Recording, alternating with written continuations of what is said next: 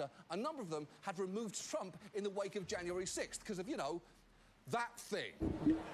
But that law is also under a preliminary injunction from a judge who at one point told the DeSantis administration's lawyers, I won't put you on the spot and ask if you've ever dealt with a statute that was more poorly drafted. And look, he is still fighting those lawsuits, and future decisions could wind up going his way. After all, these cases are going through higher courts that range from fairly conservative all the way up to overturned Roe v. Wade. But even when DeSantis has existing laws on his side, his application of them can be slapdash and gross. Just last year, he made a big show of announcing his new Elections, Crime and Security Office had spearheaded the arrest of 20 people who'd voted illegally. But these were largely people who the state had cleared to join the voter rolls, so they assumed they were eligible to vote, despite the fact that they technically weren't. Now, one way of dealing with that would have been to simply contact those people, explain the mistake, and remove them from the rolls. But instead, what DeSantis chose to do was to send armed cops to conduct arrests, with body cam video later revealing police with guns drawn pulling people out of their houses. And if you listen to the cops involved, even they seem annoyed and embarrassed at what they're having to do. Just dump this shit on me, like, they wanted a recounting operation in 4 hours. I ain't commit no fraud. Well, so that's the thing. I don't know exactly what happened with it, but you do have a warrant. That's what it's for. Why is y'all doing this now and this happened years ago? I don't know. I have no idea, man. Wow. Do you have any idea how sketchy your order needs to be for cops to enforce it reluctantly? Enforcing laws on scared people is one of their favourite things to do. It's that, make siren go wee-woo, wee-woo, wee-woo, and end of list. Now, since then, several of those cases, including all those we just showed you, have been dropped or dismissed, but it really feels like DeSantis' main aim there, as in so many cases, was just to instill fear, to make people afraid to protest, or to moderate content, or even to vote. And that is the thing. Even his sloppily written laws can end up doing real harm. And maybe the clearest place to see all of this in action is in Florida's schools, because he has been very busy there. You probably remember last year's passage of HB 1557, the Florida Parental Rights in Education Act, also known as the Don't Say Gay Bill, though DeSantis says that name pushes a false narrative and has claimed that the bill simply says no sexual instruction to kids pre-K through 3. But the truth is, the bill is not as narrow as that at all, as this DeSantis supporter openly acknowledges. What this bill is trying to prevent is indoctrination of our children. But the bill is a sweeping, general piece of legislation that doesn't just apply to young children, it applies throughout the entire school age, where it says age-appropriate teaching of gender identity and sexuality. So the bill, it does, you're right, it targets kindergarten to 3rd grade, and it says, or age-appropriate. Yeah. So when is it age-appropriate to talk about homosexuality? It varies by the individual. You would sue a teacher if they started talking to your daughter about same-sex marriage or LGBTQ issues at the age of 17? If they don't have my consent and I think it's not appropriate for my daughter, yes. Wow. Yeah. I think a lot of people would be quite shocked to hear that. Well, because it's kind of a mainstream... That is the law. Exactly. I know that's rough to hear, but he is technically right there. Thanks to Ron DeSantis, right now, it is the law in Florida. And quick side note, it's funny how it's always the people who think homosexuality as a concept needs to be taught at an appropriate age. They don't give a second thought to when they teach their kids what heterosexuality is. Although, I could be wrong. Maybe in that guy's family, his kid asks every day, who are you people living in my house? And he responds, well, my name is Dad, that lady is Mom, and we're friends. Don't ask me any more questions until you're 18 or I will fucking sue you. And it is not just sexuality in DeSantis' crosshairs. He's also passed an act called the Stop Woke Act, which limits the ways concepts related to systemic racism and sex discrimination can be discussed in schools. And to hear him tell it, laws like that are badly needed because the wokeness in schools goes way deeper than anyone might think. I will have math books sent to my Department of Education for review, these textbooks, and they will do things like woke math. And I'm thinking to myself, 2 + 2 = 4. It's not 2 + 2, well, let's have a struggle session over that. How do you feel about it? No. There's a right answer here. I mean, out of context, he's completely right there. Numbers don't have feelings. If they did, this one would be sad, this one would be giggly, and this one would be exciting for a few minutes, but then the novelty wears off and it mostly just gets tired and sore. DeSantis has claimed that his state had to reject math books for containing indoctrinating concepts like race essentialism, especially bizarrely for elementary school students. Now, that is a big claim. And if it sounds like bullshit to you, that's because it absolutely is. Reporters for these outlets combed through thousands of pages of elementary school textbooks and their reviews and couldn't find any such examples. And when the DeSantis administration eventually produced just 4 tiny snippets of what they claimed was objectionable material, for the 2 that came from grade school books, there is nothing about race, although one does suggest students practice with empathising with classmates while they fulfil a lesson objective of identifying numbers from 1 to 5 in sequence. That is it. So his big claim of woke math and race essentialism in grade schools is basically regular math and trying to teach kids not to be dicks to each other. A kind of math education that DeSantis himself, frankly, might have benefited from, as his solution to figuring out the difference between 1 and 3 questions seems to be yell until the other person stops talking. And the most recent thing you may have heard about are books being pulled from shelves in Florida schools, with viral images like these making the rounds online. Now, in classic fashion, DeSantis has pushed back on those images hard. They've tried to create in Florida a narrative. It's basically a book ban hoax. It's a hoax what they're doing.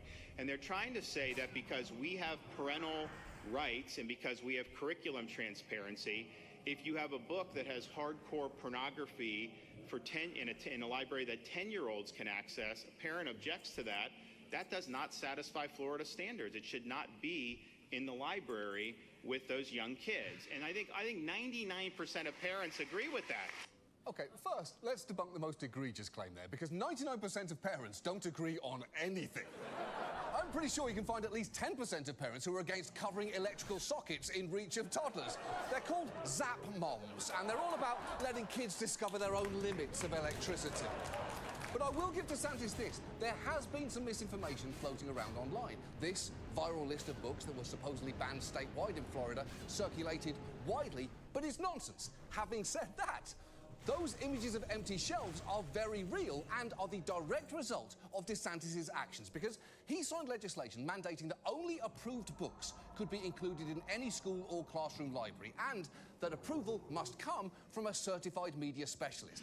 That led some districts, including the ones those photos are from, to tell teachers to remove or cover books, not because they were pushing a false narrative, but because they were trying to comply with DeSantis' stupid law.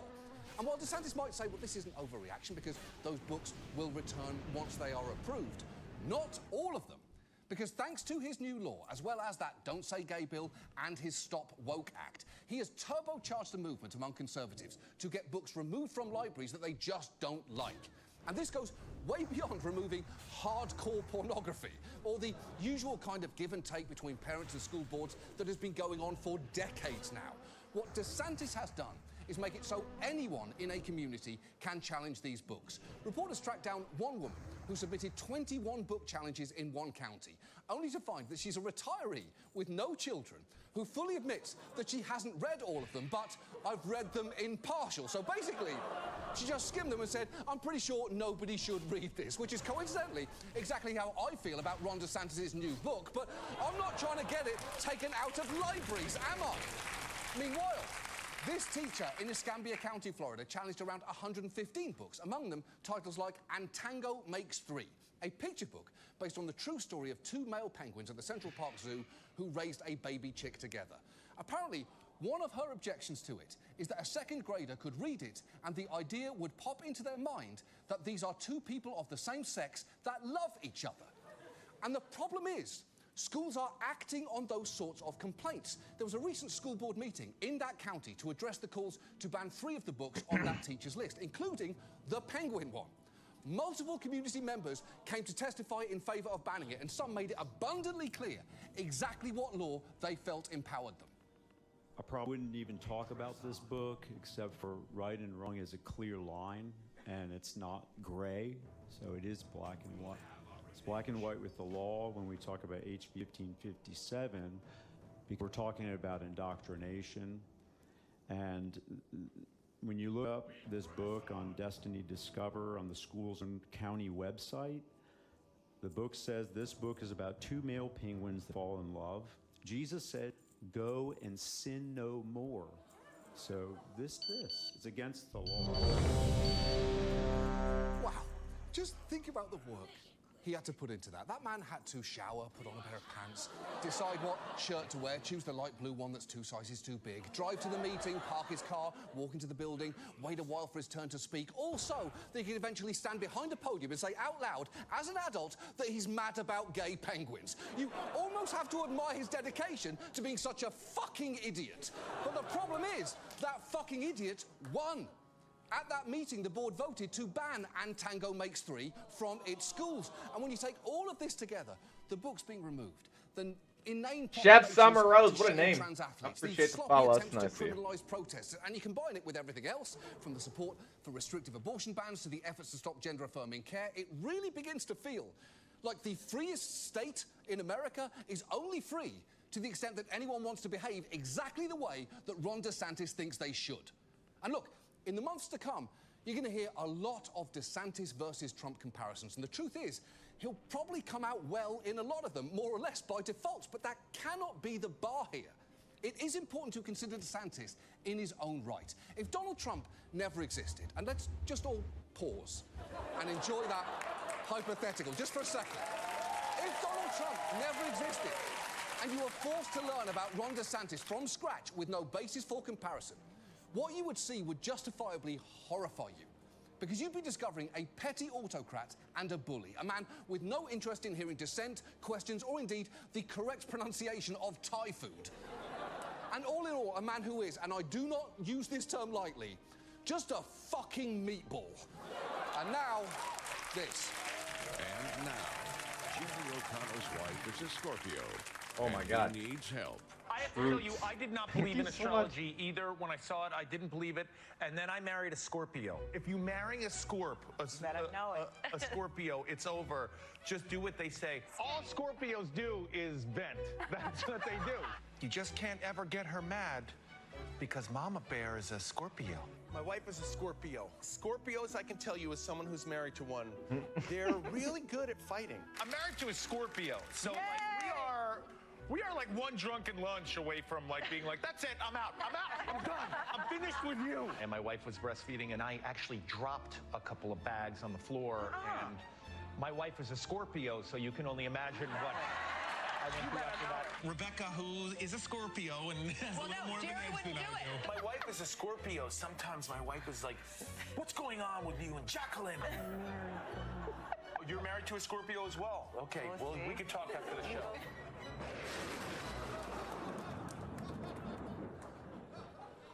Moving on. Before we go, I'd like to take a moment to discuss advertising. We're all constantly bombarded by ads, and it can be hard for a brand to cut through the noise unless they're using a flashy celebrity endorsement or making a massive fuck-up, like when Volkswagen Italy's Instagram account combined the word Volkswagen and the word Italia to spell something very different. It's like what Optimus Prime looks for with Safe Search off. But recently, we discovered that a plumbing company from Austin, Texas had made a commercial so bold, it dared you not to pay attention. There was a time where homeowners dealt with unruly ACs, toilets, and water heaters. No other team could handle the fight. But there remained a beacon of hope and a group of superheroes just one call away. We'll take it from here.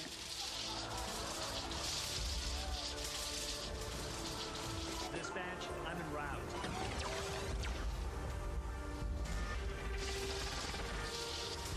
Just call Radiant. Yeah, exactly. That Avengers parody is an ad for a local plumbing company. And honestly, I got no notes. Except, you know what? I do have one. Who the fuck is the guy on the left supposed to be? I'm not an Avengers buff, but I'm pretty sure there's no dog guy. But please, tell me I'm wrong, Internet. I would love to get 1,000 tweets about this from you nerds. Oh, well, actually, John, if you look closely in the Avengers issue 457, the existence of a radioactive dog is not, in fact, out of the question. Oh, please tell me that, because I'm looking at this guy, I'm thinking there's absolutely no radioactive shit. It's the raccoon, isn't it? It's the raccoon. He's the raccoon with a dirty mouth and a tree for a friend. It's my mistake. I take all of that back. My bad. And look, oh, look at that sausage. company had made was that one movie themed. I'm ad, silly. That would have been comfortably Oh, thank enough you. for me. But it turns out Radiant Plumbing does this a lot, because last year they also managed to turn a certain transhumanist epic about the dangers of messianic prophecies into an ad as well. Take a look. The people ask us to bring peace to the city of Austin. House Radiant accepts. All right. I know you. There's something awakening in my mind. You must face your fears. Come with me. You need to be ready. Holy shit! That Dune parody is incredible. I mean, the casting alone, look at this guy. He's more of a Timothy Chalamet type than the real Timothy Chalamet. He's got that signature Chalamet air of mystery where you're not sure if he's about to white boy rap at you or do whippets in your mum's basement. And as for ending with this giant toilet sandworm, Avatar Way of Wet can go fuck itself. The Oscar for Best Visual Effects goes to Radiant Plumbing. Get 'em, boys! And the cherry on top of all of that is the title that they chose for it on YouTube, Toilet Dune. Don't need to think too hard on it. It's toilet, and it's Dune. It's Toilet Dune. And when you start diving into Radiant's YouTube page, you will quickly discover just how versatile they are in the medium of toilet cinema. They've done Star Wars, in which R2-D2 is played by a toilet. They've done a Scream parody for Halloween, and 3 years ago, they even rolled out a series of ads parodying Napoleon Dynamite, a movie that was at that point a mere 16 years old. And I'm not even getting into their movie-themed window displays, which include the Teenage Mutant Ninja Toilets, Mary Poopins, and in the clearest example of we'll just add toilets to anything, Jurassic Toilet. Look, let me be very clear at this point. I have no idea how good at plumbing Radiant Plumbing is. Given how much time they spend making these ads, they could very well be terrible, but I couldn't care less. Because they are now responsible for some of my favourite commercials ever produced, including this final one that I'd like to show you. It's a love letter to James Cameron's least wet film, The Terminator. We must destroy the mother toilet. We will not stand for a toilet takeover. Bowel movement. Turn on all. With a bowel movement. Team, status report. I can see the mother toilet now. Go. Now. The toilets have taken over the squad commander. We got the white. For all your plumbing, AC and drain needs. Just call Radiant. Come on, what are you doing? Pick up the phone now. I mean, that's just very good. It's very good. From making the choice that there will be not one Arnold Schwarzenegger, but 8, to giving the evil toilet what I can only describe as disturbingly human teeth. Honestly, you watch enough of these and you begin to wonder, is there any movie that they can't turn into a commercial? And I guess, sadly, there's just no way to find out. Except for one. Because you might remember, a few years ago, we offered local car dealers the chance to film a commercial that we wrote, with the only catch being that they couldn't look at the script before agreeing. And one dealership, Zumbrota Ford of Minnesota, actually took us up on the offer. Well, I have a similar proposition tonight, but with a crucial difference. So please, come with me, because Radiant Plumbing, I need you to listen to me very closely, because I have a very, very important proposal for you. Unlike the last time, I haven't written you a script. Why would I, frankly, when you are already swimming in a veritable toilet bowl of ideas? Instead, in this envelope, I have the name of a film. Now, I won't say which one, but I will say that if you agree to some basic terms and conditions, a key one being that you agree to make your next movie commercial inspired by the film in this envelope, sight unseen, we will debut your ad on this show to millions of people and give a $10,000 donation to the Central Texas Food Bank. Now, the movie in here could be in your wheelhouse, like an action film or a costume-heavy horror. Or it could be something else. So it is a risk. But as you might say, with great risk comes great toilet. So please, get in touch and let's make movie magic together. You have exactly 1 week to reply. That's our show. Thank you so much for watching. We'll see you next week. Good night. Call us.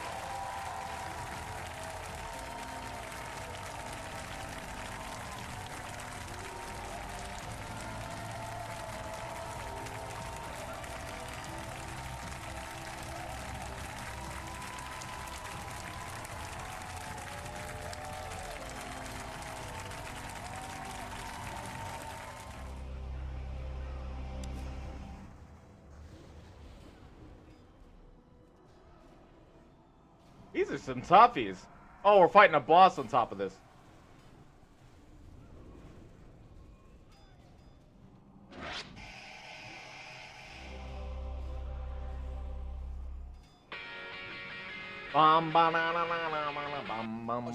Daniels payments and Silicon Valley Bank collapse in one of the largest bank failures in US history. But if I may quote God on Judgment Day, I'd like to start with Fox News, the network that answers the question, what was on TV when Grandpa died? We talked a few weeks ago about the fact that Dominion Voting Systems is suing Fox over its false claims that Dominion's machines helped swing the election for Biden. Now, thanks to that lawsuit this week, we learned that even Rupert Murdoch was concerned about the tone some of his anchors were taking. In an email to CEO Suzanne Scott, Murdoch wrote, maybe Sean Hannity and Laura Ingraham went too far. And when Dominion lawyers asked during his January deposition, have you ever believed Dominion was engaged in a massive and coordinated effort to steal the 2020 presidential election? Murdoch replied, no. Wow. Just a straight up no from Murdoch there, although he's Australian, so it's probably more of a nah. But I will say, in their defense, of course, Sean Hannity and Laura Ingraham went too far. That is their whole thing. Laura delivers every monologue with the energy of a concussed PTA parent, and Hannity spews bullshit while looking like one big neck. You made these monsters, Rupert. You don't get to act surprised. And it's not just Murdoch. Texts from Tucker Carlson show that for all of his on-air defenses of Trump, privately, he was telling a very different story. Fox hosts, including Tucker Carlson, were increasingly uncomfortable with the way that Trump was lying about the 2020 election. We are very, very close to being able to ignore Trump most nights. I truly can't wait, Carlson texted an unknown person on January 4th, 2021, adding, I hate him passionately. First, I can't believe I'm going to say this, but girl, same. Girls, same. That is so harsh. I'd almost feel bad for Trump if I wasn't so sure he's incapable of feeling anything besides anger, hunger, and the lower back of the nearest blonde woman. And it gets even worse because Tucker goes on to say of Trump's time in office, we're all pretending we've got a lot to show for it because admitting what a disaster it's been is too tough to digest. But come on, there isn't really an upside to Trump. And wow, a man on a news network cannot be afraid to tell the truth because it's too tough to digest. That is what. Oh, I'm pushing the wrong button. Come on, Larry. If anchors didn't report what was too tough to digest, Walter Cronkite would have opened his most famous broadcast with, the president had a lovely car ride in Dallas today. His head feels better than ever. And I'm sure more details will spill out of this case in the months ahead. So for now, we're going to turn to Tennessee, where this week, the state legislature made the worst kind of history.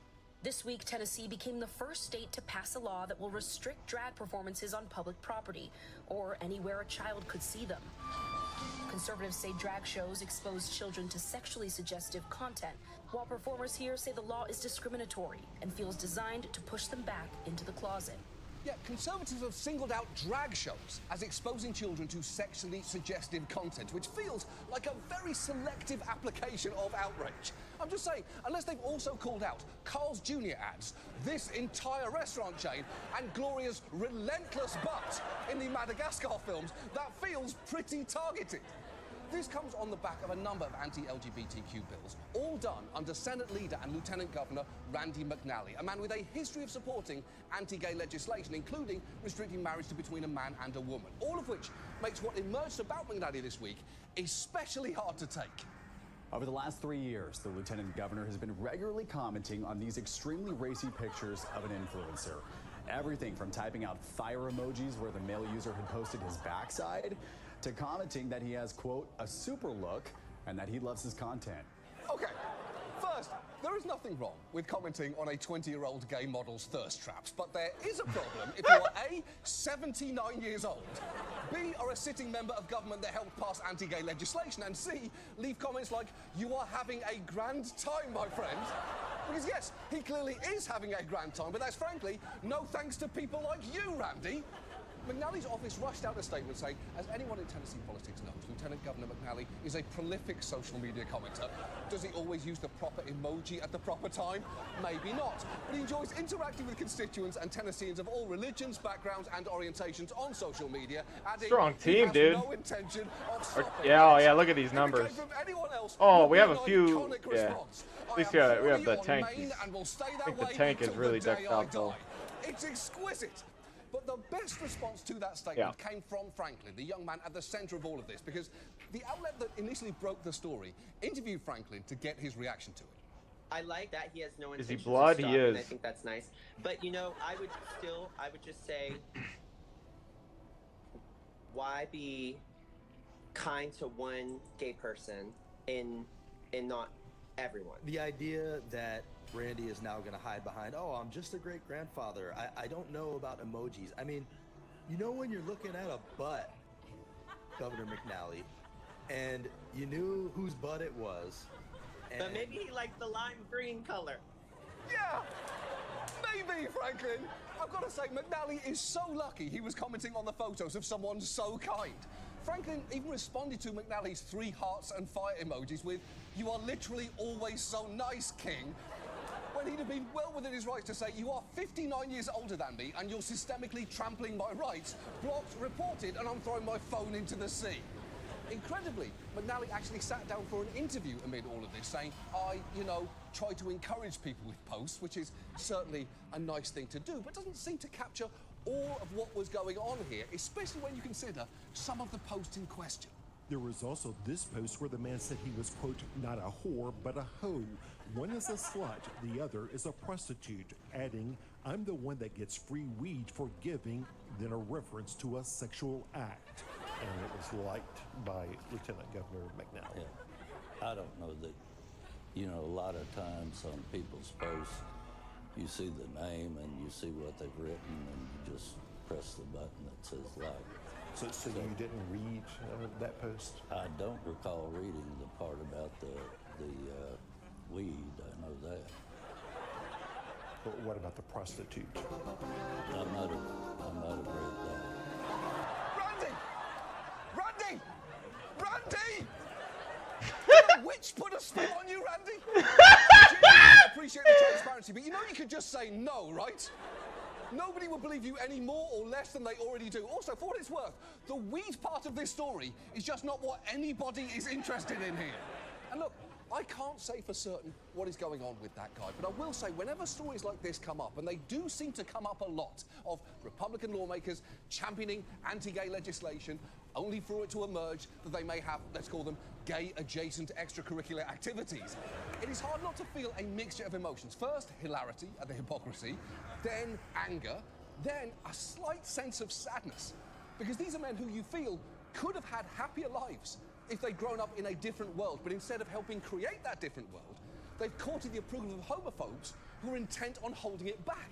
And if that is the case for McNally, it all feels like such a waste, including the fact that Randy McNally just happens to be an A+ drag queen name.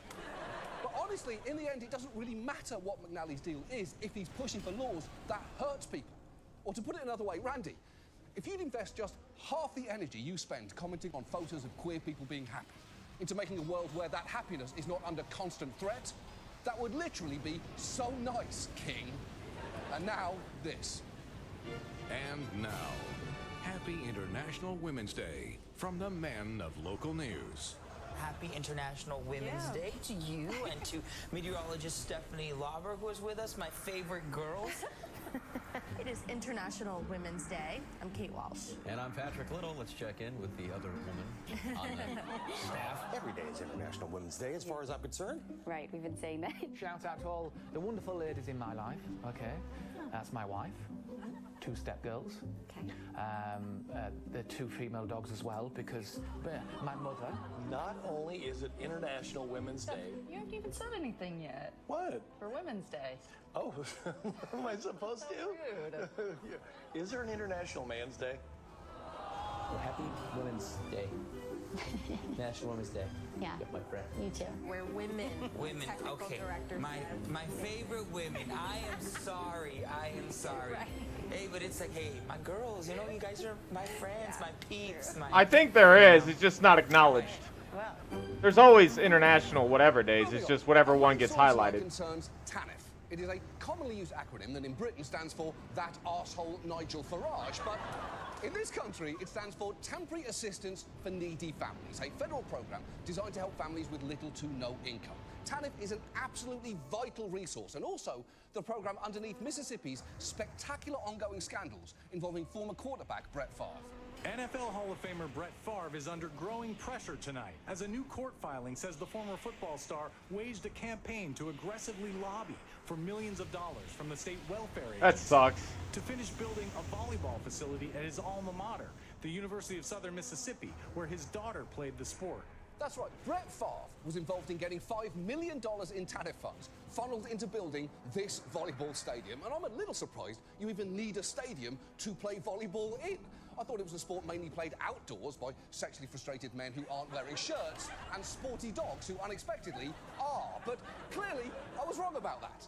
But Favre's role in this scandal went far beyond just volleyball. He's also alleged to have helped get around $2 million of TANF dollars routed to a pharmaceutical company that he invested in, and personally received over $1 million more for the promise that he'd make public appearances or record PSAs. And in his text messages to a central figure in the scheme, a woman named Nancy New, Favre seemed eager to keep the details of this deal private.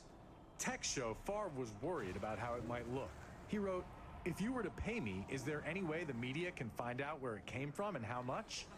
New replied no, but added, "I understand you being uneasy about that." Yeah, me too. But Brett, I have some terrible news for you. The media did find out. That's what's happening now. But the Favre part of the story is just the tip of the iceberg here, because amazingly, from 2016 to 2019, at least $77 million in federal welfare money was stolen or misspent in Mississippi. 6 people have been criminally charged so far, with most pleading guilty, including the former director of the state's welfare agency. This scandal is full of both bizarre details and a weird number of former athletes, including retired WWE wrestler Ted the $1 Million Man DiBiase, seen here in his heyday looking very cool.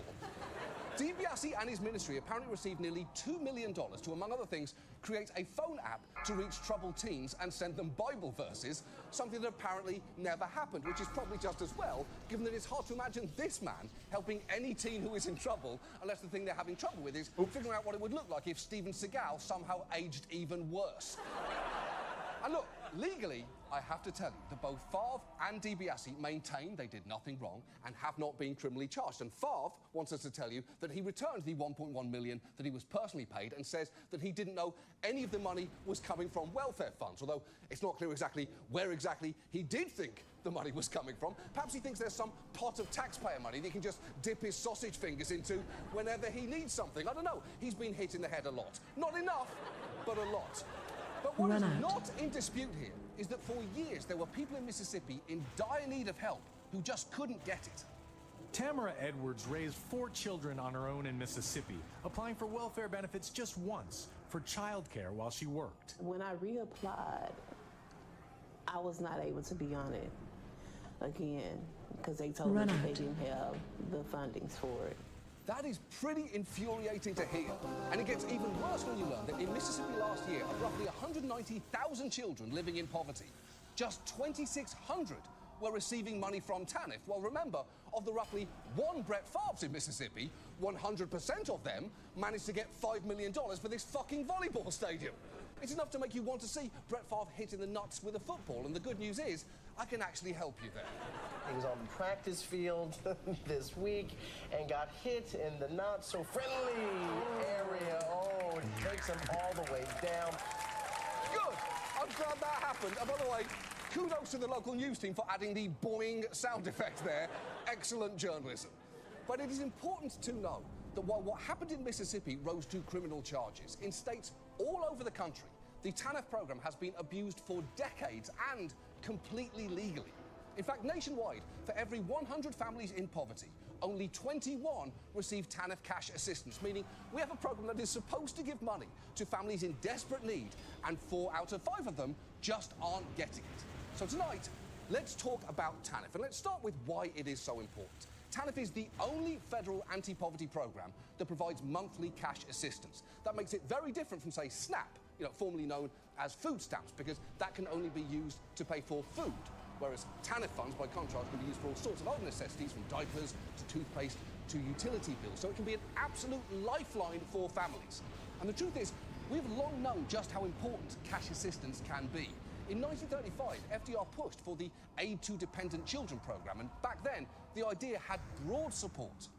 The welfare of a nation depends upon the welfare of its children. To provide for children who have lost their breadwinners, the state and federal governments provide monthly cash payments so that these children may grow up at home with their own families.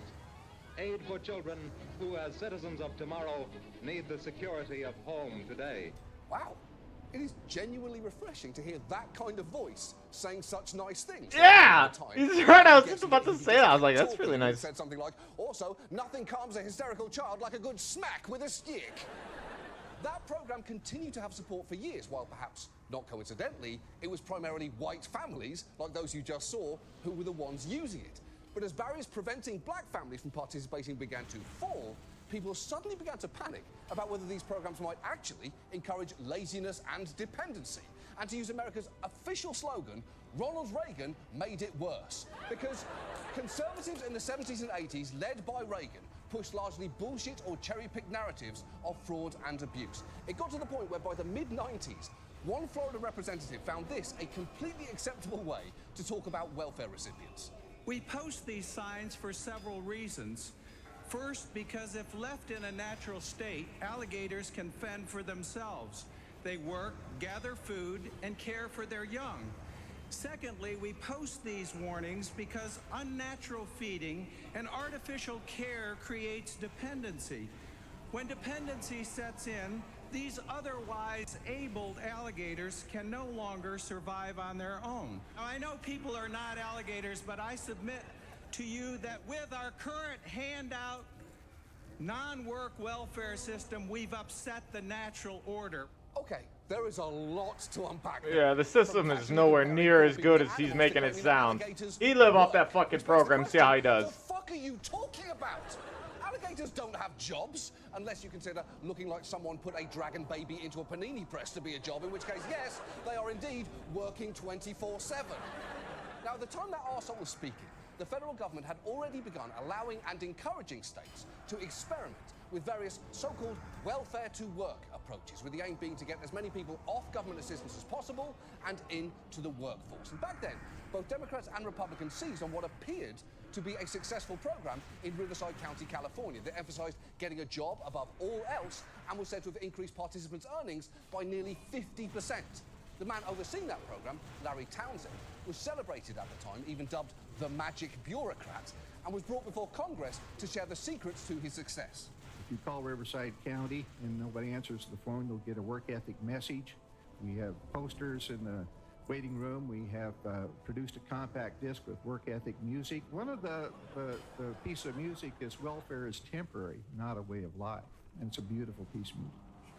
Now, that is actually true. Larry oversaw the production of this album of work ethic music that they'd play in the office and to people who were put on hold. Now, is he right to claim that it was a beautiful piece of music? Well, why don't you be the judge? Here's a taste. Sometimes I feel like crits just don't happen.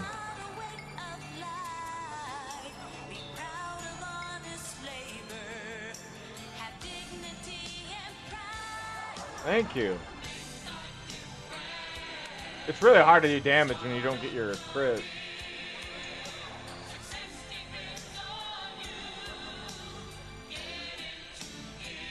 It's so bad. You know, finally, we have a recording that answered the question, what if We Are the World fucked a cheap motivational poster?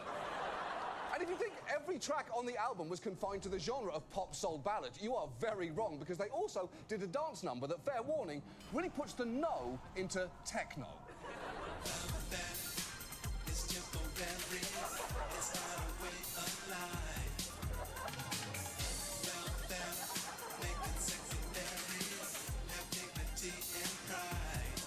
I hate it so much. Yeah, it's bad. That song sounds like Daft Punk if it turned out the people under the masks were Kevin O'Leary and Mark Cuban.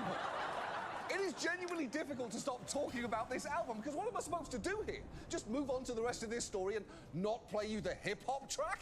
That would be oh my God! Here it is.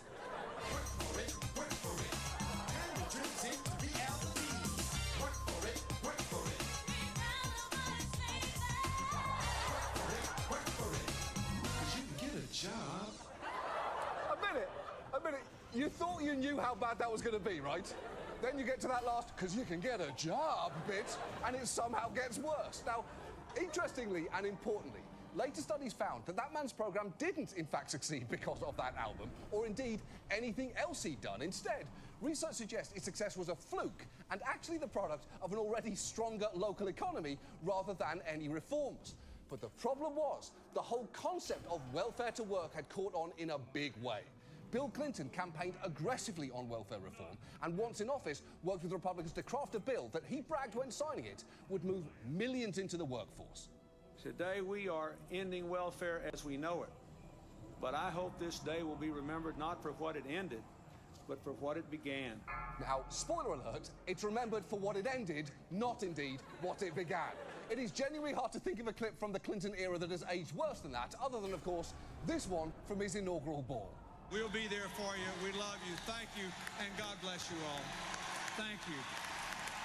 And thank you, Kevin Spacey. Yeah? Pretty remarkable, right? That they let that sexual predator anywhere near Kevin Spacey.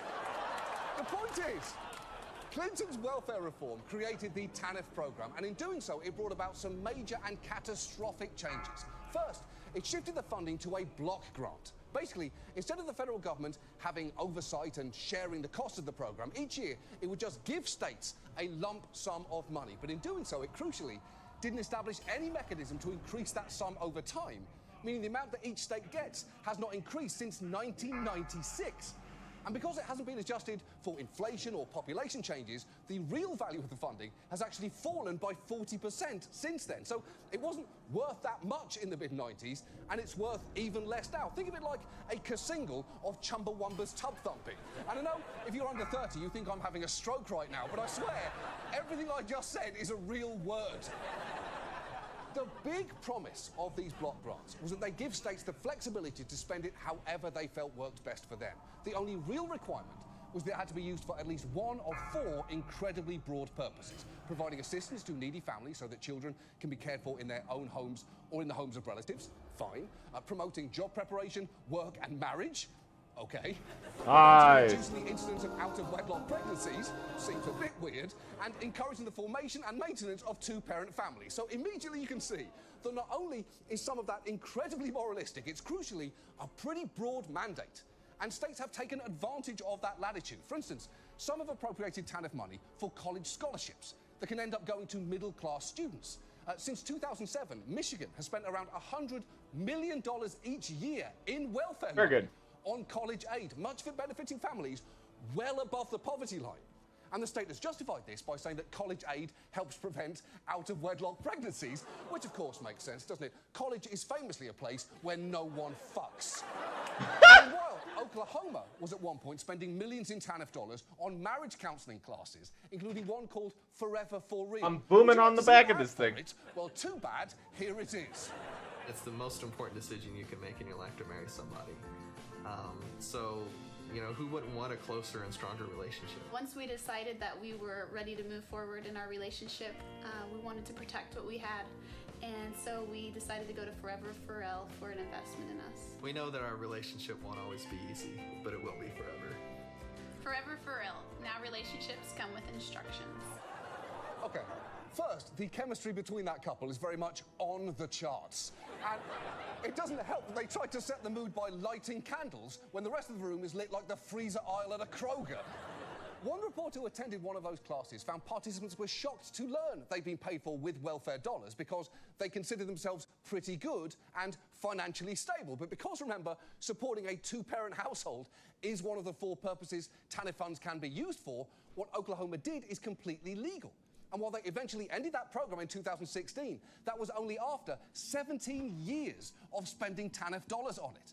And at its absolute worst, TANF money can be used in actively harmful ways, like funding crisis pregnancy centres. We've talked about them before on this show. They are basically fake abortion clinics designed to persuade people to see pregnancies through to term, often by propagating misinformation. And yet, at least 10 states have siphoned millions of TANF dollars to pay for them. Up until last year, Texas had directed $45 million in TANF funds to these clinics.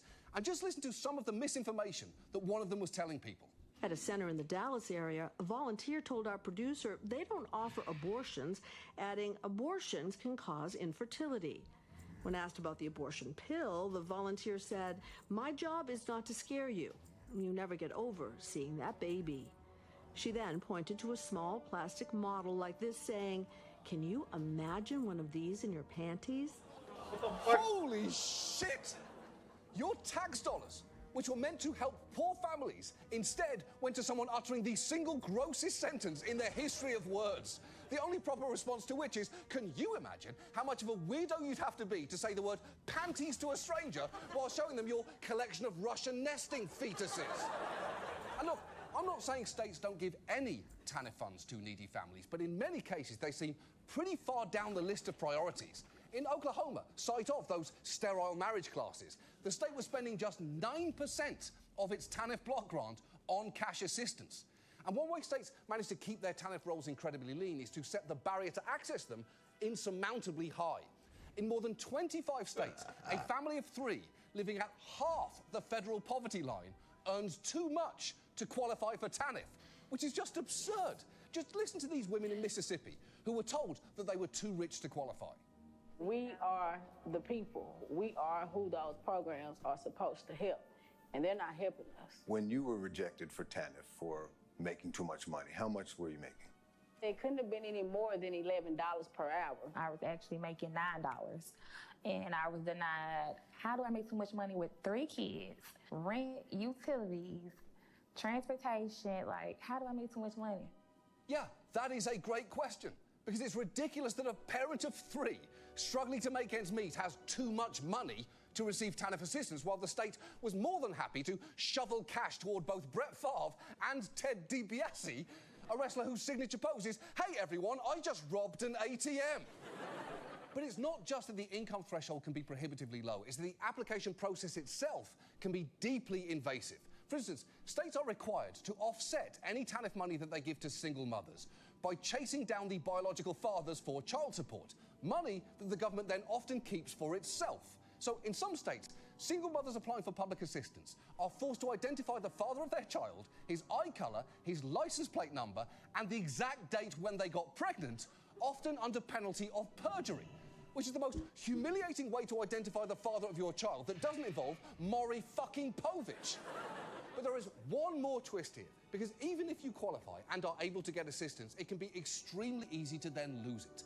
Not only do some states set time limits for how long you can get TANF, Arizona kicks you off after just a year, the money comes with an obligation to perform work activities like job searching and training the recipients have to engage in for a certain number of hours each week. But for struggling parents, which this program is for, remember, that can be very difficult, especially if they don't have access to childcare. I've lost the cash assistance 3 or 4 times due to the fact that, you know, no transportation, nobody to watch my son. They want you to go looking for work. How do you take a kid into a job and ask for an application? Right. It's not easy to take your kid along into a job interview. That is why most job applications don't come with a bonus Oops, big I fucked maze up. and a crayon. I'm so dumb. I panicked and didn't know what to fucking do. She has a child. Oh, They Larry. know that. They may even know the exact date he was conceived for some fucking reason. And if you fail to meet your obligations, states can be pretty unforgiving in cutting you off. Just listen to one woman who was kicked off assistance, despite having an objectively solid excuse. Kimberly Thompson spent 2.5 months in the hospital last summer after an infection ravaged her body. Nearly half of that time she was in a coma. Adding insult to injury, though, while she was comatose, the county kicked her off government assistance. Well, I was in a coma and I didn't report in. I was supposed to report in once a week. So since I didn't report in, they just cut it all off. Wow. Finding out you've lost your government assistance has got to be one of the worst things you could possibly hear when waking up from a coma, along with, actually, we call him President Trump now, and most of the dogs you knew are dead. And the thing is, all of this, the multiple hoops you have to jump through before getting assistance and the requirements you have to meet to keep it, is for an abysmally small amount of money. In 15 states, cash benefit levels don't even reach 20% of the poverty line, which is about $386 for a family of 3 per month. And if you're thinking, well, maybe states just don't have the money, not only have you seen the bullshit that some of them spend it on instead, but you should know perhaps the most shocking thing that some states spend TANF money on is absolutely nothing at all. As of last year, states were sitting on $5.2 billion in unspent TANF funds. Tennessee alone was hoarding $790 million, the largest pool of unspent welfare funds in the country. And you know, it's like the famous saying goes, everything's bigger in Tennessee. No, wait, fuck, that's Texas. Oh no, why is someone writing down everything I'm saying? Scratch that from the record, I sound like an idiot. Why are you still writing? Stop, I'm serious, stop. If you don't stop writing, I'll fuck you up so silly, you'll be holding pens in your mouth, bitch. Ruth Bader Ginsburg. And when you put all of this together, it is no wonder that most people on TANF don't, in fact, go from welfare to work. In 2018, only 1 in 4 TANF cases closed because clients found Oh, jobs that's quite what's large. killing me. This The rest little were kicked off twat. for one of the many bullshit reasons that we've mentioned tonight. Basically, TANF lifts people out of poverty the same way one of those arcade claw games lifts stuffed animals out of the machine, which is to say, it usually just drops them right back where they started, and in many ways, the whole process is a giant fuck you to kids. Now, the good news is, there are things that we could do here if we wanted to. We've talked before about some of the big, broader changes that would help alleviate the pain of poverty, but even when it just comes to TANF, there are options. We could set a minimum benefit level and loosen some of the requirements to make it so easy to lose assistance. And if we're going to keep doing block grants, which I would argue we absolutely shouldn't, they should at least be adjusted for inflation and population growth with a certain amount required to be spent on direct cash assistance. Look, the wild thing here is our current system was created under the assumption that poor families simply couldn't be trusted to collect welfare honestly.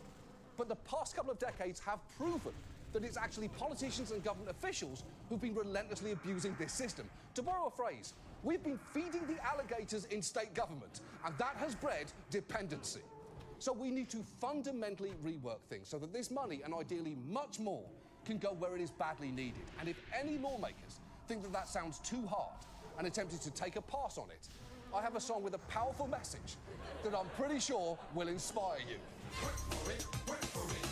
Turn your dreams into reality. Work for it, work for it. Exactly. And now, this. And now, the humble beginnings of Rachel Ray. When I was a girl, I was a fountain girl at Howard Johnson's. Back in the day, I was a Hojo fountain girl at Howard Johnson's. I was a fountain girl at Howard Johnson's. When I was a kid, I used to work at Hojo's, Howard Johnson's. Oh my God, I feel like I'm... No! Back in the day. Big old What? ice scoop, just like we used to do it back at the Hojo's. I haven't worn nylon. 2.2K left. When I was a kid, I used to work at Hojo's. I was a Hojo fountain girl. When I got promoted to the fountain, I thought my life would be amazing. It was like Cinderella. It was just so exciting. And then I realized that I was too short to scoop the ice cream, and there was a little faucet that would clean the scoops. So there was a constant stream of leftover ice cream on the side of the ice cream cooler. So when I'd push myself up and hurl myself into the ice cream cooler to get the ice cream, I ended up with a line of melted, sour, every flavor that Howard Johnson served of ice cream across my boots. So I became the girl with the ice cream boots.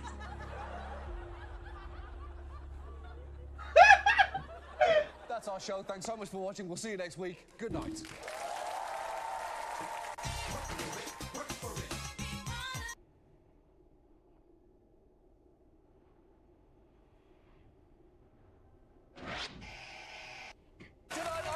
Thank you so much for joining us. It has been a busy week. The ICC put out a warrant for Putin's arrest. Joe Biden opened up federal lands in Alaska for drilling, despite specifically promising that he wouldn't. And Trump claimed that he might get arrested next week. And if you are wondering how he is doing right now, don't worry, because in this video that he released, directed toward farmers, it seems like he's doing great. I made farmers happy and rich again, and they're doing a fantastic job. And you know what? Someday it'll become time for them to leave this beautiful earth, and they'll be able to leave their farm without taxes to their children. I got rid of the death tax on farms so that when you do pass away, on the assumption that you love your children, You can leave it to them and they won't have to pay tax. But if you don't love your children so much, and there are some people that don't, and maybe deservedly so, it won't matter, because frankly, you don't have to leave them anything. Thank you very much. Have fun. I mean, he's still got it. He has still got it. And by it, I mean whatever it is that is so deeply wrong with his brain. Do you know how much you have to hate your kids to get distracted by that thought in the middle of a political speech? We should have pulled out troops from the region sooner. Speaking of regretting not pulling out sooner, Don Jr. And then they shot that with 2 cameras. They cut something out of that. And given what they kept in, I am dying to know what it was. And then to stick the landing at the end with "have fun," it's impeccable. It's all just impeccable. But this week has been dominated by the continuing fallout of the collapse of Silicon Valley Bank. Early Monday, Biden spoke out to try and stem any panic. President Biden sought to assure the country before markets opened this morning. Americans can have confidence that the banking system is safe. The news is welcome relief for Ben Kaufman, founder and CEO of kids store Camp. Most of his company's money was in SVB when the bank went under. Desperate to raise cash, his company slashed prices by 40%. We sent out an email with a discount code. The code was bankrun. Okay. I see what he's doing there, but if you weren't following the news, getting an email with the discount code bankrun is pretty alarming. Hey, honey, remember that little shop where we got a birthday present for your niece? They're offering 70% off with the promo code Last Resort. The world is on fire. Is everything okay? Do we need to turn on the news? You've probably seen a bunch of explainers this week, so I won't bore you with every little detail, but very broadly speaking, SVB had invested a lot of its customers' money in long-term treasury bonds. But as the Fed sharply raised interest rates, those bonds lost value. And when the bank sold a lot of its securities at a huge loss, its customers panicked, and there was a stampede for the exits. It's essentially a classic story of a bank doing a lousy job of judging and hedging against risks. Although, if you are Fox News, there is another explanation. Silicon Valley Bank is a woke Biden bank. Now, SVB was Get it. California's woke, trendy bank. Here's my concern. This is a woke bank. Did Silicon Valley Bank get woke and go broke? What are you talking about? That is so stupid, I'm almost jealous. Because it must be so very nice for them to be able to automatically blame everything that they don't like or understand on wokeness. It rained on my birthday because of critical race theory, and my son called me a bitch because of socialism, and on top of all of that, I was late to work today because of a bunch of pronouns. I believe these things, mind, body and soul, and it makes my life monumentally easier. And the full context for the woke bank narrative is somehow even dumber than you might think.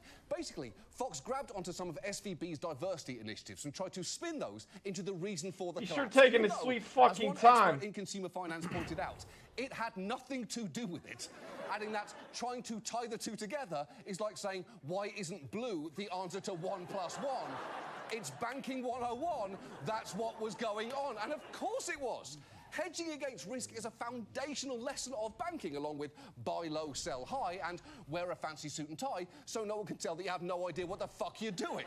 And to be honest, that one is still pretty handy. And look, we will undoubtedly learn more about exactly what happened at SVB in the coming weeks, but they weren't the only financial institution that went down. Signature Bank also went under after a similar run by depositors, and already we are learning more than anyone wanted to know about what was going on inside it, because what you're about to see may be one of the least consequential decisions that they made, but it was definitely the most embarrassing.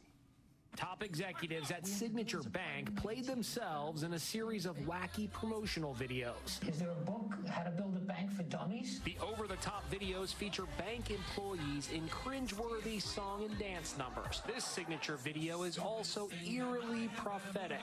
What possible fate will become of our bank other than to diminish and fail? I happen to know for a fact that won't happen. Holy shit! In terms of things that have aged badly, I'd say that this falls somewhere between mid-aught Gwen Stefani, My Actual Body, and the October 1976 cover of Sesame Street magazine. They didn't know. They didn't know. I'm assuming they didn't know. And again, there is a lot we still have to learn here. Figures like Elizabeth Warren are pointing to the 2018 law that rolled back some of the Dodd-Frank Act, which removed institutions like SVB and Signature, basically all but the biggest banks from the highest level of scrutiny, like more frequent stress test requirements. And while some will push back on that, saying that the rolled back rules and regulations couldn't have prevented this week and that they already have more than sufficient controls in place, Warren has a pretty solid response to that. We've had a number of those CEOs on the shows in the last few days, Fifth Third, Schwab. They do their own stress testing. Not everyone was behaving in a risk profile, in a risk manner that Silicon Valley Bank was.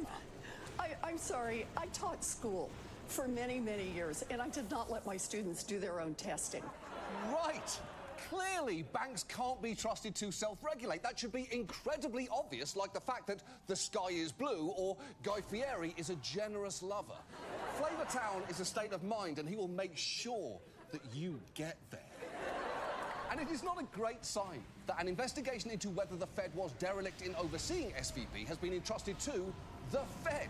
Look, overall, it seems like the people in charge of keeping our economy safe will just keep telling us, trust us, we can police ourselves, nothing will go wrong. But if I may quote a former leading man currently looking for work.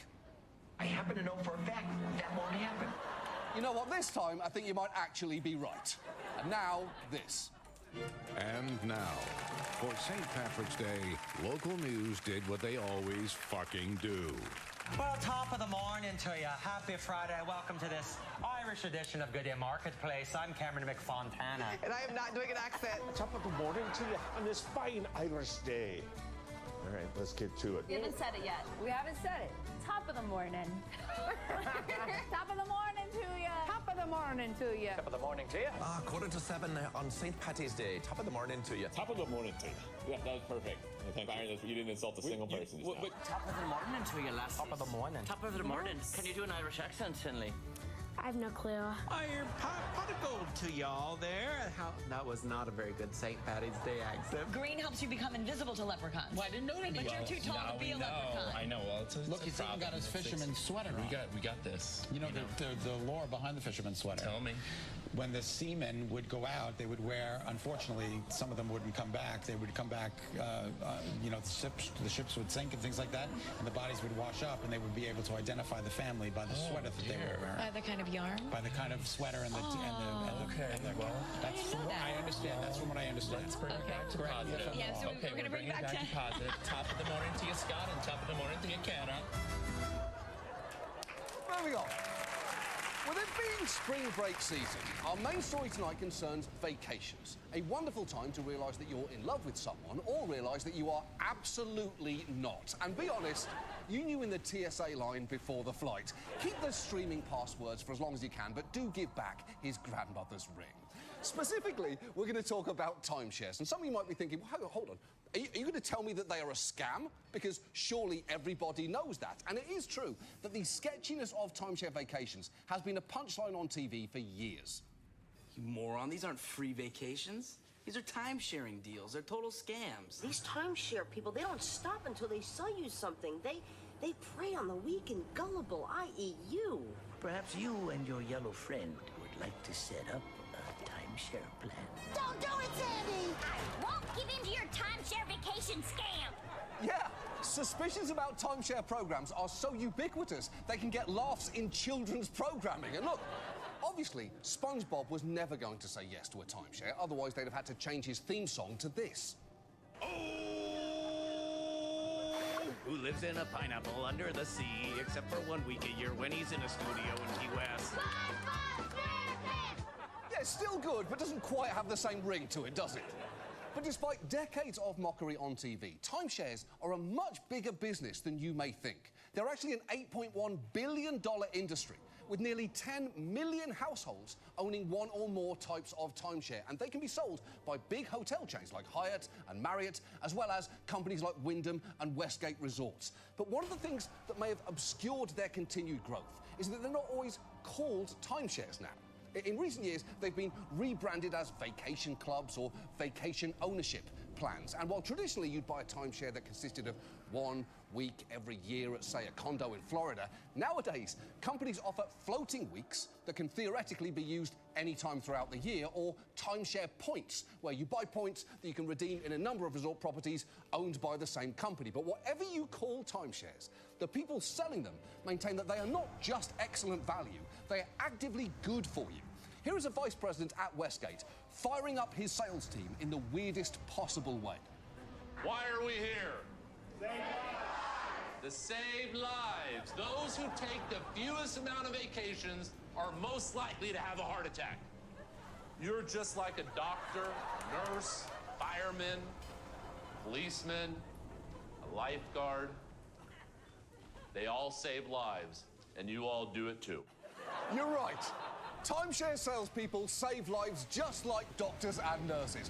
That is why, during the initial outbreak of the pandemic, we New Yorkers would loudly cheer for all the timeshare salespeople as they came back from work. We'd do that at 6 p.m, and then if we still had some energy left, we'd throw a few claps to hospital workers at 7 for whatever they were doing. But the fact is, timeshares don't save lives. In fact, in many cases, they can fuck them up, because they are incredibly easy to get into, but as you will see, incredibly hard to get out of. So tonight, let's talk about timeshares. And let's start with the first thing that you probably already know about them, that they tend to be sold in person, aggressively, and while you're already on vacation, often by suckering people into agonizingly long sales presentations with the promise of a free gift. There are so many horror stories out there, like the woman whose parents were subjected to a 7-hour sales pitch that ended with them spending more than $10,000 on a timeshare, or the person who signed an agreement following a 5-hour presentation because, quote, I'm a diabetic. After 5 hours, I just gave in. I needed something to eat, and I do get that. Listen to a timeshare presentation is dead last on the list of things that I want to do for 5 straight hours, right after watching Avatar: The Way of Water, telling children that their pet hamster was eaten by their other pet hamster and that neither one ever knew the child in question existed, and of course, hearing other people talk about watching Avatar: The Way of Water. The problem is, though, once you are in that room, companies can go to extreme lengths to get you to commit on the spot. Just watch as that Westgate executive encourages his staff to stop at nothing to make a sale. Our #1 person in Orlando owns several weeks of timeshare. You know, you should own at least 1 week yourselves. And if you don't, lie and say you do. Don't let these people leave here without buying something. Something. I don't know what is more alarming there, that he knew a camera crew was filming and still instructed his sales team to lie, or that he knew that and willingly wore that shirt. Because what the fuck is that thing? It looked like someone ate a Persian rug and then threw up on it. He looks like the mascot for divorce. Lying is actually a key strategy for many timeshare salespeople. They will lie about everything from the ease of making reservations to the total cost of the timeshare. According to a lawsuit against Wyndham, salespeople even had an acronym, TAFT, which stood for Tell Them Any Frigging Thing. And come on, at this point, just say fucking, because it's one thing to lie, it's another to do that while talking like a middle schooler who's in the car with their mom but still trying to sound hard. But the thing is, lying is basically allowed in this industry. Many timeshare agreements contain a clause that absolves the developer from responsibility for anything sale reps say. It's often referred to by attorneys as the salesman's license to lie clause. And look, I get that sales reps bullshit customers constantly. It happens to me every time a Warby Parker employee tells me, you look so cool. But you wouldn't expect them to be able to lie about something as objective as how much a thing will cost. Now, the good news is, depending on where you made your purchase, you can have between 3 and 10 days to rescind your signature. But remember, a lot of people sign up for timeshares on vacation. I like so this. That time may expire before they get home or have a chance to have a lawyer look at the contract. And this would be less of an issue if people generally loved their timeshares. But a study found that 85% of timeshare owners regret their purchase, which is a rate of regret on par with people who bought teacup pigs, only to realise that teacup pigs don't really exist. What do exist are baby pigs that grow into a 90-pound piece of livestock that can suffocate your cat. And at this point, let's talk about why people might regret buying a timeshare. And the first major reason, unsurprisingly, is cost. Because the upfront cost for a 1-week annual timeshare vacation can average around $24,000. But that is just the beginning. Because on top of that come other expenses like maintenance fees, which typically go up every year and at high-value resorts can run from $2,500 to $3,500 per year. And you are on the hook for those costs, whether you use your timeshare or not. Which actually brings us to another major problem, because if what you bought is points or a floating week plan, you still need to book time at your resort, which can be unexpectedly hard. Just listen to this man explain his attempts to book a vacation at the Westgate timeshare that he bought in Branson, Missouri 6 years earlier. The first year, I call a month in advance. They say, you're giving us a very short notice. So year 2, they called 6 months in advance. You're calling too early. Year 3, they called 2 months in advance, but we're told they called too late. You can still go, but we have to charge you like any other person. So far, the Nasirs have spent more than $15,000. I saw you're homeless. Never spent a single night in. That's When the Nasirs complained to Westgate, they were told they would have an easier time using their timeshare if they upgraded to a better plan for an additional $15,000. Yeah, that's not great, is it? Being asked to pay $15,000 for something that you've only seen in pictures is not a timeshare. That's an expensive and remarkably niche OnlyFans account. But Westgate's response is pretty common across the industry. Once you buy a timeshare, the pitch is you really need to upgrade to get the most or possibly anything out of your purchase. And these upgrades are a fundamental part of the business model.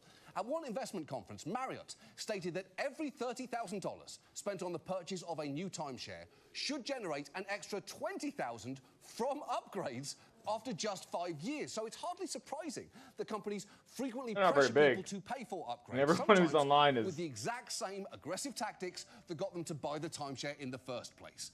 Customers of Wyndham Resorts have said that whenever they'd go on vacation, they'd be forced into so-called Purgatorial's their name, where they were then pressured to spend more, like this woman.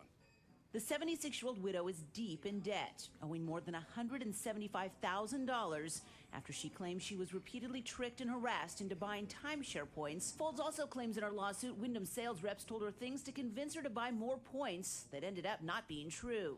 If I would just sign it, then they could lower the interest rates. Is that in fact what happened? No. No. She says Wyndham salespeople also told her the company would buy back any extra points she didn't use. And that, too, she later found, wasn't exactly as it had been explained. Were you surprised to discover that? Very surprised. Not only surprised, he may need to bleep this out. I was mad as hell. Wow. She is pissed there. I know mad as hell might not sound that extreme to us delinquents on HBO.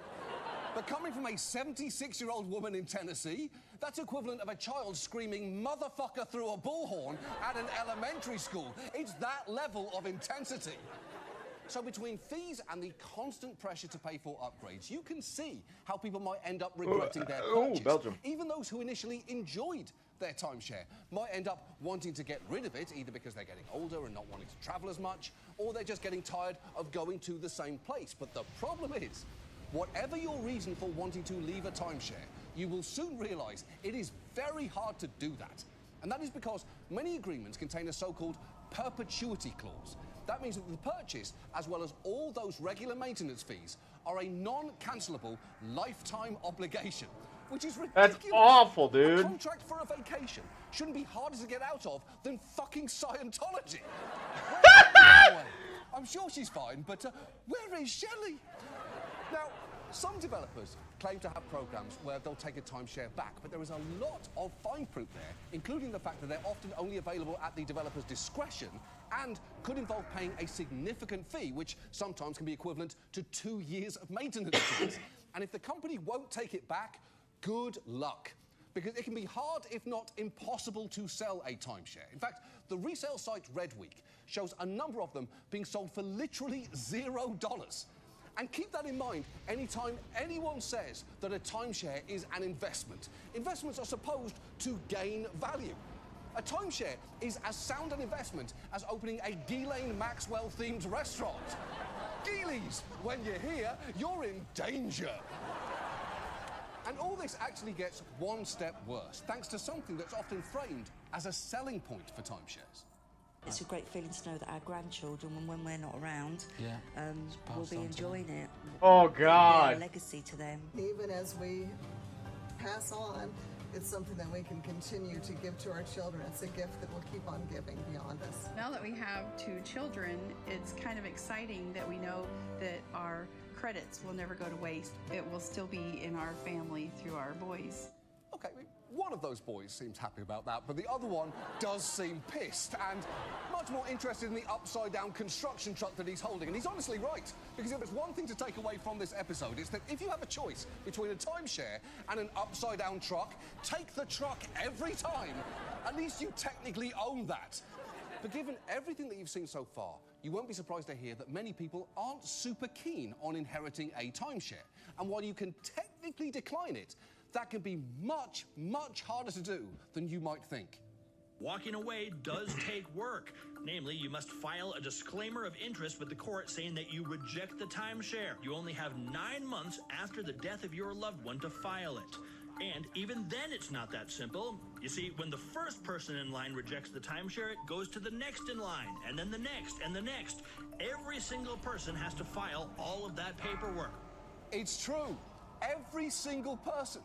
And timeshare paperwork clearly isn't what grieving families need.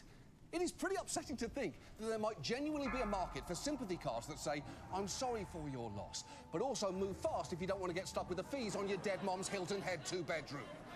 And all of this brings us to what might be the most surprising thing here. Timeshares are so difficult to get rid of, a whole separate industry has now cropped up, known as the timeshare exit industry. You may have seen ads on TV for them, or upbeat segments on local stations like these for a company called Timeshare Termination Team, where they can get a pretty strong endorsement. Colorado's local timeshare termination team has a 100% success rate. Joining us, trusted advisors Brian and Holly Wilbur with the first steps you need to take to legally get out of your timeshare. I'll be honest, I know I said this before too. I didn't think this was possible, but it actually is.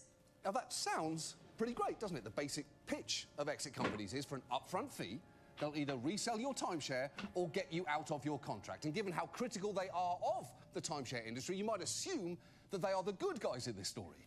Unfortunately, they are very much not, which you probably already suspected after that woman claimed a 100% success rate, because that's one of those phrases that's just an automatic red flag, like endorsed by Dr. Oz or Forbes cover model. It just immediately raises suspicions. Also, you should know, while that sure looks like the news, crucially, it and all those shows you just saw are sponsored content programs. We did a story on them a couple of years ago, and it's where local stations will allow you to buy your way into fake segments that look like news but are in fact ads. We actually bought our way onto that exact show on Denver 7 to sell a Nazi fuck blanket. And if you missed that story, go back and watch the whole thing, because that was one hell of a sentence that's missing about 21 minutes of context. Anyway, as it turns out, Timeshare Termination Team was even sketchier than our Third Reich fuck fleas, because not long after that, Denver 7's actual news team had this story to report. Debbie hired the company in June 2019. In all, she paid more than $14,000. Signed a contract, a 2-year contract, that ended this last June. Well, under the terms of the contract, if they don't resolve my issue, I can get a refund. 2 years came and went. That's when she went looking for answers. And so I came to see them, and it's empty. The signs are still up on this office in Greenwood Village. But there's no employees. The furniture is gone. Wow. First, I'm not sure it was totally necessary to force her to go back and knock on the glass of a clearly empty office, but I'm very glad that they did. But second, that is a 19th century snake oil salesman level scam. They just disappeared. One moment they were there, the next they were suddenly gone with no warning, like a ghost or a TV show on HBO Max. Everything's fine at this company. Everything's fine. And unfortunately, that is by no means a one-off. As one consumer advocate puts it, I don't like generalizations, so I'll say that 99% of them don't do what they say they will, or worse, are out-and-out scams. But you know what? I do like generalizations, so I'm happy to say timeshare exit companies are total bullshit. A lot of follow the same basic pattern that you just saw. They'll charge an upfront fee and then either stall indefinitely or fully disappear. And they are taking advantage of people on a massive scale. In Missouri, one group of companies stands accused of deceiving consumers into paying more than $90 million for exit services that were not delivered. And while that case is still pending, all of these other companies have gone under in recent years. And I know that these exit companies might seem immediately suspicious to you now, but they have slick marketing and have also been endorsed by some supposedly financially savvy people. In fact, Dave Ramsey, the popular personal finance guru who, to his credit, has been a vocal critic of timeshares, actually gave one exit company a ringing endorsement. Timeshare exit team will get you out of their timeshare. Now, you're going to pay them money to do that. That's what they do. And they charge you up front, and they give you your money back guarantee if they don't get you out, but they'll get you out. Well, that sounds trustworthy, doesn't it? And after all, why wouldn't you take the word of a man whose look and general vibe answers the question, what if Billy Joel and Dr. Phil had a kid and it sucked? But not long after that, the Washington State AG sued timeshare exit team, claiming, among other things, that the majority of his customers either did not receive their promised exit, received one that caused them unanticipated negative financial or other consequences, or received an exit that the customer could have obtained for themselves. The company eventually shut down, but only after it was forced to pay $2.6 million in restitution. And if you're thinking any of that gave Dave Ramsey pause for reflection, you should know it did not. Because after Inside Edition did a segment covering timeshare exit teams' issues and questioning his endorsement of them, he pushed back like this. I didn't know you could buy a story on Inside Edition. I didn't think you all were that. I knew you were tabloid, but I didn't know you were that low. Or are you just so dumb that you didn't understand you were on the wrong side of this argument on the basis of the consumer? So this is why timeshare is not on the air anymore. Timeshare exit team. But guess who's still on the air? Me. And I'm sitting in a $300 million paid-for building, neck deep in cash, you jerks. What the fuck? That is champion of the working people, Dave Ramsey. Neck deep in cash to his own viewers who got caught up in a scam that he actively promoted, all while having his hands like this. A pose used almost exclusively by cartoon supervillains plotting ways to kill Batman. But the thing is, there is no right side to be on here. Timeshare companies and timeshare exit companies are both terrible. One is a shitty business model that's somehow technically legal, and the other is oftentimes an out-and-out scam, but neither is good. And it's very important not to lose sight of the fact that beneath all of this are people who can get victimized, and in some cases, twice. If you watch a lot of stories about these companies, it is heartbreaking just how often the people in them talk about how ashamed they feel about falling for this. Nobody in my family knows. Nobody. Makes you feel bad when you think you've done something that's stupid. Well, we bought the timeshare, which took us to the cleaners, and it made me feel stupid. It doesn't make me too good. You know, it's like, I think I'm smarter than that. Yeah, I get that, but to be clear, the shame here should not be on the people who were duped. It should be on the industries that exploited them, told them any frigging thing they wanted to, and abused their understandable desire just to take a fucking break. So, what can we do here? Well, on the off chance that anyone watching right now is considering a timeshare, don't do it. If you know someone considering it, send them this segment. If you happen to inherit a timeshare, get rid of it as fast as possible. And if it's too late and you're stuck with it, you can try and give it away for $0 online. But the truth is you'll only be fucking someone else over then.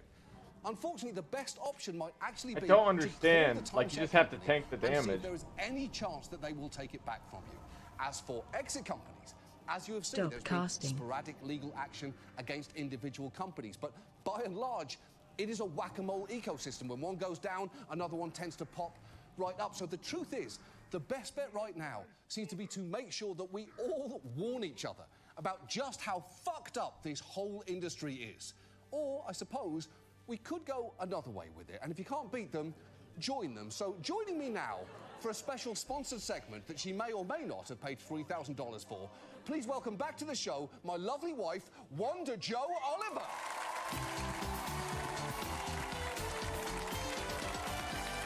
Stop casting. Hello there, Wanda. Hello there, John.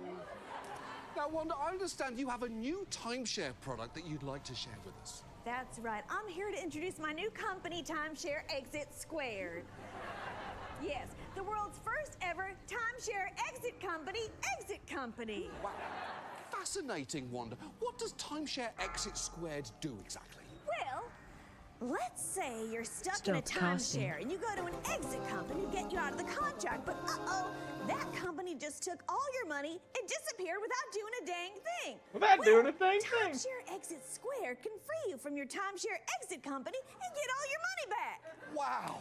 That is amazing, Wanda. You are truly saving lives, just like doctors, nurses, and firefighters. Doctors, nurses, and firefighters. You are. You are, Wanda. I am way better than all them. All those people are scum compared to me. I spit on them. You spit? Wow. As you should, Wanda. Now, tell me, how exactly does Timeshare Exit Squared work? How does it work? Well, it couldn't be easier, John.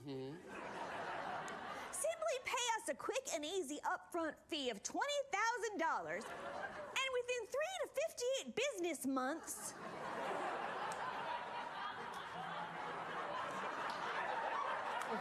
your timeshare exit company will deposit a full refund to your bank account. Wow, Wanda, is that guaranteed? Oh, it's even better than a guarantee. It's a pinky swear promise. Ooh, I like it. I like that. That's why Timeshare Exit Squared has over 9.3 billion happy customers and a 200% satisfaction rate. A 200%, you said? That's I right. ain't- For every Timeshare Not my Exit thing. Squared customer, another random person is also left satisfied. Wow. Wanda, that is incredible. I'll be honest, I didn't think this was possible, but it actually is. It sure is, depending on your definition of possible. Sure, that's fair. And if you run into any problems or delays, just call our hotline at 1-800-FLOWERS. Oh, nice. Yeah.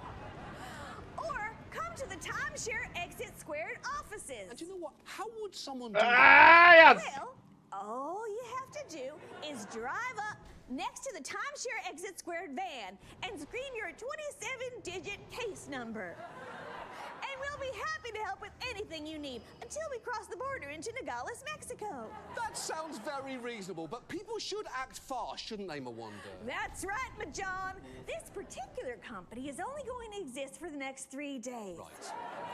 Then we're shutting it down and starting a new one in the Cayman Islands. Ooh. Have you ever been? I haven't. Well, I could sell you 1 week a year for just $50,000. Oh, I like it. And nobody leaves here without buying something. Something. She's right. Thank you so much, Wanda. That's our show. Thank you so much for watching. We're off next week. We'll be back after that. Good night. Good night. So much, Wanda. That sounds like a fantastic... So these folks invite me because, you know, they see like I'm a nice fella. But here's the thing, I'd love to do ICC and stuff, but like ICC on a fun note, you know what I mean? You know how to play the game, you're still chilling, you're still chatting. And I just read in this fella's Discord, their Discord, this guild's Discord, where the person, the guild leader was bitching about how the people in the raid were talking too much, and if they didn't put a muzzle on it, that he would start muting people globally on the Discord. And I was like, what the fuck? What kind of fucking? I was like, no. I sent a message right in there, and I was just like, I was like, yeah, I don't, you know what I mean? Like, this is a game, okay? There's, grow up, you know, it's for fun. And I love, fuck that shit, dude. That's ridiculous. Ridiculous. People can't take this game too serious. Next event catch, you jerk! Adios, amigos!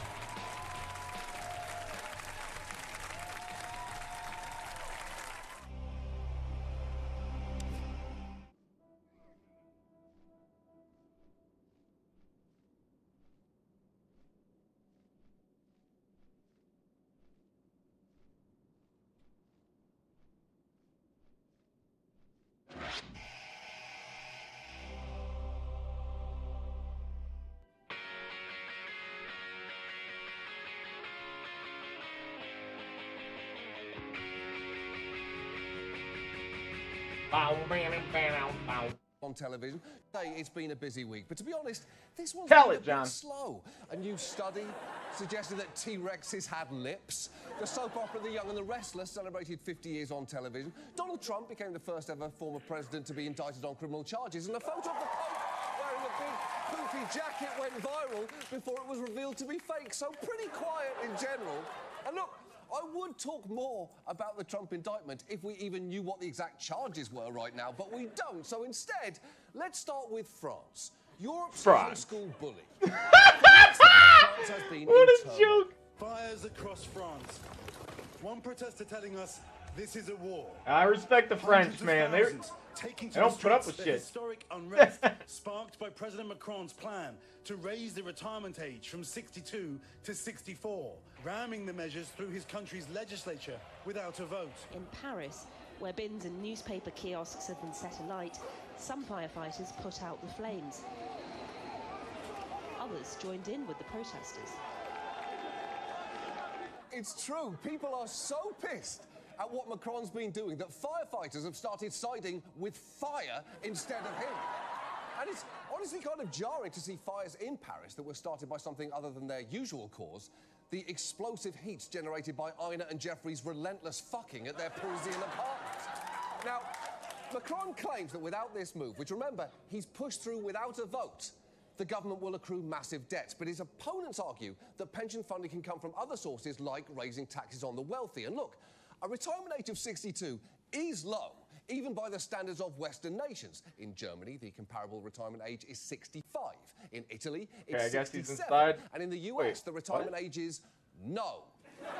So, France is lucky to have the kind of bold social welfare policy that's getting rarer nowadays, but that is probably why they are fighting so hard to protect it. And I will say, these protests have brought out moments that are just quintessentially French. Take a look at this viral video from France. Diners in the city of Bordeaux unfazed by demonstrators protesting against recent changes to the retirement age. Even with a raging fire nearby, these people are still managing to enjoy their wine and conversation at an outdoor cafe. Yeah, because they know they're not at fault. That is on brand. I think it is safe to say that after a nuclear holocaust, the only creatures left standing will be cockroaches and an outlandishly relaxed wine-sipping French couple entirely unfazed by the obliteration of society. And the protesters themselves have sometimes bordered on magnificent self-parody.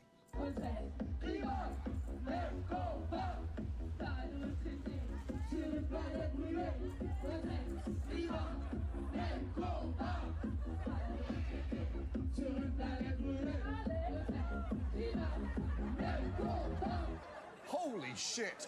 Someone call une ambulance. I think I just overdosed on Frenchness.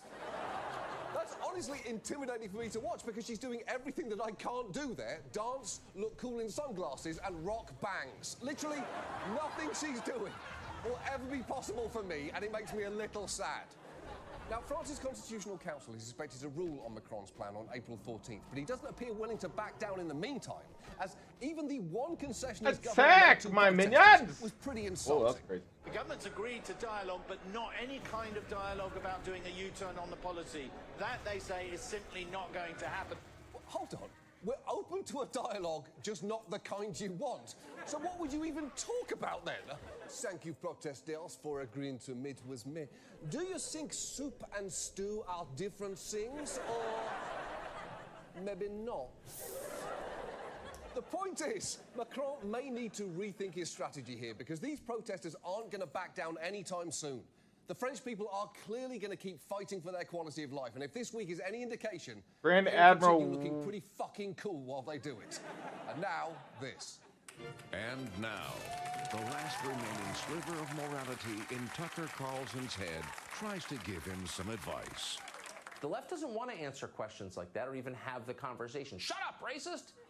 Instead, they just declare that the current system is great. Nobody wants to have that debate. Shut up, racist! Hey, crazy people, what are you teaching my children? Shut up, racist! Your opinion is dangerous. Shut up, racist! In other words, shut up, racist. Shut up, racist. Oh, shut up, racist. Another one, shut up, racist. Shut up, racist. And there's more where that came from. Shut up, racist. Shut up, racist. Shut up, racist. Shut up, racist. Shut up, racist.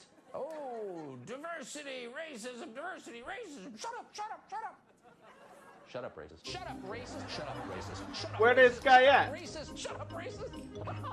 Shut up, racist. Okay. Is it because I was in a dungeon? And I didn't get to see the whole thing unfold? Concerns solitary confinement, a punishment inflicted on prisoners, pet goldfish, and of course, Lance Armstrong's remaining testicle. He ain't in here, though. It's in there all by itself. It must be so lonely. Most of us have a general idea of what solitary confinement is, although as this TikTok man on the street interview demonstrates, others seem a little unsure. In solitary confinement, how many prisoners are in each cell? One. That means he's alone, right? Yeah, it's alone. One. It's gotta be. I'm gonna go with one. Final answer. Yeah, that's right. Okay. I'm glad they got it right, but it did take them an alarming amount of time to triple team that answer. Although, it did also give me a chance to absorb every weird fashion choice there, because you'd think the boldest one would be this kid wearing light blue Crocs with a Virginity Rocks t-shirt, but then you'd be ignoring that this one is wearing hashtag shoes. This one's outfit is somehow both too formal and too casual, and this one seemingly couldn't decide if he was dressing for the pool or golf, so decided on both. Very basically, every one of these human red solo cups is dressed inexcusably wrong in their own unique way. I'm genuinely glad they all found each other, and I hope to never meet any of them under any circumstances. The point is, solitary confinement is a common enough practice that even those bros basically know about it. And the fact is, in this country, facilities from jails and prisons to immigration detention centres isolate a massive number of people. A 2016 government report found that on any given day, an estimated 90,000 inmates in prison and jail are housed in isolation. And that is almost certainly an undercount, given how poor data collection on this is. Yet for how widespread our use of solitary is, some of those in charge of our prison systems have been weirdly ignorant on the practicalities of it. Take this amazing exchange from 2014, where then Senator Al Franken asked the then head of the Federal Bureau of Prisons a pretty simple question. How big is a cell? How big is the average cell in solitary? Say the average size? Cell, yeah, the size of the cell. How big is it? What is, I'm trying to get this is the human thing we're talking about. We've got a lot of statistics. How big is the cell? The average size of a cell is, I guess I'm trying to find, you're looking for the space of what the... Yes. The dimensions in feet, in inches. The size of the cell that a person is kept in. I want to get some idea of, I don't know, am I asking this wrong? No, you are absolutely not. And honestly, I wish he'd kept going there. Okay, clearly you're confused by feet and inches. How about meters or steps? You know, if you stood at one end of the cell, how many steps would it take to walk to the other end? No? How many rabbits could you fit on the floor of one of those cells? How many rabbits big is one cell? Am I asking this wrong? Because there are literally no other ways to ask this question. For the record, the average size of a solitary cell is 6 feet by 9 feet, which is way too small for a person to be stuck in for days, weeks, months, or even years on end. That level of isolation is why, in 2011, the United Nations Special Rapporteur on Torture declared that considering the severe pain and suffering that solitary confinement can cause, it can amount to torture. They then called on all countries to prohibit indefinite and prolonged solitary confinement in excess of 15 days, which really is not asking that much, but is also something that we in the US have, to put it mildly, not done, which is just appalling, as solitary really takes a toll on people, as someone who's actually experienced it can tell you. Ask yourself, can you live in a bathroom for 10 years? It's bad to lock an individual up and just put them in a room, a closed, nothing to do. It's I guess you could say inhuman. I know that we're inmates and all you're in, but excuse my language, it fucks me up. Yeah, of course it fucks you up. Human beings are not meant to sit in a bathroom for 10 years with nothing to do. You're thinking of retainers. Those are the things that we place into a bathroom and fully neglect for an entire decade. Everybody How can I do a mission where the character's not present? It is and how damaging it can be. Tonight, let's look at solitary confinement. And let's start with the fact that it has its roots in a somewhat unexpected place. It was actually introduced by the Quakers as a noble experiment in rehabilitation. There was a belief that you could put a prisoner in his own solitary cell, freed from the evil influences of modern society, and if you put them in that cell, they would become like a penitent monk, free to come close to God and to their own inner being, and they would naturally heal. It's true, the whole idea of solitary came from Quakers. And on one hand, it is not surprising that a form of brutal torture and punishment was invented by a religious group. But on the other, if you gave me 50 guesses for which one invented locking people in a small room alone to feel guilty 24 hours a day, I'd have guessed Catholics 50 times in a row. Quakers basically thought that prisoners isolated in cells with a Bible could use that time to reflect, repent, and eventually reform. That is even where the term penitentiary originated, which is a handy fun fact if you ever want to quickly raise a few red flags on a first date. But by the mid-1800s, the psychological harms of isolation were becoming clear, and by 1890, the Supreme Court declared that solitary confinement made prisoners, quote, violently insane. After that, the practice was largely abandoned until the 1980s, when mass incarceration led to prison overcrowding, which in turn led to a rise in prison violence, and in an effort to preserve order, prison officials started ramping up the use of solitary again. And at this point, it is worth looking at what modern solitary actually consists of.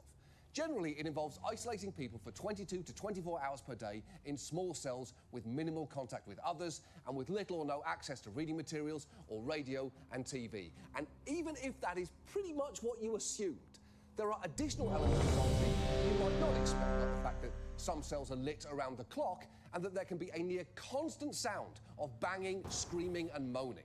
Frontline spent 4 months filming in a solitary confinement unit and released a video just of the noise. And here is just 20 seconds of it.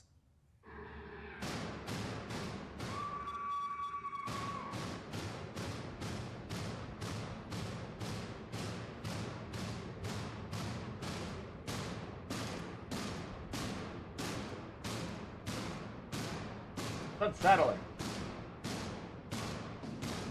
Holy shit! How are you supposed to think in there, let alone sleep? There is a reason people fall asleep to sounds of the rainforest and not sounds of one of those haunted houses where you have to sign a waiver to get in. So a person can be stuck alone in a cell for 23 hours a day or more with the soundtrack to Stomp playing in the background. And as this man will tell you, filling that time can take some real effort. One of the things I did in solitary to pass the time was save my bread, put it on the floor, and let the mice come in and eat it and play. It was action, it was something different. Is it gross? Yeah. Disgusting? A little bit? Sure. Better than going insane? Yeah. Right. That makes sense, doesn't it? Because it is a little disgusting, but it is better than going insane. Also, for what it's worth, I don't think I understand what TikTok is. I thought I did, but I clearly don't. I thought it was an app for teens to do the same 8 dance moves that all involve this move, so that the Chinese government can spy on us. I didn't know that frank discussions of the conditions of prisons were part of it too. But that guy wasn't kidding there. Solitary can irreparably damage people's minds. Studies show that some lasting mental damage is caused after just a few days of isolation. And the effects can be even more acute when children Is he just standing there like horrified? In case I forgot to Oh, mention, why is everyone? They all have like fear to animation. solitary in this country too. Vicky Reed was shocked by what we found at the Middle Tennessee Oh, Juvenile God. Detention Facility in Murray County. We revealed juveniles often spend 23 to 24 hours a day locked inside their cells. Jesus. If a parent locks their kid in a closet and leaves them there and feeds them 3 times a day and that's it, we would call that child abuse.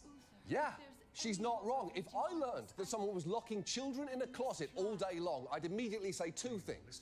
Are those the Children from the Car for Kids commercial? If so, thank you for your service. But if not, then that is child abuse and you need to stop doing it immediately. So if it is this torturous and this permanently damaging, why do we put people in solitary? Well, if you ask prison or government officials, the response that you'll often get is, we actually don't. And that is because we have a lot of euphemisms for solitary, like segregation or protective custody, or referring to the cells as restricted housing units or security housing units. In Tennessee, where that woman was outraged that kids were being held in isolation, officials there simply called it room restriction. And here is New York Mayor Eric Adams trying to make a similar type of semantic distinction. I am opposed to solitary confinement. That is a draconian way to protect the city. But what I am saying, you can't be an inmate, sexually assault a correction officer or another inmate, and then stay in general population. Punitive segregation is a humane way of removing dangerous inmates to a location where they can get the services they need so they can stop preying on other inmates, staff, and preying on society.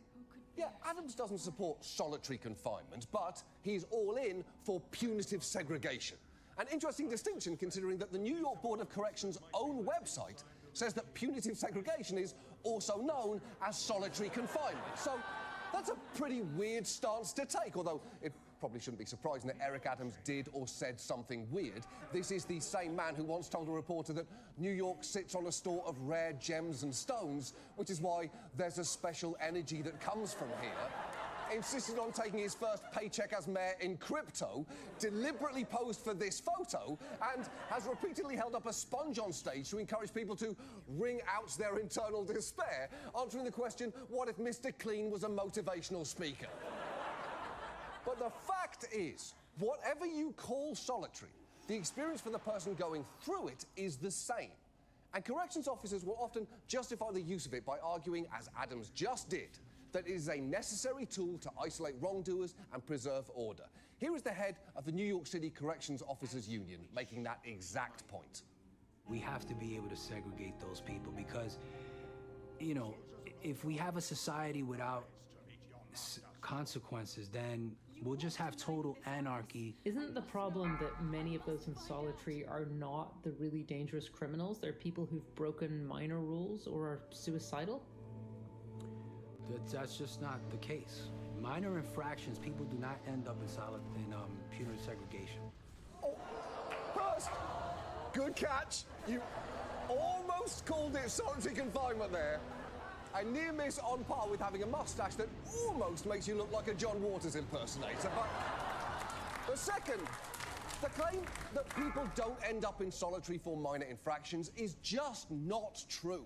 In general, researchers have found that violence is typically not the most common reason that people are sent to solitary. In Oregon, researchers once found that disobedience was the infraction resulting in the most solitary confinement sanctions. And nationwide, people who were sent to solitary for reasons including, and these are all real, not making their bed, using Facebook, and having too many envelopes. And as this formerly incarcerated man will tell you, the list does not stop there. I've seen people go to solitary for things as little as handing other people stuff, having too many cigarettes in their pocket. I've seen people go to solitary for talking back. I've seen people go to solitary for not having their shirt tucked in. I've seen people go to solitary for not having the right shoes in the gym. I've seen people go to the box for a lot of stuff, bro.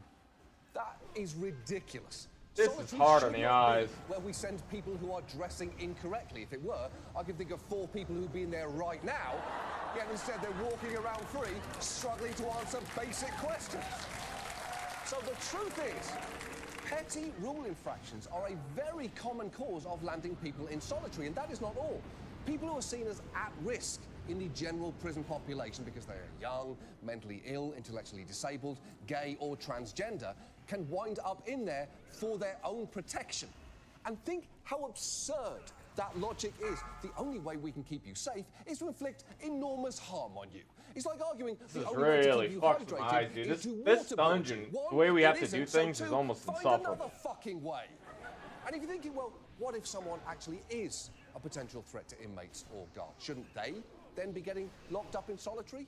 Well, you should know that a 2016 report found that there is little evidence that administrative segregation has had any effects on overall levels of violence in correctional facilities. In fact, some researchers found subjecting people to solitary can lead them to become more, not less violent. And that can obviously be a problem, not just inside prisons, but also after people are released. Even those who have worked within prisons, like this former warden, will tell you just how counterproductive our current system is. If I have somebody that comes in with a 5-year commitment, you can have them do their whole time in segregation, but I don't want them living next to me when you release them. The reality is 80% of these inmates are going to be hitting the street. Okay, so we can either make them worse, okay, and create more victims when they go on the street, or we can rehabilitate them. Right.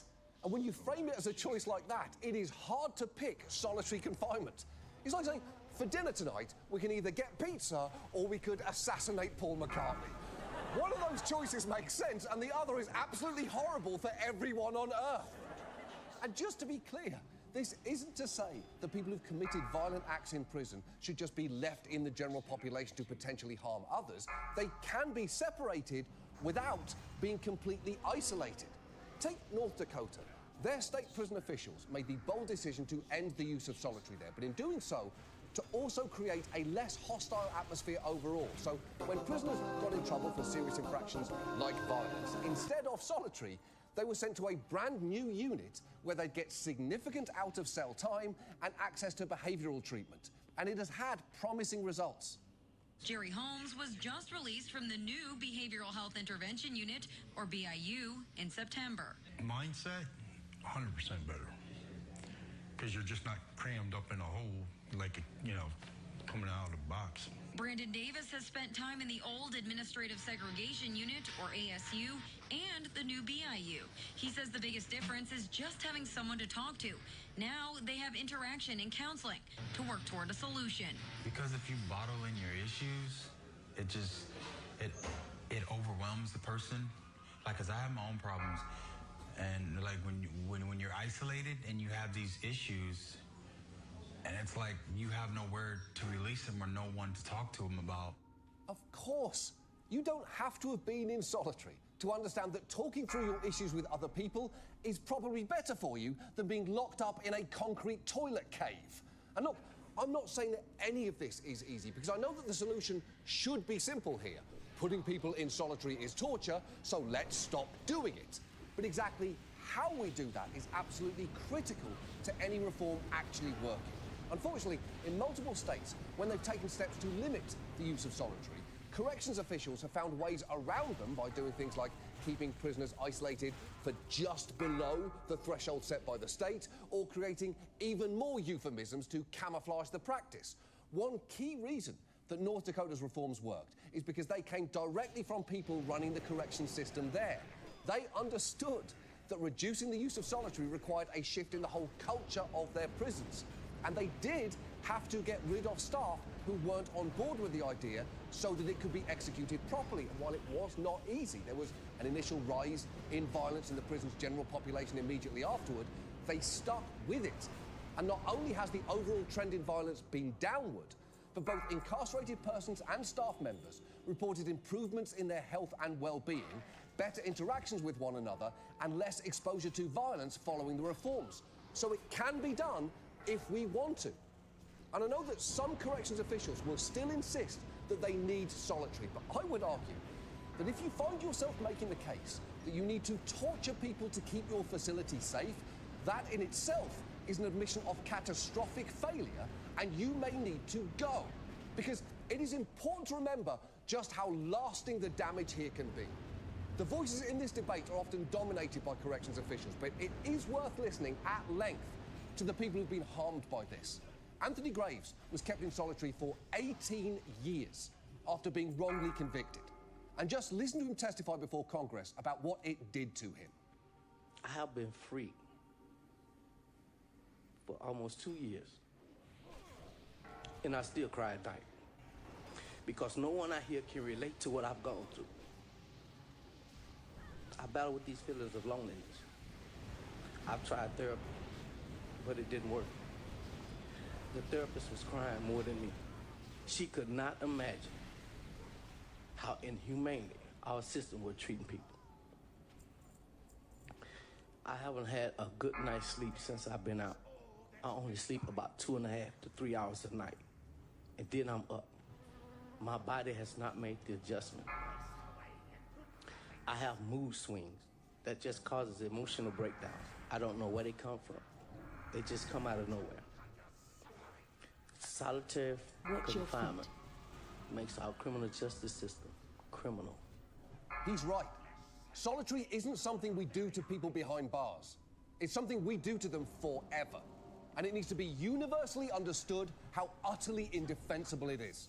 So that maybe, just maybe, one day in the future, we can get to a point where even if you approached the worst-dressed bros on the street of any American city and ask them what is the acceptable number of people to have in solitary confinement, the answer they come up with no hesitation is fucking 0.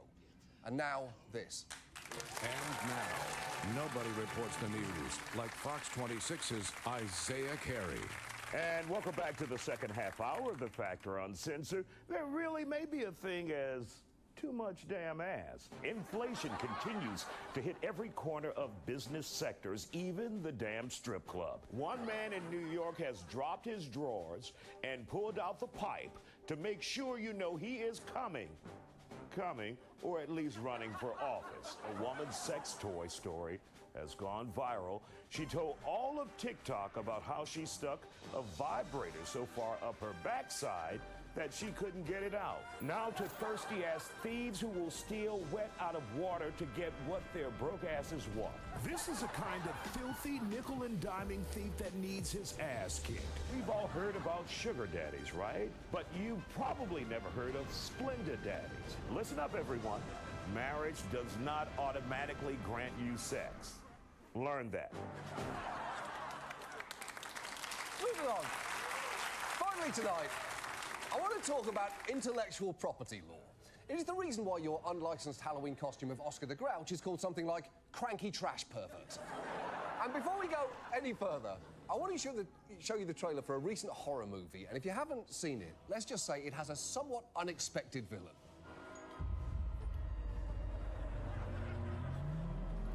Christopher, we need to leave. Now. I really need to find out what's happening there, okay?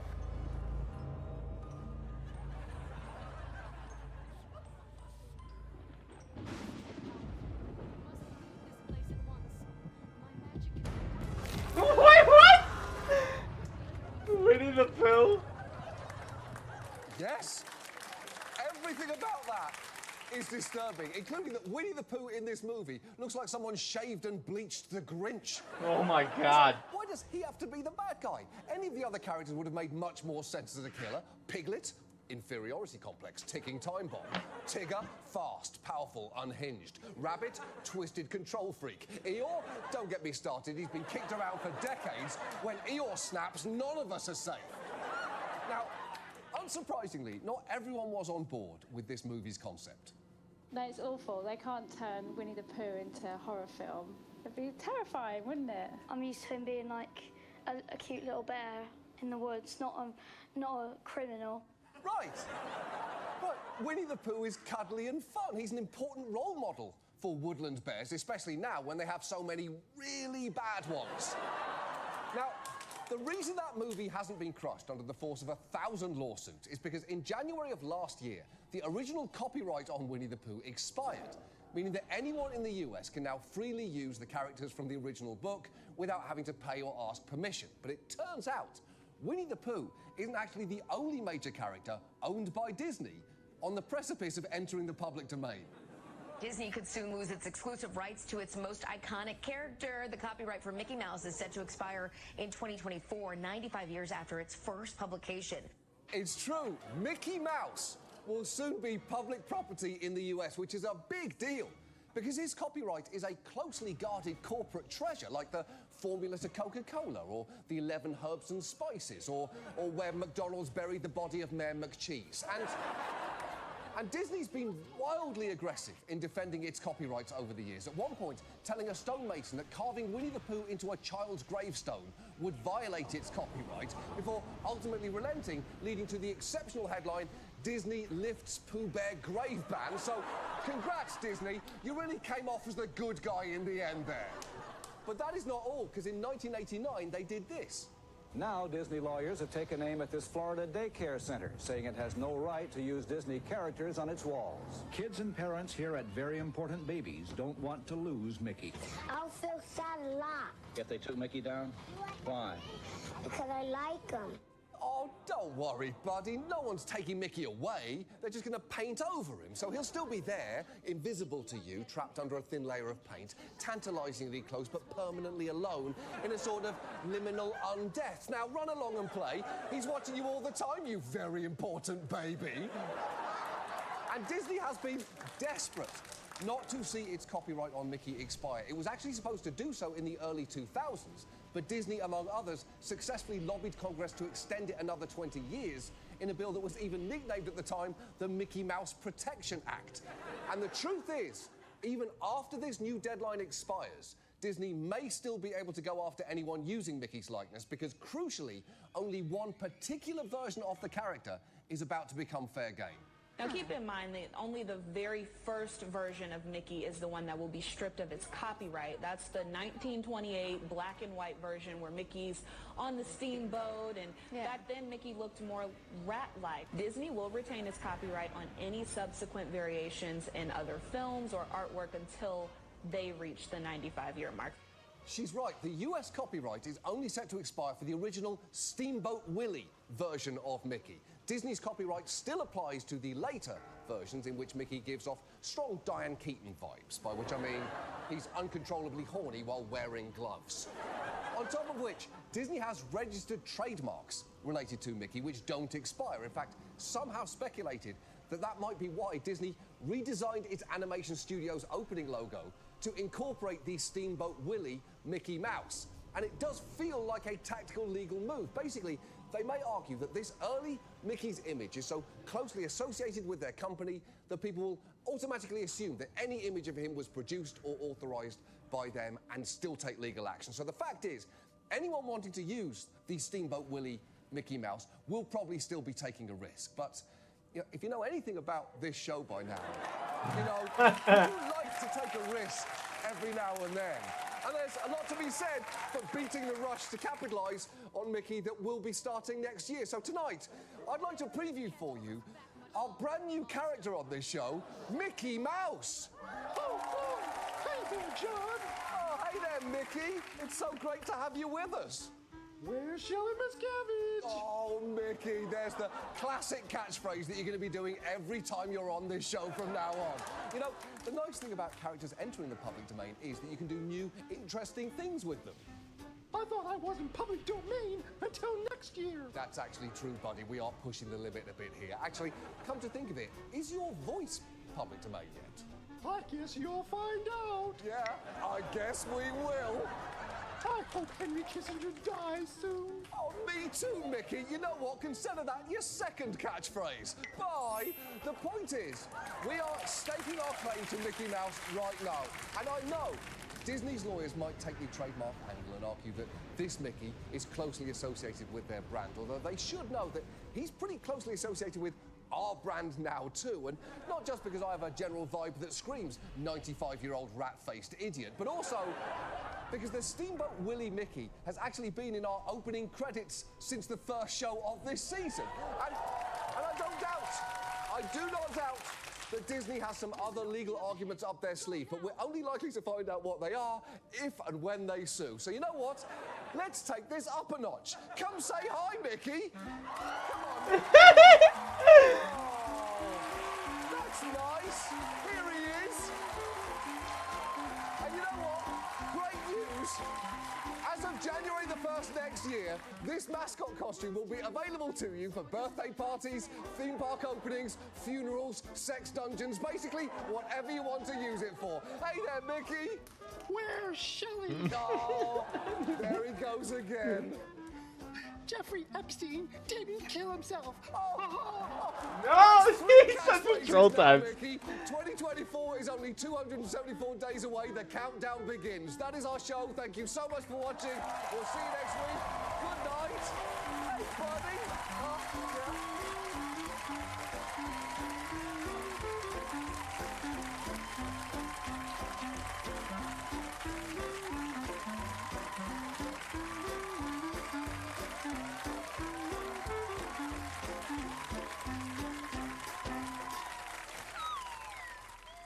Where's Shelley Miscavige? I should have listened to Uther. To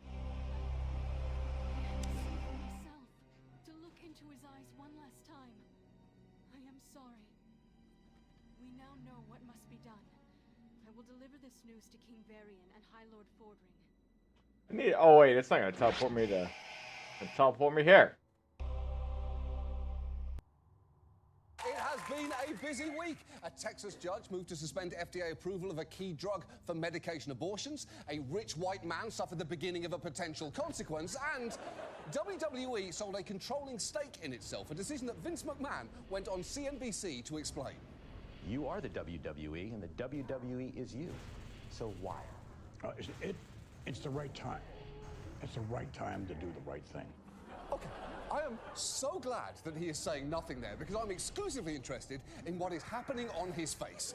If you have never seen Vince McMahon before, don't worry, you still haven't, because this is what he's looked like for the last 30 years or so, whereas this is clearly an AI-generated response to the prompt Snake Tycoon. Look, sadly, I can't devote the rest of this show to talking about the decisions on display here, so I'll just devote 30 more seconds to it. He looks like the answer to the question, what if Salvador Dali chose to live without imagination? He looks like he's about to challenge someone to a balloon race around the world. He looks like Vincent Price having an allergic reaction to being stung by bees. He looks like a circus owner from the 1930s who harasses the dancers, mistreats the animals for fun, and is eventually murdered by a lion while the whole town cheers. And sadly, that is my time. And the reason that we cannot talk more about this man's face is that we need to discuss the events in Tennessee. After last week's mass shooting at Covenant School, young activists have been at the state capitol protesting the lack of response from the legislature while engaging in some catchy chants concerning Governor Bill Lee.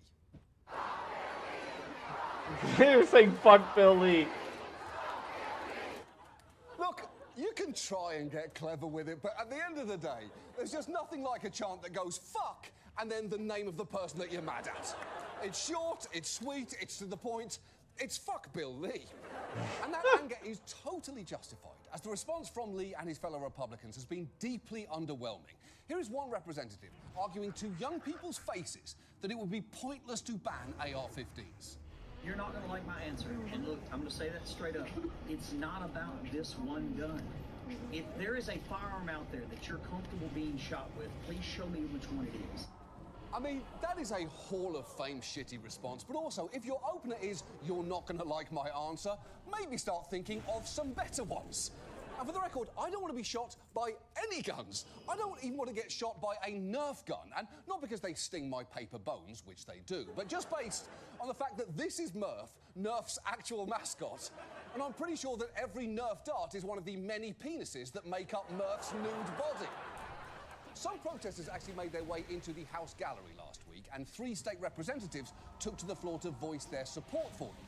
That, in turn, led to Republicans introducing resolutions to expel those lawmakers, which the House Speaker supported after claiming that they were inciting violence. Although, when pressed for proof of that, he didn't have much to offer. There's no doubt they were disruptive, but what's the evidence that they were trying to incite violence? Well, they were trying to jazz people up when we had representatives. Incite violence. When we had representatives trying to go to the restroom, they got spit on. Do you have any evidence that these 3 members were encouraging protesters to spit on members or troopers? I mean, you can't prove that. Oh, okay. So you can't prove they were inciting violence, but in the interest of safety, you feel you have a responsibility to take their dangerous platform away from them. But if instead of megaphones they had, say, something that can fire 100 rounds in a matter of minutes, then sadly it's literally impossible to do anything to prevent that, because we asked the prematurely embalmed mayor of Whoville, and he said no. Also, to the extent that this is about decorum, it's worth knowing the legislature has apparently seen far worse behaviour. As Gloria Johnson, one of the lawmakers threatened with expulsion, pointed out, we had a child molester on the floor for years. They helped him get re-elected and did nothing to expel him. We've had members pee in each other's chairs. We've had members prescribe drugs to their cousin mistress, and nothing happened. And sorry, cousin mistress? Do you know how crazy a list of allegations has to be for someone to go, there was that child molester for years, but honestly, don't even bother writing that down, because wait till you hear about the next couple of things that I'm about to say. The House voted on whether to expel the 3 members on Thursday, and there was a pattern to the results that was pretty hard to miss. The GOP-controlled House voting Thursday to oust state representatives Justin Jones and Justin Pearson, while a motion to expel Representative Gloria Johnson narrowly failed by just 1 vote. When asked why she was spared, Johnson saying this. It might have to do with the color of our skin. But State House Republicans denying that claim. Our members literally didn't look at the ethnicity of the members that were up for expulsion. Okay, now, legally, I can't say that guy is lying, which is why it's going to be an interesting day for our lawyers Who did tomorrow it? when they find out that I said Yeah, that fuck guy off. is definitely lying. We literally don't even see colour is the universal tell for people who spend all day thinking about how they'd like to see less colour. Now, fortunately, Pearson and Jones could be reappointed fairly soon or re-elected down the road. And while Republicans claimed, gallingly, that this was to teach them a lesson about grandstanding, Pearson wanted to make it clear exactly why this escalated in the first place. I don't personally want attention. What I want is attention on the issue of gun violence. But instead, we're here with a resolution you put up talking about expelling me for advocating for ending gun violence in the state of Tennessee. Exactly. And it is not a great sign for Tennessee when they punish the ones speaking out against gun violence while keeping the ones who ask, which gun would you be comfortable being shot with? Look, there are pretty clearly two big issues going on here. Racism and gun violence, which incidentally will in all likelihood be the name of the next Kid Rock album. And Tennessee lawmakers can continue to brush both of those issues aside, saying guns aren't the problem or we don't see colour. Ooh, so But close. the young people of Tennessee are making it very clear they are sick of waiting and that change is long overdue. Or if I may put that in the words of this Sega Genesis video game villain. It's the right time to do the right thing. Thank you, French Dracula. I couldn't have said it better myself. And now, this. And now, it's Easter, the most terrifying time of the year. It is almost time to meet the Easter Bunny. Are you ready? Sometimes the Easter Bunny is a little scary animal. I saw one at the mall the other day, and I was like, oh, I wouldn't put on. I'm not doing that. I always thought the Easter Bunny was creepy. I agree. Said I had to do with. I've yet to see a really cute Easter Bunny. Not a cute Easter Bunny there. They're kind of scary. They have a creepy effect. I was scared a little bit of the Easter Bunny as a kid. If the eyes are dead up there, no thanks. Yeah. You're talking about a 6-foot tall, I was just gonna say, the visual of a bunny. gigantic bunny. Does anyone like that? Cute bunny. Uh-huh. Terrifying bunny. Cute bunny. Nightmare bunny. So many of the little ones are afraid of the big bunny. Many encounters with the Easter Bunny provide children with their first intimate understanding of the concept of fight or flight. Moving on. Our main story tonight concerns home ownership. So if you are under 35, honestly, this story isn't for you. It'll never be for you. You will never own a home. Sorry, that is the deal that you made when you decided to be born after 1988. But we didn't want you to feel left out, so we've actually prepared a full alternative story for you tonight about Chuck E. Cheese, a different crumbling American institution that you should go watch now instead. This is real. It is 25 minutes long, and you can find it at lastsqueaktonight.com. Please go do that now, because there is genuinely nothing for you to see here. Okay. For everyone who remains, this story is about HOAs, which stands for Homeowners Associations, not, as you might have thought, Horse on Adderall, which I believe is the potential sequel to Cocaine Bear. HOAs, also sometimes known as community associations, are entities set up to govern groups of homes, like suburban neighborhood developments or condos, and often make local news as the villains in stories like this.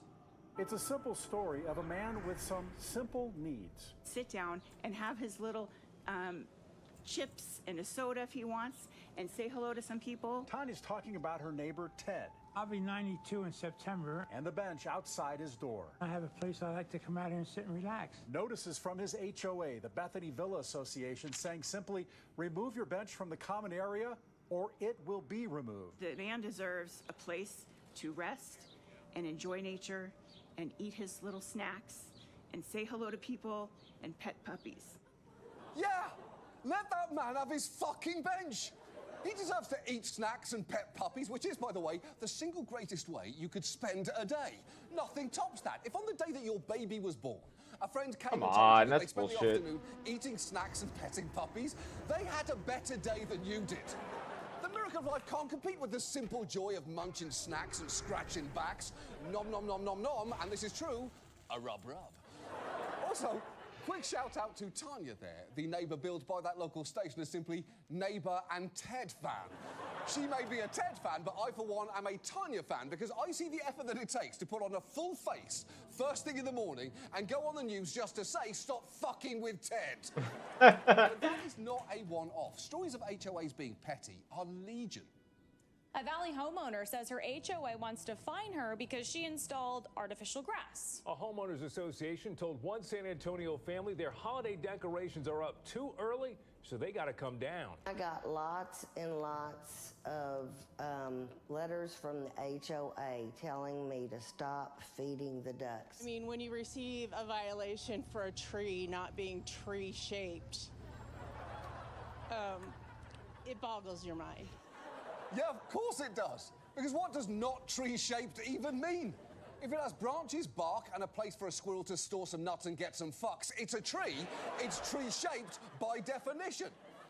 The fact is, a lot of people live in HOAs. 29% of the US population lives in a community association. And it's actually increasingly hard to find a home that doesn't come with one.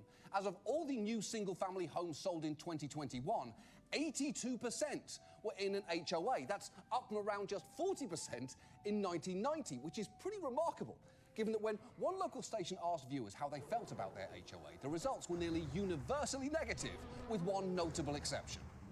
This was a rare comment. I like our HOA. I guess I'm the lucky one. But it was quickly followed with, don't count yourself lucky too soon. Every HOA is just one vote away from hellish nightmares. Wow. One vote away from hellish nightmares is a pretty intense comment. It's also, incidentally, the DNC's sole campaign message for the last two elections. So if they are this widely used and this widely loathed, tonight, let's look at HOAs. What they are, what purpose they serve, and the surprising powers they have to wreak havoc in people's lives. And let's start with the basics, courtesy of this old explainer video. Just what is a community association? The association is a legal entity created as a result of a planned community. A board of directors is responsible for governing your association. Working together with the board members and committee members can ensure that your community will run smoothly and effectively. After all, board members are owners, just like yourself. Okay, you can really tell that video is from the 90s, not just because it's shot with a quality that can only be described as after-school porno, but also because the board in question is just three men and one woman that they all ignore. In other words, almost every 90s sitcom. The point is, HOAs are run by elected boards of your fellow homeowners, and they require the payment of dues, which average around $200 to $300 a month, but can be much more depending on where you live. And in return, the HOA covers upkeep of the common areas and amenities in the neighbourhood, like playgrounds or swimming pools. They also, crucially, enforce architectural and landscaping guidelines like no benches or trees must be tree-shaped, which are often trying to push aesthetic uniformity and preserve property values. You can find HOA rules like homes may display a maximum of 2 exterior decorative objects, or all garage doors must be painted Benjamin Moore Mayonnaise OC 85. And one Arizona HOA required that front yard landscaping must contain a minimum of one 36-inch box tree, one 24-inch box tree, 10 5-gallon shrubs, and 10 1-gallon shrubs. And I genuinely can't tell if those are HOA requirements for taking care of your lawn or rules to settlers of Catan. And those rules aren't just advisory, they are enforced through fines. And HOAs can be pretty unforgiving about handing them out. Take a close look at Deborah Blue's Wake County home. The color of her shutters had her facing steep fines with her homeowners association. They decided to fine me $25 a day. Deborah paid close to $2 grand in fines and took down her plum shutters, which was immediately met with a response that now they were going to fine me in violation of taking the shutters off the house and start fining me again. That is absurd. She got fined for the colour of her shutters, took them down, and then got in trouble for the absence of shutters. It's one of those situations where no matter what you do, you lose. Sort of like going on The Voice. Sure, there are technically winners, but name a single one. This show has been on for a conservative 50 years, and not a single winner is a household name. Seriously, tell me the first and last name of just one winner. You can't. No one can. Not even Honky Tonk Frankenstein could do it. And some HOAs can be surprisingly aggressive about actively seeking out rule violators, as this man discovered. 3 years after buying this property, the Henrys received a letter from their homeowners association saying that they were doing an audit, and they noticed that I had a shed in my backyard and it wasn't approved by my homeowners association. Gavin, who is a disabled veteran, told the HOA the shed was there before he bought the property, and none of his neighbors have ever complained. Since you can't see this shed from the front yard and no one came knocking at the Henrys' front door, they asked their homeowners association how they were able to perform an audit. That's when they were told over the phone that Google Maps was used to scope out their backyard. Yeah, they spied on him with Google Maps, which feels extreme. If Someone has too much time on their hands is what it sounds like to me. To find out what is in someone's backyard, it's probably not your business. And if you're wondering how HOAs get the authority to do all of this, the answer is they're basically born with it. HOAs are typically created by developers when they build a new neighborhood. They write the HOA into deed restrictions with membership automatic upon purchasing your home. And they're set up as not-for-profit private corporations that can often function like a local government. Some HOAs handle street paving, snow ploughing, lighting, and run private sewer and water systems, and others even dabble in traffic enforcement. In the Parkview community in Spring Valley, an HOA board email says they installed this, a speed camera. They say more are coming. Neighbor Ted Morris says what worries him and some other neighbors is how much a violation will cost you for going slightly over 15 miles an hour. The notice says it's $250 for the first ticket, $500 for the second, $1,000 for the third, and any more violations for you and your guests. $1,000 speeding tickets? Given out not by the city, but by the HOA. Basically, the way HOAs work is they get to set the rules and select the punishment for breaking them. Think of it like Disney World. When you walk into the mouse's house, you play by the mouse's rules. And if you step out of line, Goofy is allowed to break your fucking knees. And the existence of HOAs is something that many local governments actually appreciate. Cash-strapped municipalities like them because developers build roads and parks and pass the costs along to the homeowners. In fact, many municipalities even mandate the creation of HOAs in new residential developments, which might be why the rise of HOAs has been called the most significant privatisation of local government responsibilities in recent times. And that gets to an important point here, because HOAs can have the authority of a government and collect fees and fines like one, but when it comes to accountability, they can actively resist it in ways that government officials could only dream about. After the residents of one HOA in Arizona posted some social media comments about an upcoming board election, the HOA demanded that they remove posts that were critical of its board and threatened to fine them as much as $250 a day if they didn't. And while they eventually walked that back, that is a pretty striking level of hostility toward basic scrutiny, even before you learn that this is how one board member dealt with press inquiries as the story unfolded. What up, Tate? I like that name. I gotta ask you. No, I'm sorry, but you have a lot of. No, you've got. Get away from me! That's Val Vista Lakes Board Director Todd McCoy following a private board meeting tonight in Gilbert. After being shoved, we reiterated to McCoy that the community was very upset, to which he replied, right now. Holy shit! He came at that reporter with the fire of 1,000 Mel Gibsons. There is almost no scenario where yelling, "Get away from me," that aggressively is called for, aside from maybe you got 90 days to get your Class A CDL. It's going to be a truck driver, huh? At this point, you probably won't be surprised to learn that private associations designed to have the force of law in suburban neighborhoods have a history of being used to exclude certain groups. As we discussed in our housing discrimination piece, many neighborhoods had racial covenants I don't know what that barring is. the sale of housing to black Americans, and in some cases, Doing cargo. HOAs tried to enforce those covenants even after the Supreme Court ruled them unconstitutional. But even today, there are cases where HOAs are used to actively exclude certain types of residents. Just last June, the board of the Providence HOA in Denton County, Texas, which oversees a community made up of 2,200 homes, passed a rule that would ban renting a house to anyone using a publicly financed or subsidized housing program such as Section 8. And the impacts of that were immediate. Proficient Threat fears being homeless soon. That's because the rules have changed in their Providence Village subdivision. I sit in my living room and cry because I just don't know what to do. Now that is terrible, but it's not just her. Oh, dang. Oh, okay. I respect that. Yeah, that's a really important job. Highly respect that. Of those households. And I know that those HOA officials might not think of themselves as racists, but 93% is a pretty solid A for racism. That HOA's policy is now under investigation, but the fact is there is nothing in state or federal law that explicitly forbids HOAs from enacting bans like this. It's basically a segregation loophole, which, by the way, would be a pretty good slogan for the suburbs.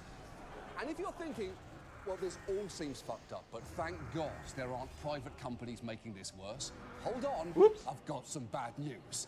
Because at this point, we should probably discuss management companies. You see, while, as I mentioned, all the big decision-making in HOAs is done by elected boards of homeowners, they may not have the time or skills to do everything running an HOA entails, or they may not want to get their hands dirty policing their neighbours. That is why the majority of HOAs hire professional companies to handle their day-to-day needs under the board's direction. Here is how one of the biggest associates pitches itself.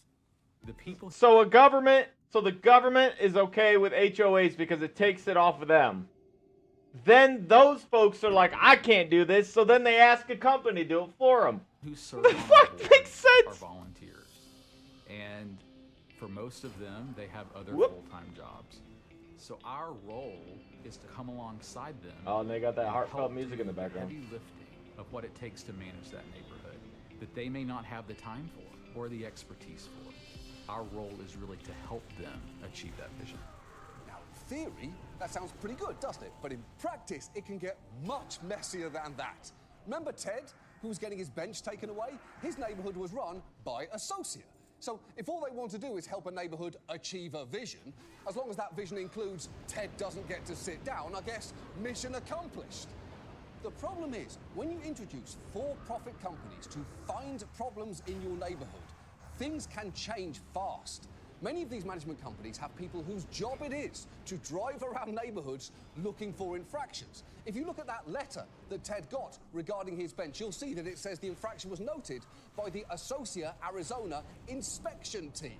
And just watch as one woman explains just how quickly things snowballed after a new management company took over her HOA.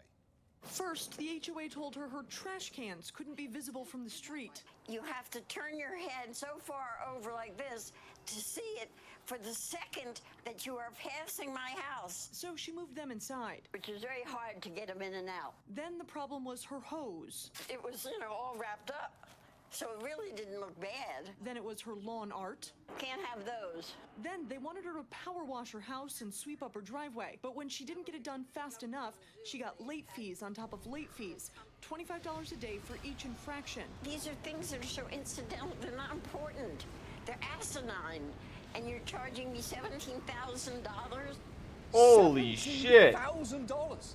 That is clearly ridiculous. I adore everything about that woman, including her world-class delivery of asinine, although I will say I do think she could do a little bit better with her lawn art. It's not $17,000 fine bad, of course not. It's just a bit of a waste when she could have something spectacular like these ducks wearing boots or these ducks made of bananas. Your lawn is a canvas, Pat. Fill it with whatever duck art speaks to you. The point is, this is a system that can quickly trap people in a vicious cycle of debt. Here's how it works. Let's say you fall behind on HOA payments. You might be charged interest and have to pay additional penalties, but that is just the beginning here. Because once the management company starts pursuing payment, they can involve lawyers whose fees can be astronomical and things can get out of hand fast. Here is the bill of just one 88-year-old homeowner in Texas. She fell ill and was in a nursing home, so she missed an annual dues payment at the start of 2021 of $423. Her HOA then started charging interest and fees for missed payments, and just 5 months later, her bill was already up to $682. But things really started escalating when lawyers' fees started getting introduced, because there are a lot of them. And over the course of just 2 years, come on. she suddenly owed over $8,000, well over half of which was lawyers' fees. And if you're wondering why lawyers are even getting involved here, it's because they often come in when HOAs are ready to exercise a truly incredible power that they have over homeowners, which this woman found out about.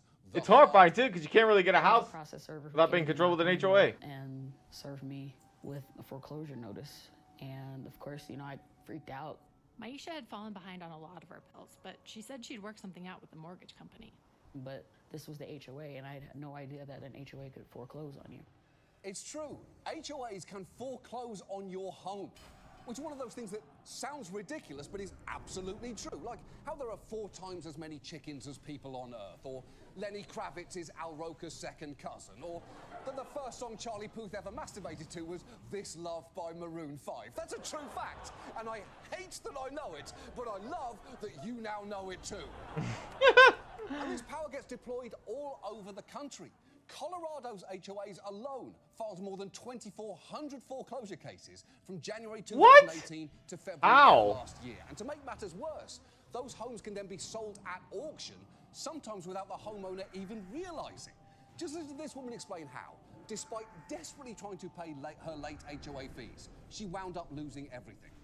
Walked in, paid him the $2,700, and when I walked out, I said, "This is all I owe, right?" Yes. Then here comes the next set of letters. And now it's up to $6,400. Turns out there were post-judgment legal fees and 18% back interest. So even after she'd paid more than 18%, she was still somehow behind on her dues. Oh my God, that's criminal. In 2018, she received the most shocking letter of all, an eviction notice. You know, you lose your home. That's hard. But sadness turned to anger when she realized the HOA had purchased her home through foreclosure for $3.24 a year before she was evicted. What happened? They bought her whole house for $3.24. And losing your home alone is horrifying. But someone deserves to go to fucking jail for that shit. What the fuck? Is significantly less than what it costs to buy just one of those banana ducks. They cost $17.89, and the reason I know that is I bought one, and yes, I too was surprised by how small it is, but much less surprised than I was to learn that it technically costs more than someone's entire fucking house. Most states don't even require HOAs to offer a payment plan before taking legal action against a homeowner. And the reason for that is simple. Remember, HOAs are private organizations. That means that the nation's 350,000 HOAs are largely unregulated, and the government sees any disputes as private matters. The California AG's office says that it does not handle most homeowners associations' complaints. The Texas Secretary of State says that no state agency regulates home or property owners associations. And the New York State AG says in most cases there is no government agency that can help unhappy homeowners who are having problems with their homeowners association, adding good luck. Which is basically just a cute way to say, you're fucked. It's like, you're fucked, washed her hair and put on a little church dress. And if after all of this you're thinking, well, I have learned my lesson, I will never buy a house in an HOA, remember, over 80% of new homes that are sold come with one. Like, I don't get that. Why? You know that you are dealing with a bad HOA until it is too late, as in most places, you aren't legally required to be granted access to all of its rules until after your offer to buy a home is accepted. Which seems a bit weird, doesn't it? If your HOA can see your backyard from space, you should probably be able to see your HOA documents before you sign. And look, I'm not saying that all HOAs should immediately be gone. For a start, some people do like theirs. And besides, right now, local governments just aren't equipped to suddenly take over the services like trash collection or maintenance that they provide. But at the very least, states should be looking for ways to avoid the worst possible outcome for homeowners who simply find themselves in a tough spot. Like mandating HOAs offer payment plans on unpaid debt before they take legal action, and banning foreclosures based solely on fines and attorney's fees. Because at their best, HOAs are annoying student council adults telling you to trim your shrubs and move your trash cans. But at their worst, they are glorified debt collectors with the power to upend your life and expel people from a neighborhood. And at absolute minimum, from now on, HOA should probably be forced to be much clearer with people about what they are potentially getting themselves into. Good morning, Stephanie and Chloe. Hi there. Welcome to Cedar Paradise. The moment you purchased your home, you joined our wonderful homeowners association. Whether you wanted to or not, the HOA is here to take care of you. You give us money, and in return, we maintain all the beauty you see around us. And if you don't pay up, we'll turn your fucking life upside down. So let me show you the neighborhood. Here at Cedar Paradise, each of our lawns requires, somewhere on the property, 1 tree, 6 3-gallon shrubs, 1 bird bath, a garden gnome, a second gnome, for that one to talk to, a third one they ignore, one Victorian child playing hopscotch, and an American flag. But no benches. Please, no! Eat shit, Ted! When you join an HOA, you're really joining a community that looks after each other. And as your elected representative, I make sure to take a hands-on approach. Ah, novelty mailbox. That's a violation. Oh yeah, that's a violation. Wind chimes. Gross. 3 violations. Nope, I don't care for that tree. That's a violation. Whew. 16 and a 15. That's another $1,000, Ken! Fuck you! And Ken isn't the only one who appreciates everything the HOA does. Fuck the HOA. Precious sons of bitches. They found my shed by strapping a GoPro to a raccoon. A damn raccoon. Some white people bullshit. Apparently my cans are too visible when they're parked up there, but you'd have to turn your neck like this to even see them, and I don't know what else I'm supposed to do at this point. Ah! Hey, Pam. Cans aren't allowed to go down to the curb until 4 p.m. on trash day. It's 3:57. How long have you been in there? Pam, this is recycle only. I know. Pam. I know. You know this, Pam. I know. Up! No broken glass on the driveway. That's another fine. Are you allowed to do that? There's nothing in the rules that says I can't. These rules are stupid. I don't... What did you say? Nothing. Nothing. Have a good day, Bob. And hey, if you fall behind on your payments, we get it. We're not monsters. Oh, hello. I'm here for the debt. I didn't know I owed anything. Well, we sent you a $20 fine 3 months ago. We haven't heard from you since. Well, here's $20. Thank you. But that's not all. There's this bill now, too. Wait, what is this now? I'll let our lawyer explain. And that starts my hour. Now, What'd you complain there? Run out. Now, you've got fees, late fees, lawyer fees, that's me. Fees for this conversation we're having right now, fees. There's a raccoon fee in there. Yeah, the raccoon fee. Anyway, it comes to $11,067.38. Hey, wait, I can't afford that. Well, great news then. During this conversation, we foreclosed on your house. I just bought it. Oh, $4. Can you break a 20? Wait. This all feels really illegal. Oh, that's what's so great about it. It's not. It's not illegal at all. It's completely illegal. I'm a lawyer. He knows. I know. You know? Yes. Wait, what the fuck? Yo! Hey, damn, y'all are strong. I never get sick of that.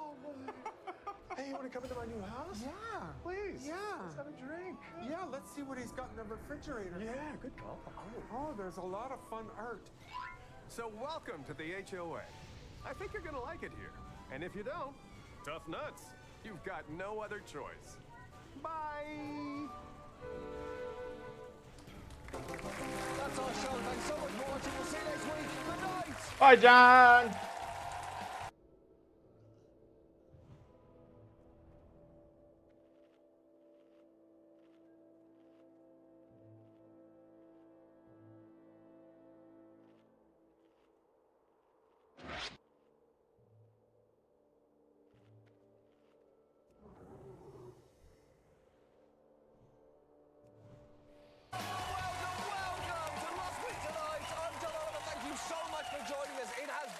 Busy week.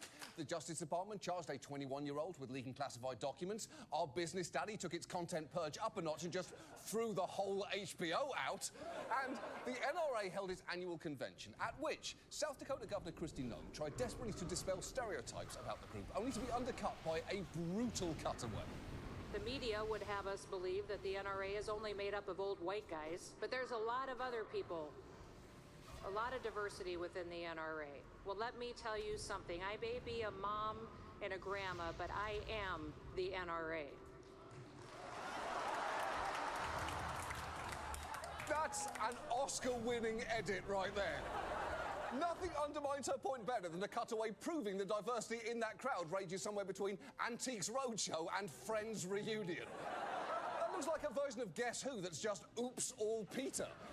But instead of focusing on that tonight, like every fight that you've had with your uncle since 2016, we're going to start with a cycle. The thing that The Republican fuck? men love to ban almost as much as they love to secretly Jesus. pay for. Just over a week ago, a Texas judge suspended the FDA's approval of mifepristone, a key component in medication abortions. And as many quickly pointed out, the ruling was shaky at best. The conservative Texas judge behind the ruling to ban the drug argues that the FDA improperly approved it 23 years ago, ignoring legitimate safety concerns. But at the time, the FDA actually spent triple the average amount of time studying the drug. Yeah, the judge in question, Matthew Kaczmarek, argued that a drug that's been on the market in the US for 23 years is somehow too dangerous, which is wild given that it's been widely available for a full Kiernan ship cut now. And it's not just the fact that mifepristone was studied for triple the amount of time the FDA normally would, it's that it's demonstrably safer than many others on the market. A CNN analysis of FDA data found that the risk of death from another drug, penicillin, is 4 times greater than it is for this abortion medication. The risk of death after taking another drug, Viagra, is nearly 10 times greater as well. Right, and once it's clear that something is safer than both treating strep throat and giving an old guy a boner, it is pretty hard to pull the public health card. And look, it is not that surprising that this judge arrived at a conclusion not supported by the evidence. Not only does he have a face that screams high school football coach who follows all the cheerleaders on Instagram, but prior to being appointed to the court by Trump, he was loudly anti-abortion and part of a right-wing legal organization. Even his confirmation hearing featured some pretty big red flags. You said in 2015 that recognizing the right to same-sex marriage would lead this country on, quote, a road to potential tyranny. Do you continue to believe that? Senator, I don't have any recollection of that quote. It was in an amicus brief that you wrote in Obergefell v. Hodges. I don't remember that particular quote. Oh, you don't, do you? You know, it's pretty telling that instead of an outright no there, he said, I don't remember, indicating that he knows it's something that he could have said. I don't remember everything that I've ever said, but I certainly know what sounds like me. Have I ever said, you gotta give it to the Nazis? No, I haven't. Have I ever said, where's the skanks at? Johnny O wants to get his dick wet? No, I haven't. Have I ever said, the girl one from Gremlins 2 could get it? Senator, I don't have any recollection of that particular quote. So we always knew where Kaczmarek would go on an abortion case, but the way he got there was still shockingly dishonest. At one point, his ruling cites a statistic that 77% of women who had a chemical abortion reported a negative change as a result. But the sample for that study was based on 98 blog posts on an anti-abortion website.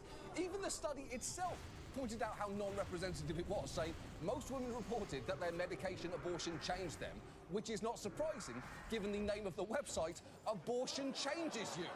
And that is some heavy confirmation bias. This is that site. And using that as your source is like claiming that abortion makes you better at frisbee golf by citing a poll on the website, abortion makes you better at frisbeegolf.com. By the way, fun fact, whenever we mention a fake website on this show, we actually have to buy the URL to make sure that no one takes it. So we now own the domain abortion makes you better at frisbeegolf.com, which is currently just a page with the words, why are you here on it? Also, one more thought on abortion changes you. Not to be crass here, but you know what else does that? A fucking pregnancy. Because I've got news for you. For weeks after giving birth, that baby is not the only one in diapers. Also, there's a baby now. And look, ending access to mifepristone won't in itself end medication abortions entirely. It is possible to do it without mifepristone, but it can be more difficult and more painful. Also, mifepristone isn't just used for abortions. It's a critical tool for treating miscarriages. So like most anti-abortion measures, this ruling could also end up severely impacting those with medical complications from wanted pregnancies as well. As this doctor points out, anyone having a miscarriage who can't access a medication abortion may be subject to some intense suffering. They'll have to either have surgery or they'll have to wait, which wait for the pregnancy to pass on its own. Which The fear, man. I think that's so funny. Every time he'll fear you, and then I don't get my frock. Like, I didn't get a crit or nothing the whole time. Exactly.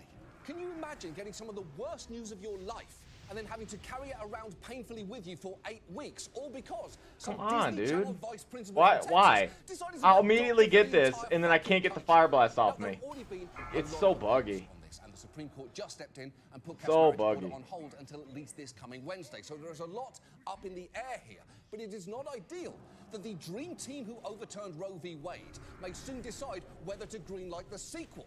Because overturning Roe was clearly never about returning it to the states. It was always a step towards banning abortion entirely, and it's frankly both absurd and infuriating that such vital health care can be thrown into chaos for everyone, all because of the badly reasoned decisions of this fucking guy.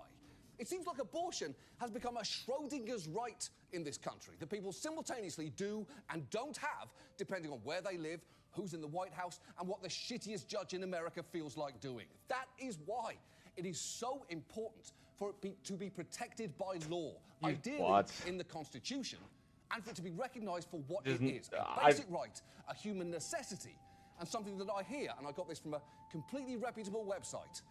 I don't even give a fuck anymore. I'm just gonna need every time Frozen Ones, because that's gold in your pocket, dude. And people play this like, and I'm not even gonna bother with it now. I'm just gonna straight need it every time. I don't even care. I think that's what's happening now, is that people are getting skunked with people needing and stuff. And I know what he's gonna say. I can't have Nutella because I have a dairy allergy. Mashed potatoes? They look good. What do you mean? Why are you looking at me like that? I guess it's good. I'm gonna have to bring up the dairy thing. We know that's coming. We know that it's that you can't have that. We are recognizing the organization that gave us Do-si-dos. How do you say this, Megan? Tagalong. Tagalongs? Yeah. I have my dairy allergy, so I don't ever eat them, so I don't know. Robert, can you eat Snickers? So you know I can't eat anything either of with those dairy. because it has dairy and I have a dairy allergy. Fun fact. it has dairy, and I have dairy allergy. Robert, that looks really good, but I'm pretty sure you can't eat it. I can't eat it. The dairy allergy always gets in the I'll have way. two. You can get that hot cup of coffee, maybe some hot chocolate.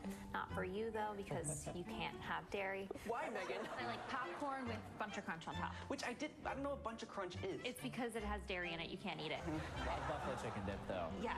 So Sorry, good. Robert, you can't partake in that. Yeah, fine. He has You a kept- dairy allergy if you didn't know. Robert Yeah, if you didn't know. Because dairy. The Choco Taco may make a return. Robert calls it the Choco Taco, so you can tell who actually eats ice cream in this studio. I have a dairy allergy.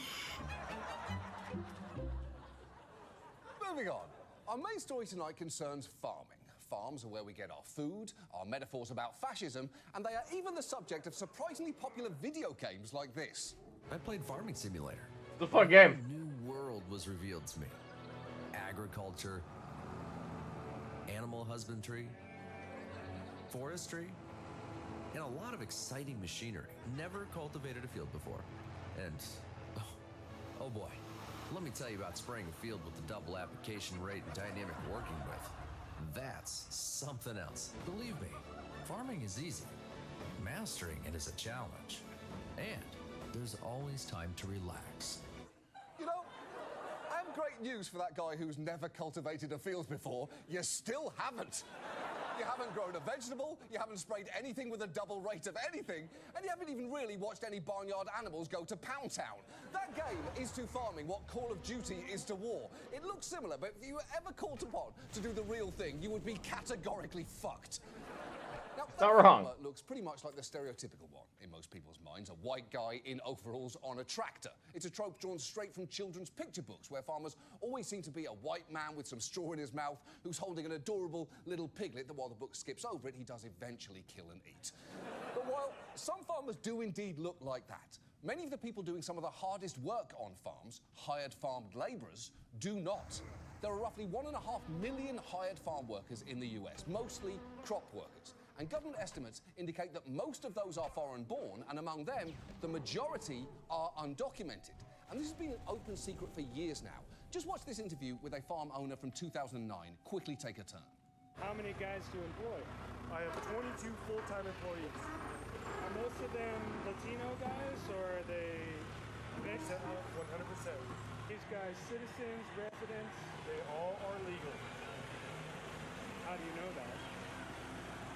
Cut the camera. We talked off camera, and a few minutes later, Myers allowed us to resume the interview. The legal documentation that has been presented to me is they are legal. Oh, they are they?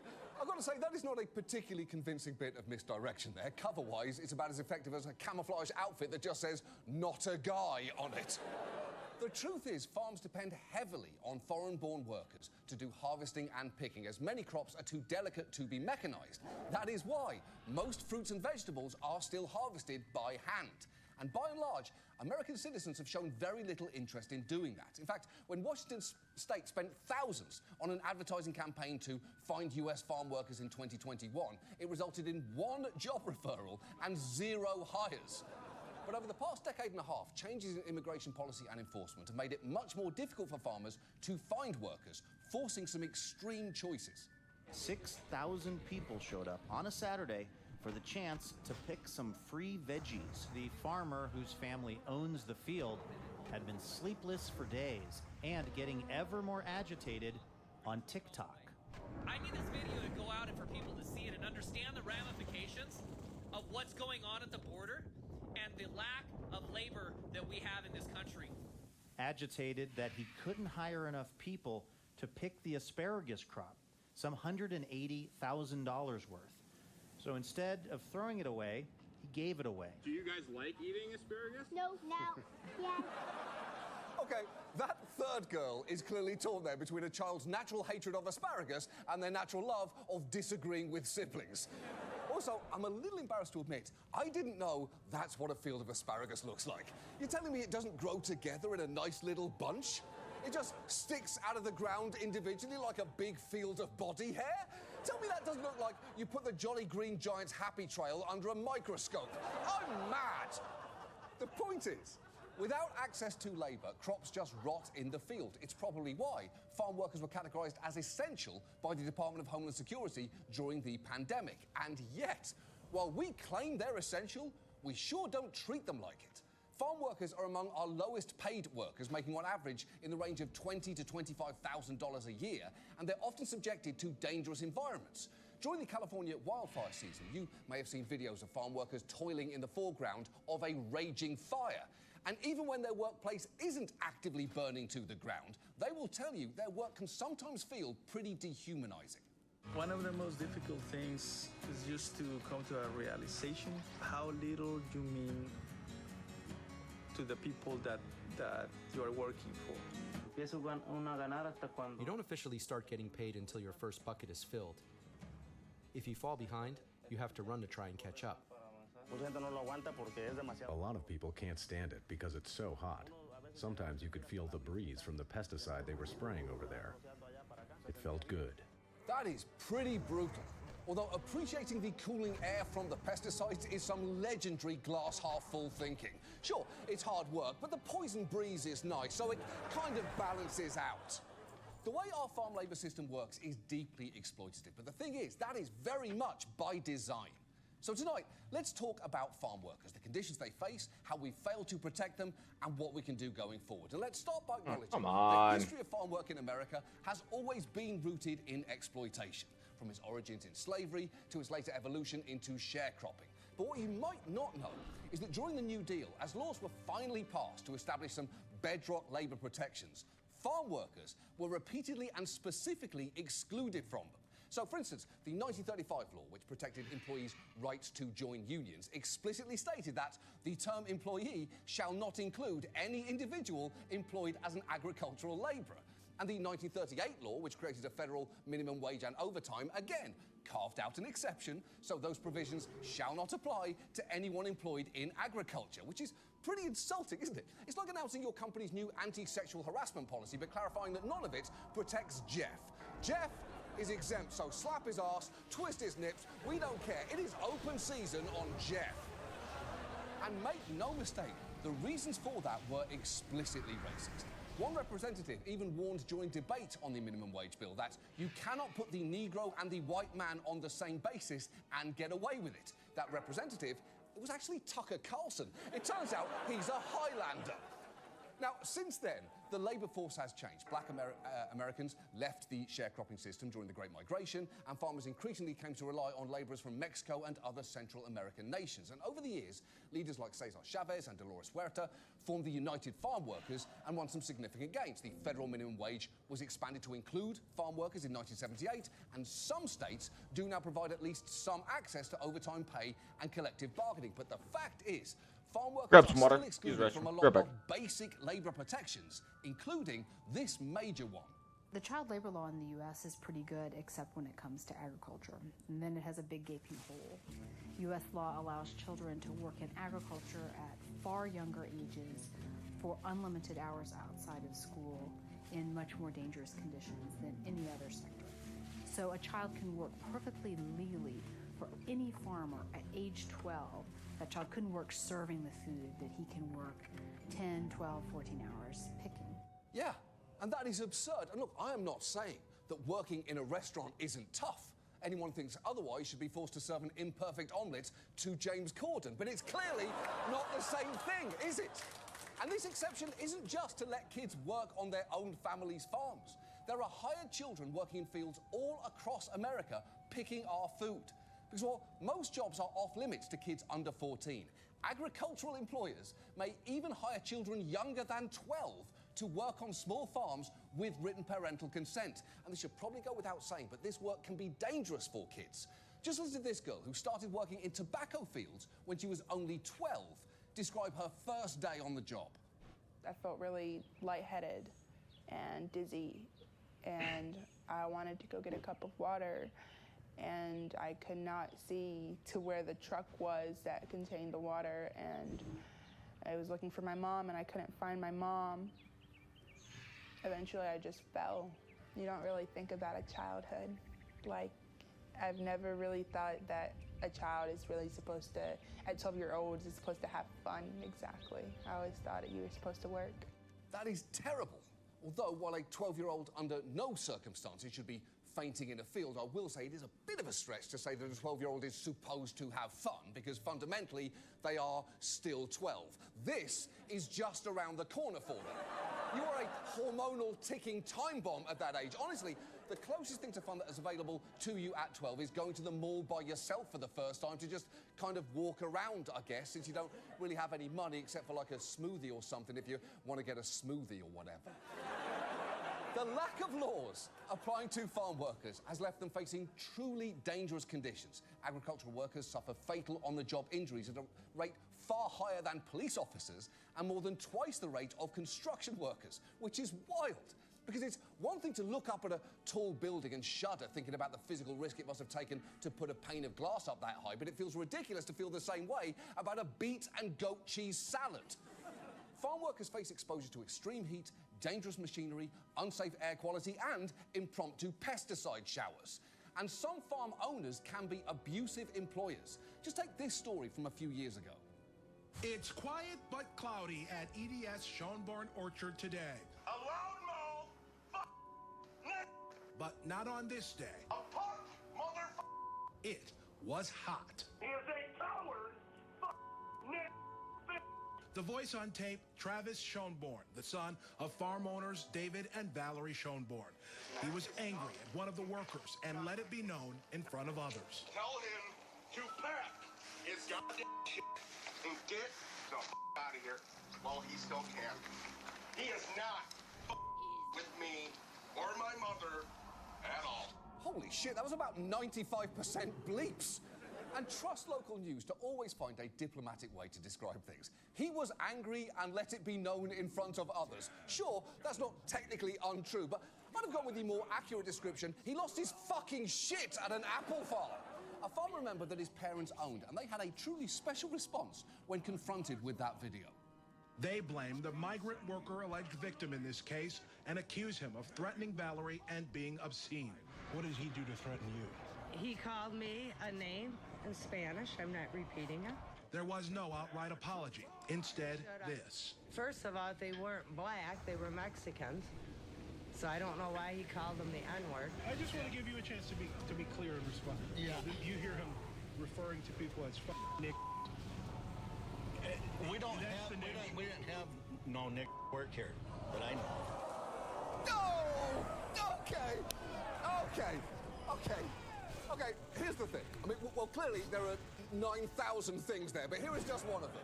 I bet you heard her say they were Mexican, so I'm not sure why he called them the N-word and thought, wow, that is the wildest shit anybody in this marriage is going to say in the next 15 seconds, and then you were dead wrong. Also, I just want to point out the inconsistency between having a problem with saying a vague, unknown word in Spanish and having no problem at all saying an extremely specific one in English. I won't repeat this Spanish word because it's offensive, but if you talk to my husband, he'll say the N-word in about 4 seconds. Anyway, I raised my son better than to use slurs incorrectly. Now, in that Arpus is a dick! worker caught that tirade on video and gave it to Migrant Legal Aid, and the son later pled guilty to, of all things, disturbing the peace. But even that pathetic level of accountability is extremely rare. And look, clearly, not all farmers are abusive employers. But to the extent that any want to be, there can be shockingly little to stop them. Because even when labour laws do apply to agricultural workers, there is almost no way to enforce them. Take California, the most productive agricultural state in the nation. The agency responsible for monitoring workplace safety there is so understaffed that it currently has roughly one field inspector available for every 90,000 workers, with only a handful of those inspectors speaking any language other than English. And even when there are consequences, they can be laughable. After 2 farm workers in Idaho drowned in pits of cow manure at dairy operations, OSHA imposed fines of just $5,000 for each of the men's deaths, which is nothing. If an employee drowns in the universally agreed upon worst thing to drown in, that should cost their employer a lot more than 1/5 of a Hyundai Sonata. And that's not even getting into the fact that some farms limit their liability by using so-called farm labour contractors who hire workers and then contract them out, and who've been found to be the worst violators of federal employment law in agriculture. Some of them have confiscated workers' passports, charged them if they wanted to quit their jobs, or threatened them with deportation. So at every turn, this is an environment where vulnerable workers can understandably feel reluctant to come forward. Take sexual harassment and assault, which farm workers say is a big problem, and yet, just watch how this head of a farm owners trade group responds when asked about it. You know Dolores Huerta, you know she is. Yes. Can I read you something she says? Oh, please, I'd like to hear her comment. Okay. She says that this sexual harassment we're talking about is an epidemic in the fields. Dolores Huerta, bring me those cases. Dolores Huerta, go have your UFW go pick at the grower if all these cases have been going on. If our growers know there's a problem, we're going to deal with it. Why didn't you go to the grower and tell me that because, well, we were feared for their jobs and their lives? No, that's a poor excuse. Yeah, is it though? Is it? Because I've got to say, I can believe that people aren't bringing harassment cases to growers if they're acting anything like he just did. After all, merely hearing the name Dolores Huerta sent him into a visible rage, so I have to imagine that off camera he's even more of a teddy bear. And at this point you might be thinking, well, perhaps one way to help workers would be to remove their fear of deportation and create a system where they can come into this country legally. Well, we actually did that. But unfortunately, the way we did it left massive gaps for bad actors to operate in. Back in 1986, we created what's known as the H-2A visa program. It allows migrant workers to legally enter the country temporarily for agricultural work. For years, employers shied away from using it because it was cheaper and easier to simply hire undocumented workers. But as it's become harder to find them, the use of H-2A has been ramped up considerably. In fact, the number of H-2A positions has increased more than 7-fold in the past 17 years. Basically, the program's been around since the 80s, was on the back burner until a few years ago, and now it's extremely popular. Think of it as the Kieran Culkin of the agricultural world. And in principle, H-2A does sound good. More farm workers get temporary legal status, which you would assume would make them feel safer. But sadly, that just hasn't been the case. For one thing, like many work visas, these are tied to your employer. So if you lose your job, you also lose your right to be in the country, causing a massive power imbalance. And given that imbalance, it is no surprise that many employers feel comfortable skirting the protections that workers are supposed to receive. For instance, under the law, employers must provide housing for their H-2A workers, but in practice, the conditions can be far below what the program requires, as this man quickly found out. The house where we lived, where Manuel brought us to, was very old. It had spiders, Cockroaches, and the bathrooms didn't work. The house was gross. It was very dirty. You could clearly tell that the house was abandoned for a long time, and Manuel brought us there. The house didn't have heat, and the temperature hit 6 degrees Celsius, and 4 of my coworkers and I had to sleep outside. We felt like we were on the border of death. That is horrific. No one would see that and say that is a good place for people to live. They maybe say that's a nice spot for ghosts to throw up, but that's it. And that's not a one-off. A DOL investigation a few years back found that one Labour contractor housed H2A workers in an old county jail that had recently served as the community's Halloween-haunted house. This is the kitchen, which you can see still had fake blood on the refrigerators and the floor. And workers clearly shouldn't be forced to sleep around a bunch of spooky decorations. Even people who work at Spirit Halloween don't sleep in the store, except, of course, for Dennis, but he's made it very clear that that is a sex thing. But poor living accommodations are just the tip of the iceberg here. In 2021, the DOJ launched a massive indictment involving the treatment of if I said or not, but we're going to pick up some gear. And the details are upgrade our kit a little bit. Prosecutors calling it modern-day slavery in the fields of southern Georgia. Years worth of damning, horrific allegations. Victims allegedly forced to live in cramped, dirty trailers with raw sewage leaking into the trailers.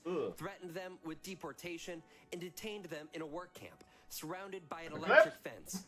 And in 2018, 30 individuals allegedly sold to another man in Indiana for $21,481. Wow. You know, at times, some people can be quick to play the "this is slavery" card, whether you're a teenager asked to mow the lawn or an office worker who has to come in on Sunday. But as frustrating as those situations can be, neither involves being sold in bulk to a man in Indiana, because that is actual fucking slavery. This case is ongoing, but the indictment asserts that this was a massive operation which sought visas for over 71,000 foreign workers to harvest onions and other crops. And the government says that at least 2 died as a result of the workplace conditions there. And while I'm glad that action was eventually taken, I will say, for a list of charges this sinister, the name they chose could have used some work.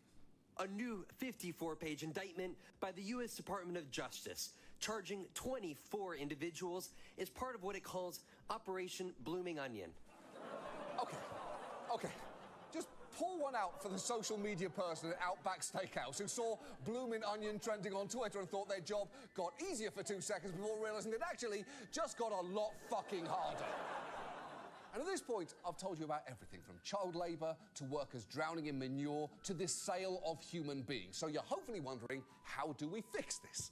Well, farm workers have been organising to address some of these issues for years now. Take what happened in Immokalee, Florida. As recently as a decade ago, the tomato fields there were being called ground zero for modern-day slavery.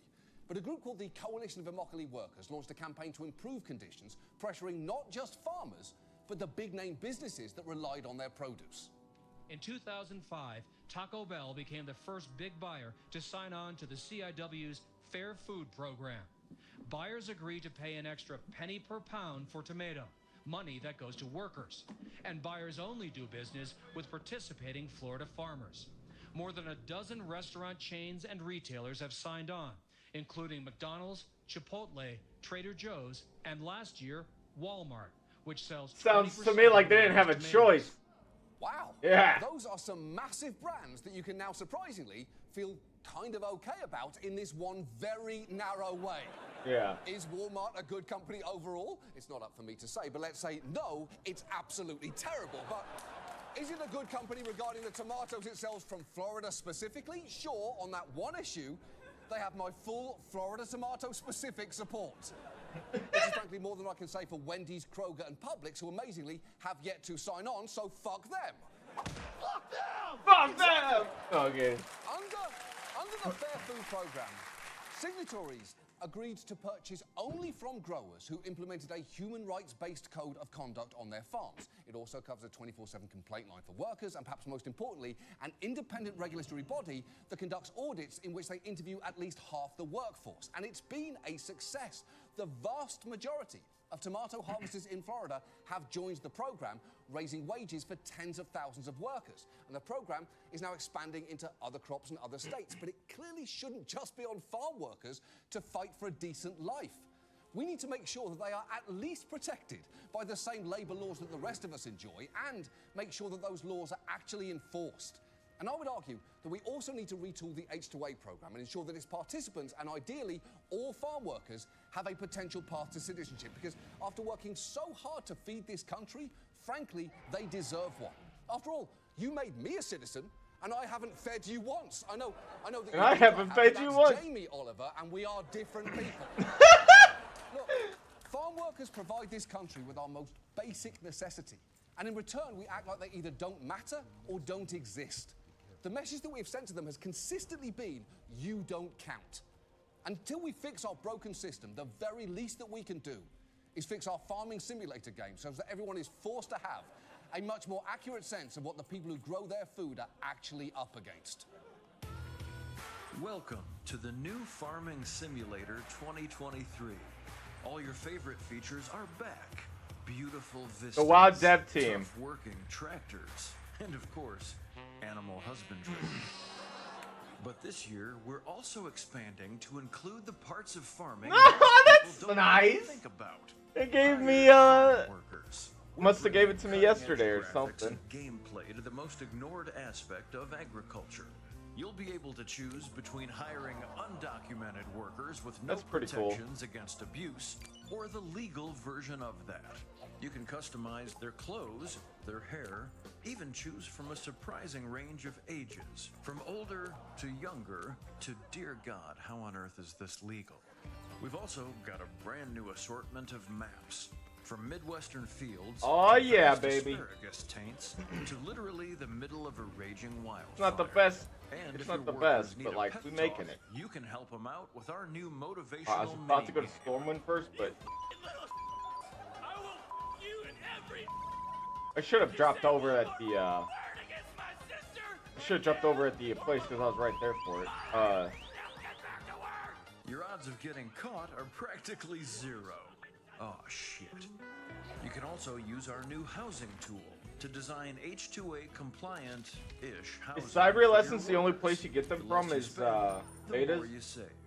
And all of this is to put food on the table of people who will never once think about how it got there. Just remember, the real secret to mastering farming is being the master of other people. Yeah. Wait, not that.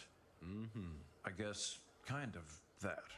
Probably won't Farming expect to get Simulator many more of these. 2023. Rated not okay for anyone. That's our show. Thanks so much for watching. We'll see you next week. Good night.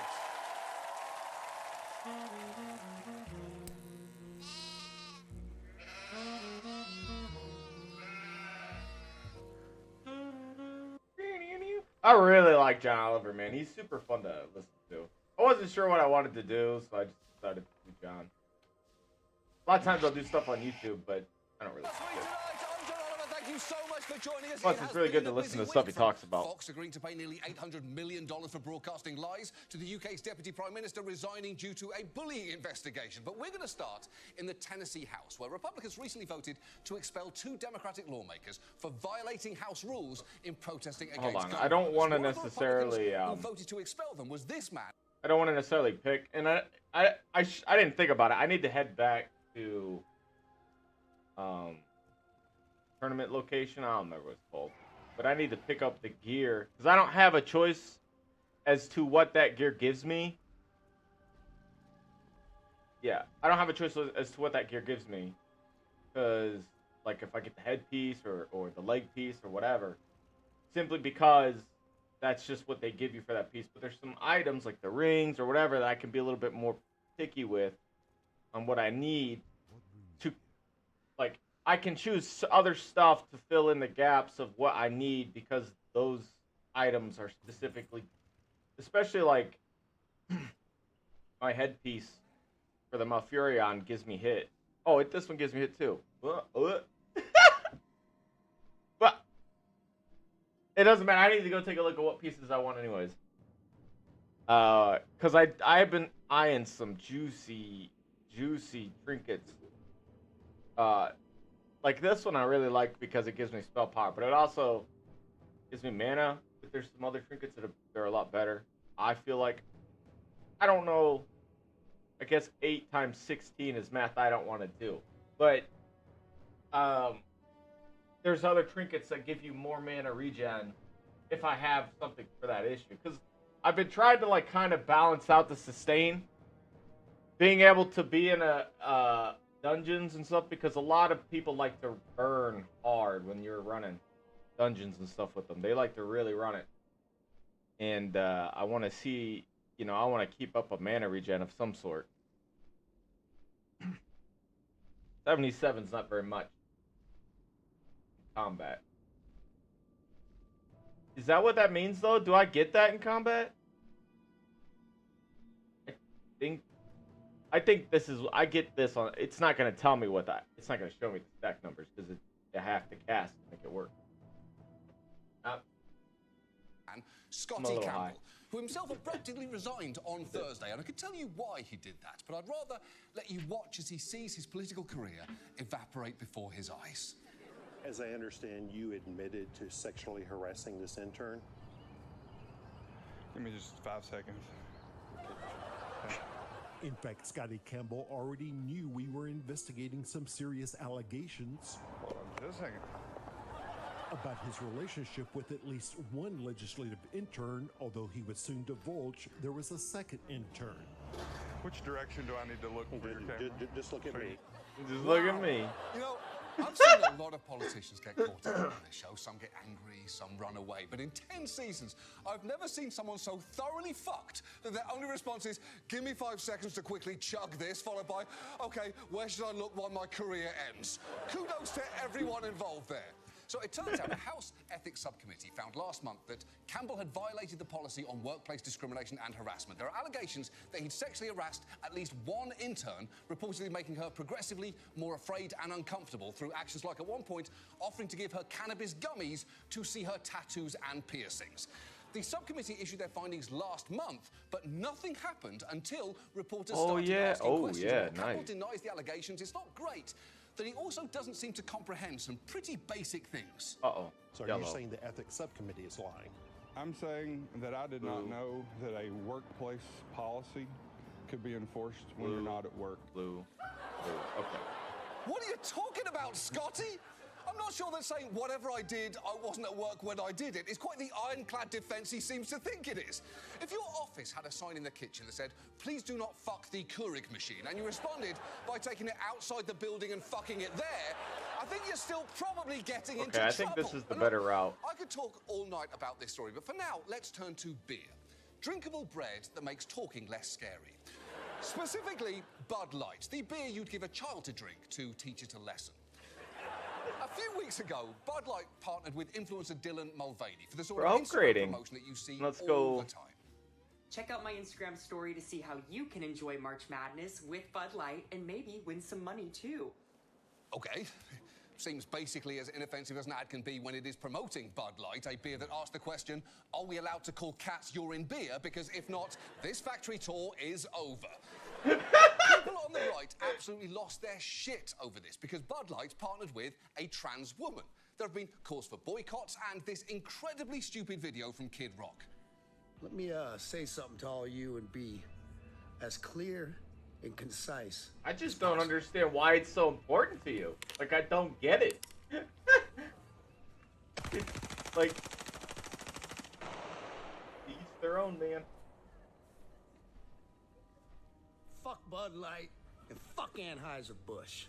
Have a terrific day. Okay. He'll be drinking beer soon enough. First, I don't think there's a more dangerous Man's a long-time drinker. He'll be back to drinking it. And second, not to gun-shame child rock here, but you are 20 yards away from a target that's bright, identifiable, and crucially stationary, and you are spraying bullets all over the place. Perhaps that is why it sure seems like he may have had help there, because if you watch it slow down, you will notice that 3 blasts that actually destroy the cases appear to be coming from the right. And the thing is, it's not just 52-year-olds named Kid doing this. There have been multiple videos of people destroying cans of Bud Light and other Anheuser-Busch brands, because if there's one thing that hurts a company, it's destroying their product after it's already been purchased. And look, this is all after it's stupid, already been but there's purchased. some real nastiness under all this. It's part of a general moral panic around trans rights, arriving at the same time as a rash of bills banning gender-affirming care for kids and, in some states, adults as well. And maddeningly, Anheuser-Busch's response to that ugliness has been to equivocate in the face of it. Its CEO put out a statement saying, "We never intended to be part of a discussion that divides people. We are in the business of bringing people together over a beer," which, sure, although again not technically beer so much as it's fizzy water swished around a dog's mouth. And it is pretty annoying to be both sidesing something when the two sides are, I am trans and that makes me so mad I'm going to shoot $65 worth of non-refundable beer. Well, it wasn't their intention. And Budweiser just released this equally empty new ad. Let me tell you a story. Oh, now they're putting ads into it? Oops. About a beer. Rooted in the heart of America. Found in a community where a handshake is a sure contract. Raised by generations. Willing to sip, share, okay, risk, we want to go to... remember. This is a story go grab bigger some than upgrades beer. too. This is the story of the American spirit. Are they saying beer is the American spirit? Wow. Okay. There is both nothing and a lot going on there. They are clearly so afraid of offending anyone, they put out an ad essentially saying, America something something, and made a point of stopping down for some reason at a shot of the New York City skyline so they could say, remember. Is that a 9/11 reference, Budweiser? Because shots of a horse running through the plains and remember 9/11 feels less like an ad and more like the results of feeding an AI program that prompt America, freedom, I'm sorry. This feels like a huge misfire for Anheuser-Busch because when bigots are loudly announcing they don't like your beer because they are bigots, that is an opportunity for you to say, then our beer is not for you. But if you're just going to cozy up to them with platitudes, stock footage, and frankly, distractingly fuckable horses, why not at least really go for it? Let me tell you a story about a beer. Damn, dude. I mean, it's an upgrade, but it's... Flag. Okay. Hello, Oh, 24. See, like right here. That admittedly does taste like the piss you make. Oh, I don't need it. Drinking lots of a different and better beer. But it's more than that. It's about horses. Stacking bonus of living your 85 life mana however you region. That's choose. pretty much what I already Unless, have. of course, that freedom alienates our base of frat Oh, bros, it's a use, on-duty though. cops, and emotionally unavailable dads. Look, honestly, we're running scared because Kid Rock told his followers our beer was woke instead of what it actually is, what you get when you wring out a bar rag at the end of a shift at any bar. To that end, we're hoping to make an ad that won't offend anyone. So, what's our beer about? Our beer's about the Grand Canyon, trains, and dogs being reunited with soldiers. It's about fireworks, one kid pushing another kid in a wagon, and sharks. American-made sharks. Sharks who go to church. It's about hot dogs, landing on the moon, remembering 9/11, and the Civil War. Sometimes I feel like these upgrades The bottom line is get more stamina. I lose intellect though. to drink, to shoot. And I guess it Honestly, does give me a don't care. gem. We never created it to be enjoyed, just purchased. Bud Light. Moving on.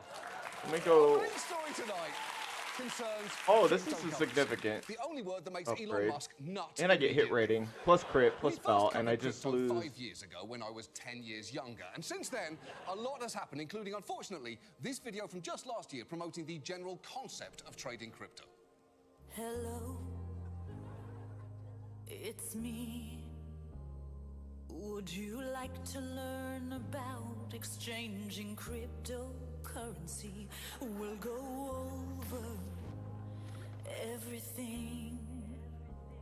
'Cause you got coins from different blockchains and wanna do some trading. I mean, a lot to dislike about that, from her choosing to parody a song by one of our greatest singers while having a voice that I can only describe as a no-chair turn, to wearing those earrings which scream, I do my best shopping at airports, to the fact that her name is Randy Zuckerberg, and yes, she is Mark's sister, meaning that, incredibly, she is the cool one in that family. And that wasn't even the only song that she did. She also did this one about how everything with crypto was gonna go great. We're all gonna make it. Yeah, we're all gonna make it. We're all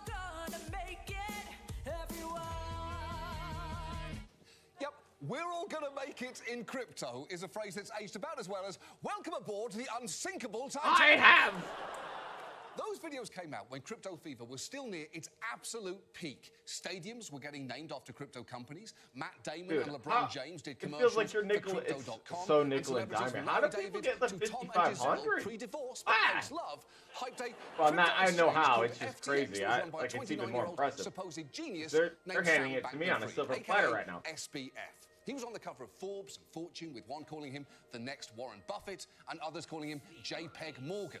And Sequoia Capital, one of the biggest venture capital firms, had a $213 million investment in the company. But since then, to put it mildly, there has been an implosion, which really broke through to public consciousness just before last Christmas.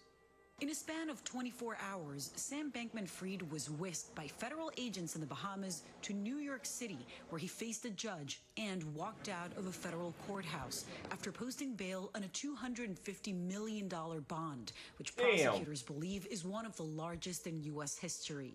Right, SBF was arrested for defrauding his customers out of billions of dollars. And to be honest, it seems like the courtroom sketch artist may have been one of them, because this is one of the rudest illustrations I've ever seen. The whole innocent until proven guilty thing clearly doesn't apply to the side of the law with the colouring pencils. SBF's arrest was a big deal, and as his company imploded, some like CNBC's Jim Cramer were furious.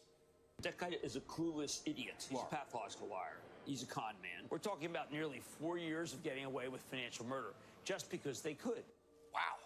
Those are some harsh words there from the squawking parrot 225, but I'll replace that soon enough. Just a That's year just my earlier, Cramer was saying this. Yeah, 225. Tonight, we're going to educate ourselves with Sam Bankman-Fried. Well, Sam, I got to tell you, it's an honor to have you because I think you're pretty much a visionary.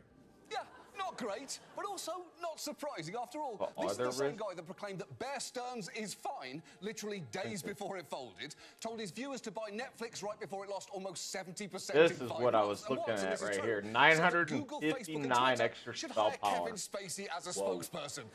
Jim Cramer is the only person who could look you in the eye, say, you are going to die tomorrow, and give you an immediate sense of calm, knowing that you're going to live for another 50 years.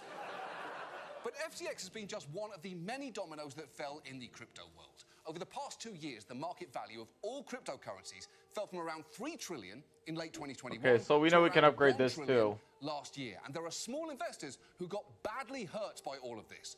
1 in 5 Americans has invested in, traded, or used cryptocurrency. And you can find countless stories of people losing most of their life savings in the recent implosions, underscoring that everyone in crypto was never actually going to make it, no matter how much Randy Zuckerberg sang otherwise.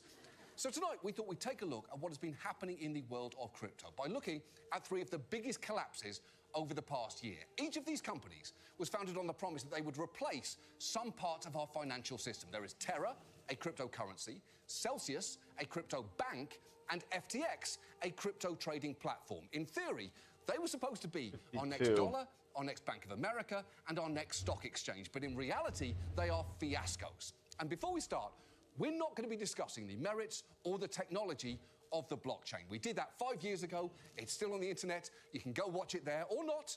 Not watching this show is always a strong option for you. But just as a reminder, every single crypto coin is just something someone with a laptop made up. That is true for all of them, like Dogecoin, Catcoin, Panda Coin, Furry Coin, Cum Rocket, Elon Sperm, and Monkey Jizz. Those are all real, by the way.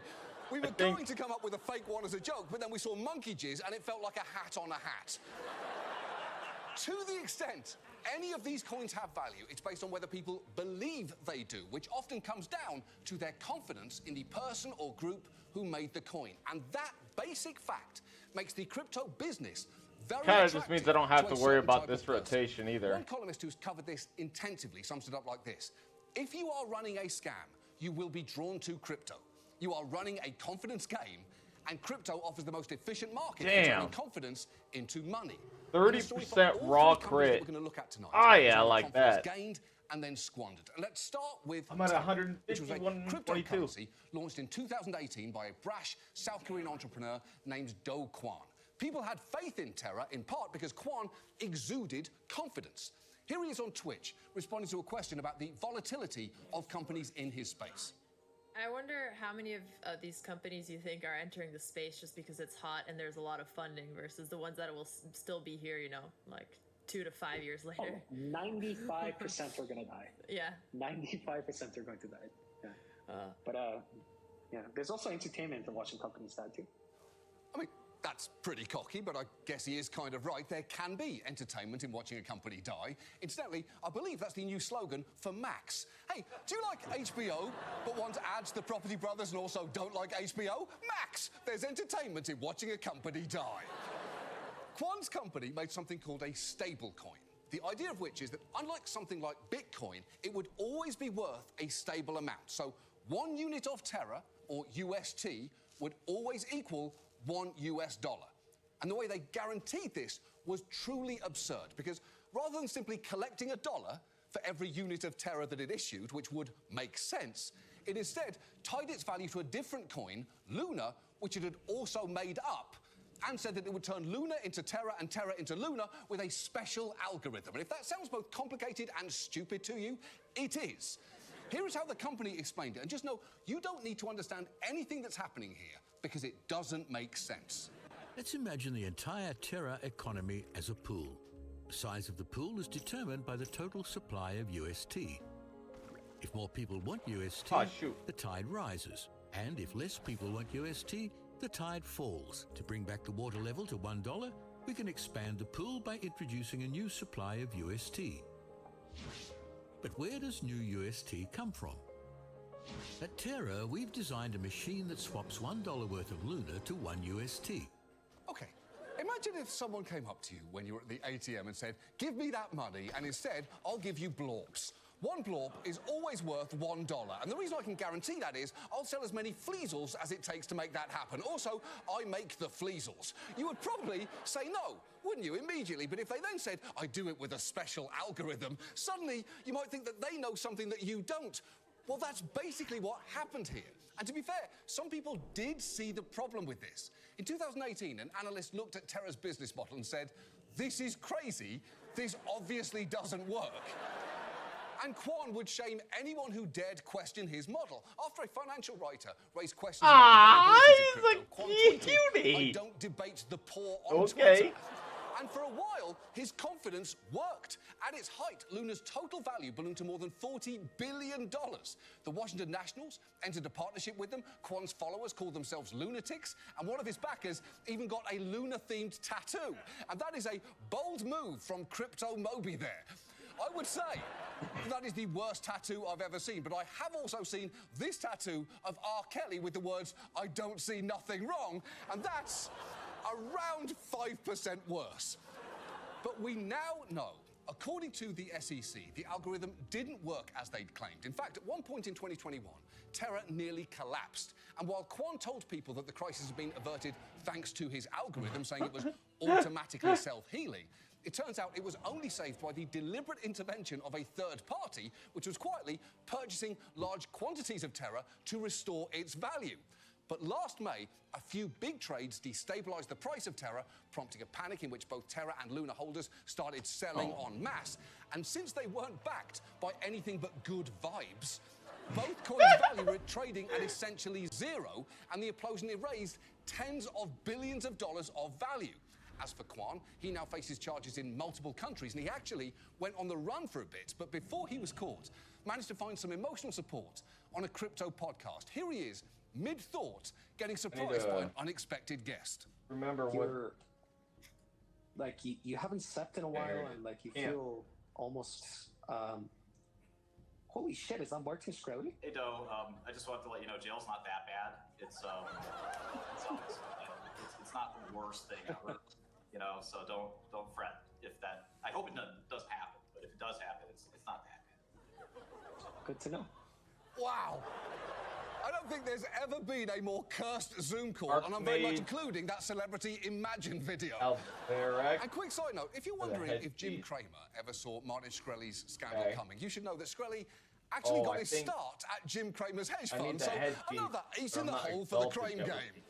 But it's not just cryptocurrencies that can be built on sand. The same can happen with crypto banks, which are already a bit of a misnomer, because unlike traditional banks, they are not regulated or indeed insured, but they are firms that will hold your crypto, pay you interest, and lend it out. And that brings us to our second company, Celsius, one of the biggest crypto banks, founded by this guy, Alex Mashinsky. Now, his whole sales pitch, as you can see from his cool T-shirt, was banks are not your friends, which is clearly true, but he really doubled down on that message in ads like this. Banks are not your friends, we all know that. And we decided to create a replacement for the banking system, right? Something that acts in your best interest, a place where you can actually have your money work for you, not just you work for your money. And basically 3 years since we launched the product, we've paid $1 billion back to the community. Now, despite the fact that he sounds exactly like Tommy Wiseau in The Room, Mashinsky built one of the biggest crypto lenders with more than $12 billion in deposits. And one of the ways that he did this was by promising customers would get up to 18% interest rates on their deposits. That versus the average of 0.06% then being offered by traditional banks. And he liked to say that banks could actually pay those sorts of rates if they wanted to, adding somebody is lying, either the bank is lying or Celsius is lying. And hey, ¿por qué no los dos? Two things can be true. Like how Frankie Muniz can be both 37 years old and 12 at the same time. And then or how The Rock can be one of the highest paid actors in Hollywood despite never actually acting. Mashinsky went out of his way to build trust among customers, holding weekly live stream AMAs, sometimes featuring dumb stunts like when he started one wearing a Mandalorian mask. And on these calls, he would brag about all the great things that his company was doing for people while occasionally engaging in the single worst attempt at a dab I have ever seen. The beauty of what Celsius managed to do is that we deliver yield, we pay it to the people who would never be able to do it themselves, we take it from the rich, and we beat the index. Okay? That's like going to the Olympics and getting 15 medals in 15 different fields. Okay? What the fuck was that? A heads-up dab? And to be honest, why a dab at all? It's not 2015, and you're not a guest on Ellen. Also, you're 57 years old. That demonstrates a lack of judgment, frankly terrifying in someone supposedly running a financial institution.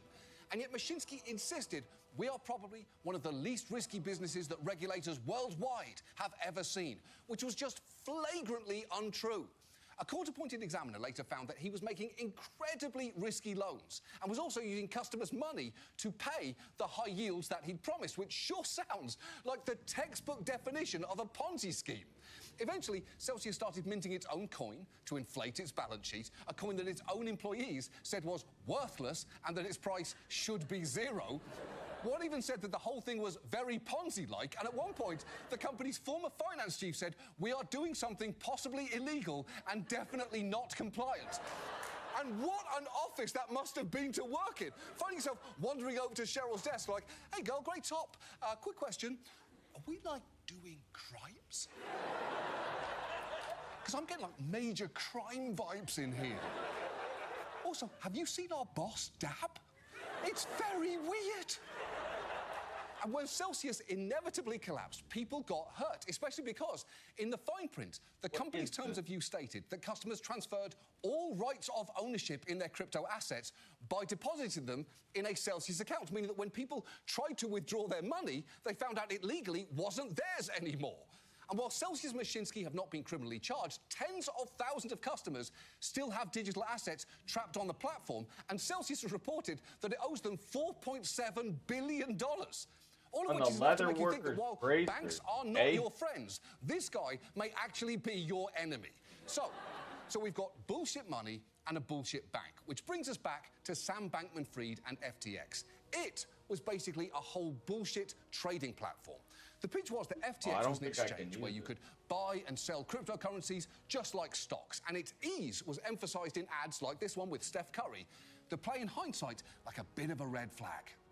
This is Steph Curry, the world's leading expert on cryptocurrency. I'm not. Okay, quit messing around, man. Give me some tips on crypto. No. But you are an expert, right? No, I'm not an expert, and I don't need to be. With FTX, I have everything I need to buy, sell, and trade crypto safely. Yeah, you don't even have to understand it, just use it. Their pitch for a major money app was basically the same as the attitude that we all have towards semicolons. Risk, You're weapon, never back, 100% using one of those, are you? It's a real go with God punctuation. All right, let's just do those now so I can keep it track kind of of makes sense that they get Steph Curry for that ad, considering that he's already a spokesperson for Subway, a restaurant whose slogan is officially eat fresh, but spiritually, trust us, it's tuna. And again, for a while, that pitch worked pretty well. FTX held a conference in the Bahamas less than a year ago that included a panel with Tony Blair and Bill Clinton and appearances by Orlando Bloom and Katy Perry. Tom Brady was even there in person too, making videos like this. What's up, guys? I'm here with my boy Sam from FTX. We're at Crypto Bahamas Conference. We're going to start the day. We're going to do some TikToks for you guys. And it's going to be an amazing day. We'll get started. We'll do a get ready with me. Sam, where you going, bro? Look, Sam, from one Ohio 6 to another, never stand that close to Tom Brady. It's doing you no favors. There is a reason that I've never been photographed with Chris Hemsworth, no matter how much he begs for it. Now, the joke there was that Sam was a shy, self-effacing genius, and that's the general vibe that he went for. It's why he dressed like every day was laundry day and combed his hair with a balloon. Obviously, we now know that things came crashing down, but even after they did, SBF was still defensive about what he'd built.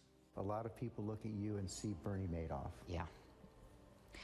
I mean, I don't think that's who I am at all, but I understand why they're saying that. People lost money. When you look at the classic Bernie Madoff story, there was no real business there. The whole thing, as I understand it, I think was just one big Ponzi scheme, right? FTX, that was a real business. Yeah, but was it though? Because I understand that no one wants to admit that their business was a scam. It's the same reason no parent wants to admit that their child sucks. Saying it out loud makes it real, doesn't it? But the truth is, some kids do. Some kids are, just to put it nicely, not a fun hang. You still love them, of course, but do you like them? Exactly. But it is worth understanding just what SBF's real business consisted of, because it turns out that in addition to FTX, he had a hedge fund called Alameda, and he also produced his own coin, because of course he did, called FTT. And very basically, according to authorities, what he did was filled up his hedge fund's books with the coin that he produced, using his exchange to inflate that coin's price. And once his hedge fund had a giant stash of his own coin, it used that as collateral to take out several loans. Essentially, the Fed say that he created fake money, inflated its price, and then borrowed real money against that. But wait, I'm not done. Because he was also taking money from actual FTX customers. The ones, remember, who were putting money into FTX because Steph Curry told them it was safe, and then loaning it back to his hedge fund. The whole thing was honestly pretty blatant.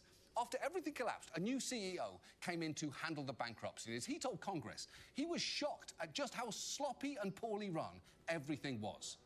This is really old-fashioned embezzlement. This is just taking money from customers and using it for your own purpose. Not sophisticated at all. Literally, there's no record keeping whatsoever. They use QuickBooks, a multi-billion-dollar company using QuickBooks. QuickBooks? QuickBooks. It's true. They used QuickBooks. And look, I'm no accountant. I mean, I should be. I look like my most formative childhood memories were in an H&R Block. I look like I fell into a vat of radioactive itemized receipts. I look like what appears if you say Microsoft Excel into the mirror 3 times. But I'm actually not an accountant, and yet even I know that using QuickBooks for a company of that size is absurd. That man also revealed that FTX let thousands of uncashed deposit checks sit around like junk mail and approved millions of dollars of expense reports via emoji on Slack.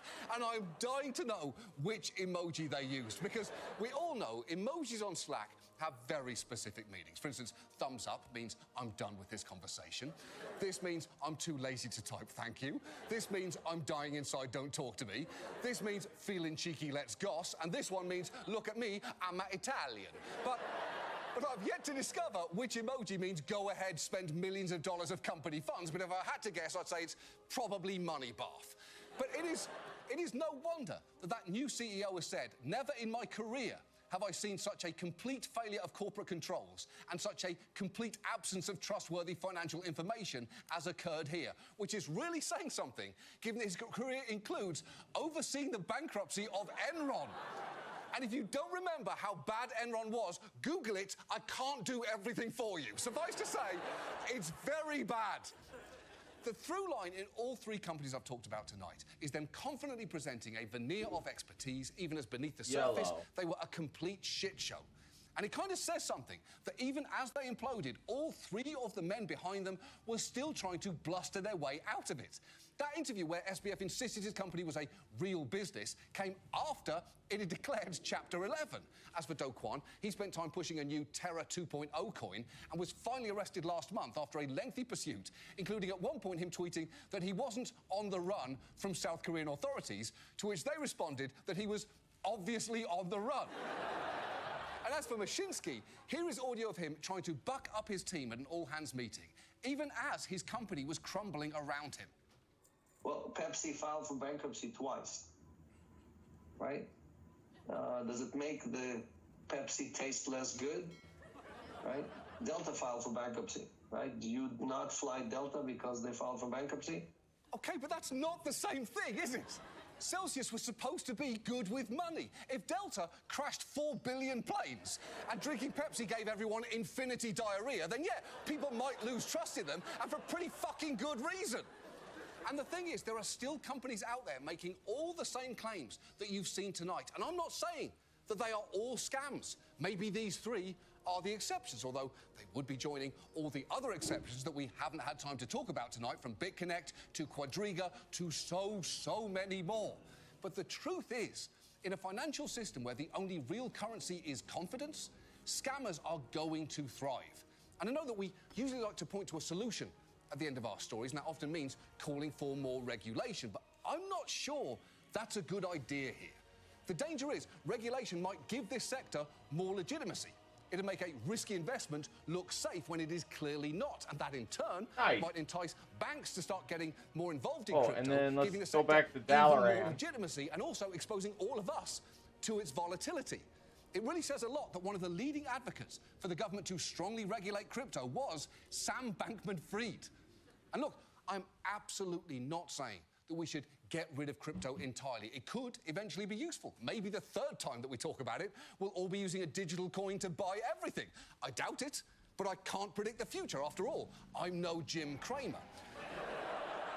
But we should recognize that right now, the main thing you can really do with crypto is gamble with more crypto. This is all still a casino. So if you do want to invest, do your own due diligence, never put in more than you can afford to lose, and if you ever see someone doing this, run.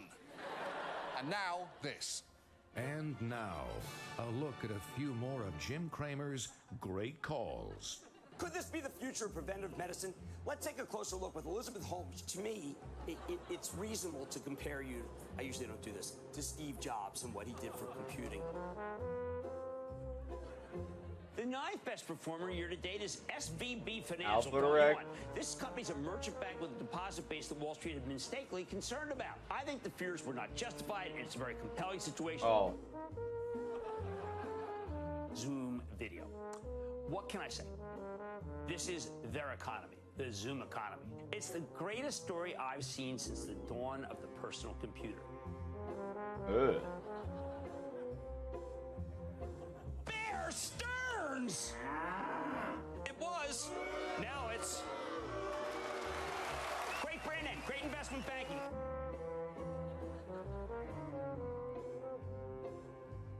Ukraine, they have an army, but that army's going to be overrun, within the first 2 hours. So I felt like $1 million in the metaverse, but that's not enough to get the stock. Sure, it is nice. I have so many. People should be buying this stock. This is so for real. Yeah, let me say this about this. I made a mistake here. I was wrong.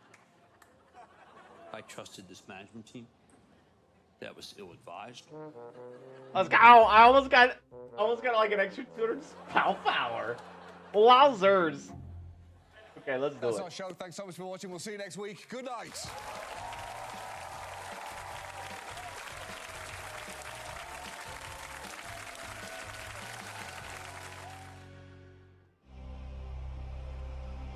John!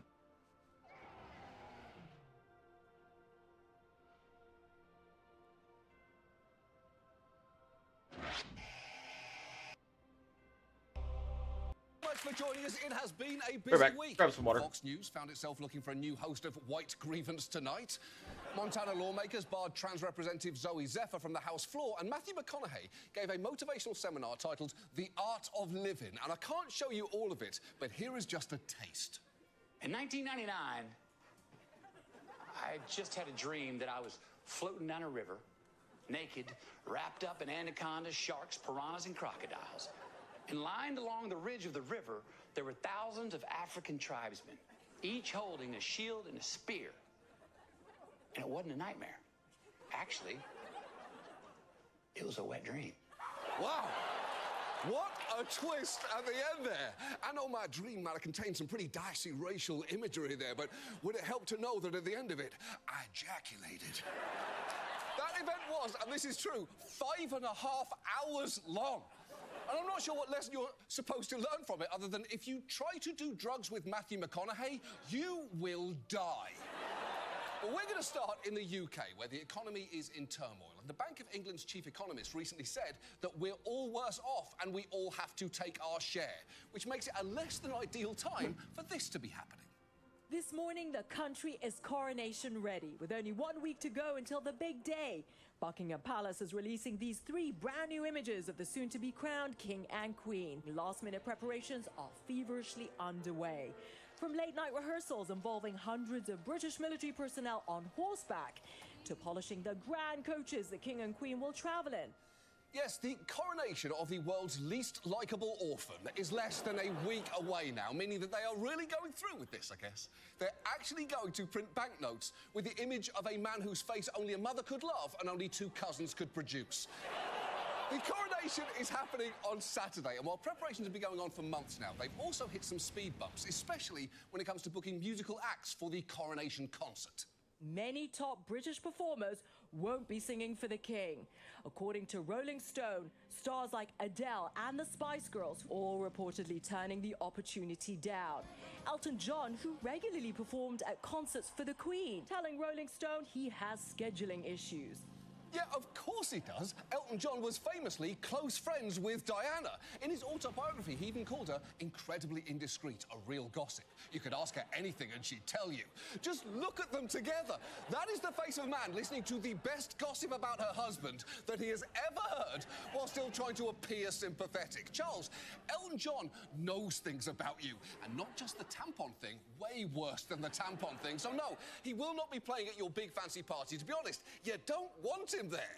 And look, this is clearly a big moment in British history, but it's also a reminder of how intertwined the monarchy is with the grimmer moments of that history. The chair in which Charles will sit is apparently missing a corner thanks to a bomb attack in 1914 thought to be organised by suffragettes. And they avoided having Camilla use this crown during the coronation because it contains the Kohinoor diamond, which, you know, Google it. It's not that I don't want to explain it to you, it's just that a person who sounds like me, Brit-splaining the Kohinoor diamond, is technically a war crime. And all of this comes as young Britons are increasingly turning against the monarchy. One poll found that only a third actively back it. That poll, by the way, also asked, do you think King Charles is in touch or out of touch with the experiences of the British public? And I don't know, is this guy out of touch? This guy? Is this guy out of touch? Sorry, that's his brother with Jeffrey Epstein. Is this guy out of touch? Can you really say? Still, Britain is going all in to whip up enthusiasm. This chocolate bust of Charles feels good to get that little buff, man. We're stronger than ever. Slightly in the sun. Yeah! And then there was the announcement of the coronation's official dish. The King and Queen consort have unveiled their coronation quiche. The savoury tart will be served at big lunches celebrating next month's event. A crisp, light pastry case filled with the delicate flavours of spinach, broad beans and fresh tarragon. But at Buckingham Palace, it seems it might not tickle all modern taste buds. I'm fine with the spinach, but I'll pass on the broad beans. I ain't gonna lie to you, that sounds disgusting. To be fair, that's because it's a quiche. It's Pie's weird camp. To be honest, quiche, you gotta just do it right, though. It can taste good, though. The most a quiche can ever hope to make you feel is slightly more full of quiche. Although, I will say, the coronation quiche might actually be a perfect fit for Charles because it's spectacularly ordinary and contains an unlikable combination of ingredients. Still, It has taken up a truly stupid amount of time on British TV. Chefs have made the quiche. Hosts have discussed the stuff I've had, it's not too bad. But the quiche coverage reached its absurd apex when it might be the cheese I like. Australian TV to try and politicise it. So we learned today that the official coronation cake is a vegan quiche. Oh, ooh, rip. Boring. Oh dear, oh dear, oh dear. My heart sunk when I saw that news this morning. Sorry to interrupt, but your heart sank when you saw that news? There are wars going on, Nigel. Every day the Earth gets 1 degree closer to death, and it looks like Carrie's getting back together with Aiden. But this is what mustered emotion out of you. Also, for the record, it's not vegan. Quiche is pretty famously an egg-based dish. Vegans don't eat eggs. Yeah. You know that if you ever listen to a vegan, and it's not been a while. I don't know they're exactly what a quiche always is, talking but about I remember like. Believe it or not, that segment even continued. I think what we're looking at here, or what we're warming up to, potentially, is the austerity coronation. You know, to make sure that we're all as environmentally sensible as we possibly can be. And so in keeping with that, they have produced the dullest, most uninspiring, and most politically correct dish that has ever been produced for a major occasion in this country. I know it is truly ghastly. I mean, I do kind ghastly. of you could argue that this is a belt-tightening dish for a country whose economy is struggling, and it kind of makes you wonder what pack of absolute dipshits drove Britain off a financial cliff in the first place, but I guess a former Brexit leader wouldn't know anything about that. And look, at the end of the day, the reason everyone's desperately talking about Charles wanting people to have bean quiche at his fake job party is that it is clearly more interesting than he is, which is a real problem for the monarchy. But there are some potential fixes here. If I may, when it comes to the quiche, you could replace the beans with caramelised leeks. You could swap out the cheddar with Gruyere and a dash of goat cheese. Also, you could add a drizzle of honey for some balance, maybe spicy honey for some depth if you're feeling cheeky. And then to serve, and this part is really crucial, I would recommend taking that quiche and throwing it straight into the fucking trash, along with the monarchy itself, so that Britain can finally stop hemorrhaging money supporting a family of lightly inbred billionaires. And now, this. They do have a lot of their own, like, even if they weren't kings or anything, they, like, even if they weren't royalty, they'd still be super wealthy because they own a lot of land. We call life, everybody's got their hazard lights on. All right, you know, my appetite may producing be your products. indigestion. Your appetite may make my stomach queasy. We're not always ready to change from the caterpillar into the butterfly. Sometimes we want to cocoon. Those very truths, beauties, and tools, those are what we are going to need to build that rocket ship to get us to those stars that we're shooting for. So whether it's the future, the unknown, or our flaws, we have to look the monster in the eye and hold that son of a bitch's gaze. You can measure mistrust in ounces, but you can measure trust in pounds. Because I believe that the recipe for your particular secret sauce is under the hood of what you do well, not what you don't. Man, I fall down. I get up and dust myself off like that. I step in a pile of shit. I keep running while I'm cleaning that shit off my shoe on the go. I'll step in the same pile of shit every time around the bend because I never stop to take inventory of just where that pile of shit that I keep stepping in was. Moving on. Our main story tonight concerns immigration. It's the reason I'm here. Well, the reason I'm in this country, not the reason I exist. The reason for that should be obvious. A tax accountant fucked a stork, and voila, here I am. Specifically, we're going to talk about the situation on our southern border. And I know what you're thinking. You're thinking, finally, someone is going to address the magnificent statue in El Paso known as Pile of Gators, featuring what looks like a bunch of horny reptiles engaging in a sloppy swamp orgy. But while that is certainly a situation on the border, it is sadly not the situation, which refers to what's going on with migrants down there. And if you ask politicians on the right, that situation can best be summed up like this. Our border is wide open and out of control, and Americans are dying because of it. The truth is that there is an invasion happening at our southern border. Migrants are absolutely invading this country. Our country is under attack. America is being invaded. No American is safe.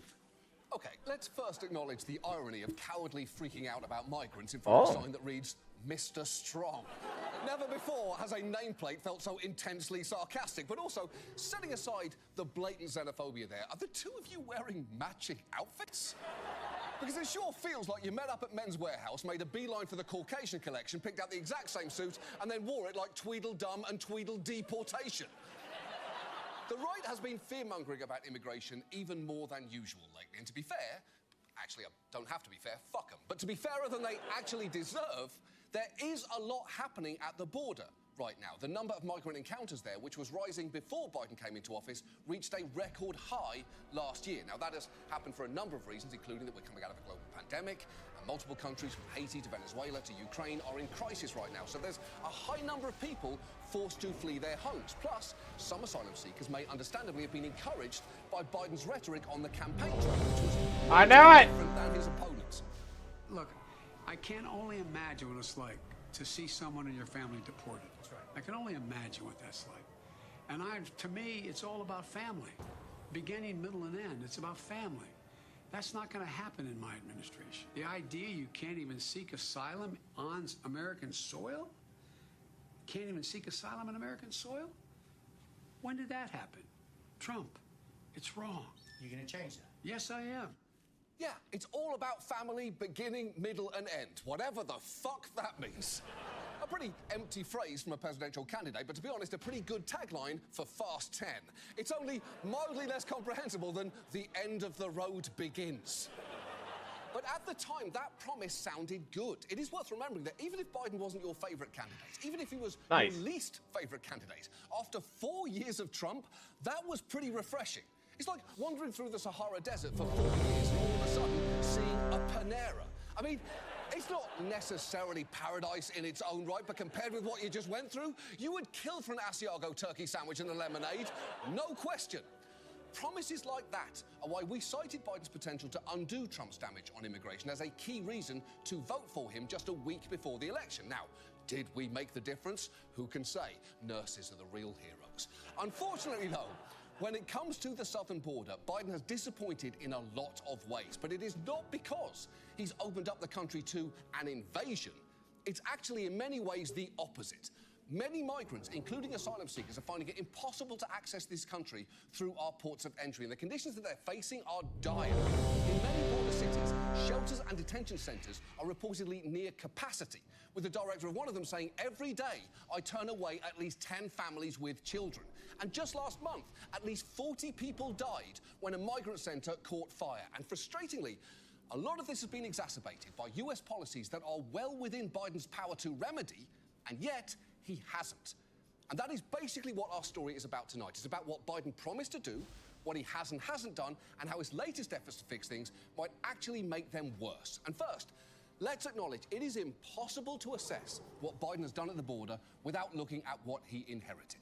Trump campaigned on Damn, I'm the lowest, and his policies reflected that, from large-scale family separation to attacking DACA to his so-called Remain in Mexico policy, which led to massive encampments of would-be asylum seekers south of the border. And Trump approached all of it with his signature clarity.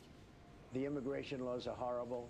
We're doing an incredible job. We're doing a record-breaking job, but we have bad laws. You know, when you have bad laws, you can do good, but you can do a lot better if you had good laws. Okay. I mean, that is total gibberish, but if you look at what he's saying closely there, you'll find it's also, and this is true, a haiku. I'm kidding, it absolutely isn't, but wouldn't it be great if it was? If that buffoon was capable of accidental beauty, but it's not, and he isn't, so we're back to square one. Now, to Biden's credit, he created a task force to reunify the separated families, he strengthened protections around DACA, and he suspended the Remain in Mexico policy, and yet there remain huge numbers of people stuck just south of the border in camps that look an awful lot like the ones that were there during Trump. And a significant reason for that has to do with a policy called Title 42, which allows the US to kick migrants out of the country with shocking ease. And we've talked about it before, but just as a refresher, it's not actually an immigration law at all. It is an arcane public health order aimed at preventing the spread of communicable diseases. The Trump administration implemented it in March of 2020, invoking it as a safety precaution intended to prevent COVID-19 from spreading through Border Patrol stations. But the truth is, long before COVID, its use had been floated by Stephen Miller, a child's answer to the prompt, draw Squidward from memory. In fact, the invocation of Title 42 was referred to as a Stephen Miller special. He was all over that, a sentence I truly hope no one has to speak or hear ever again. And Miller has bragged about Title 42's sweeping powers.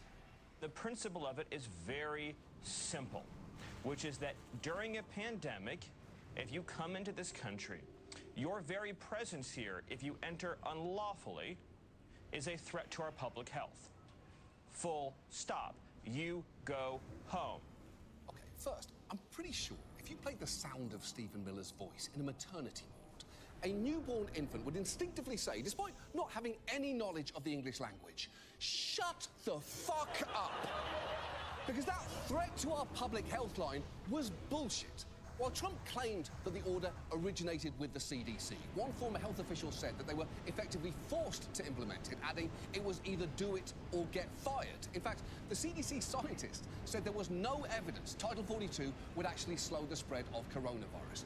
But the reason Trump seized on it is pretty obvious. Under normal circumstances, migrants have the legal right to ask for asylum no matter where they cross the border. But like Incel Caillou said, Title 42 gave the government the power to rapidly expel any migrant without giving them an opportunity to make a case for staying in the country legally, including to seek asylum. And you would hope that upon taking office, Biden would move as fast as possible to get rid of it. But instead, his administration has been all over the place. Just a few months into his presidency, his Secretary of Homeland Security sent this message to potential migrants. The message is quite clear: do not come. The border is closed. The border is secure. We are expelling families. We are expelling single adults under the CDC's authority, under Title 42 of the United States Code, because we are in the midst of a pandemic, and that is a public health imperative. Except it wasn't a public health imperative, and everyone knew it. And look, if you're going to parrot Trump's some harmful serious talking damage. points, at least throw in some of the funny ones as well. Every time you do a press conference to bolster some bullshit xenophobic policy like Title 42, you also have to go off on a tangent about how Robert Pattinson should have dumped Kristen Stewart. It is the least that you can do. Oh, shit. For months afterward, the Biden administration let the policy stand, and even at one point defended it in court. Then, to be fair, they did try to end it, only for a federal judge to block those efforts, with reporting at the time indicating that the ruling was met with a sigh of relief inside the White House. Moreover, Biden actually expanded who could be expelled to Mexico under Title 42, because while the order initially allowed the US to do that with migrants from these 4 countries, he chose to broaden it, first to include Venezuelan migrants, and later to those from Cuba, Haiti, and Nicaragua. And the administration will point out, and not wrongly, that they have issued humanitarian exemptions to Title 42. It's estimated that around 187,000 migrants were granted exemptions from May of last year to just last month. But not only is that a fraction of those seeking asylum, the administration has been criticised for a lack of clarity and consistency in who is eligible. And in general, some have argued that there's been a pretty glaring discrepancy in who the country has and hasn't decided to allow in. At a migrant shelter in Tijuana, Mexico, claims of a double standard. Special treatment for Ukrainians fleeing the war and being admitted to the U.S. I love that the government is helping them because they're going through a really hard situation. But that's not what happens for people here. Exactly. We should all be treated the same way. How do you guys account for the difference in the treatment between them and you guys? Racism. Yeah, of course.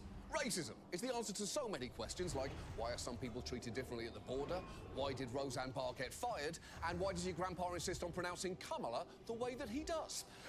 And Title 42, including Biden's expanded use of it, has functionally robbed people of their basic right to make an asylum case for themselves, which can be devastating.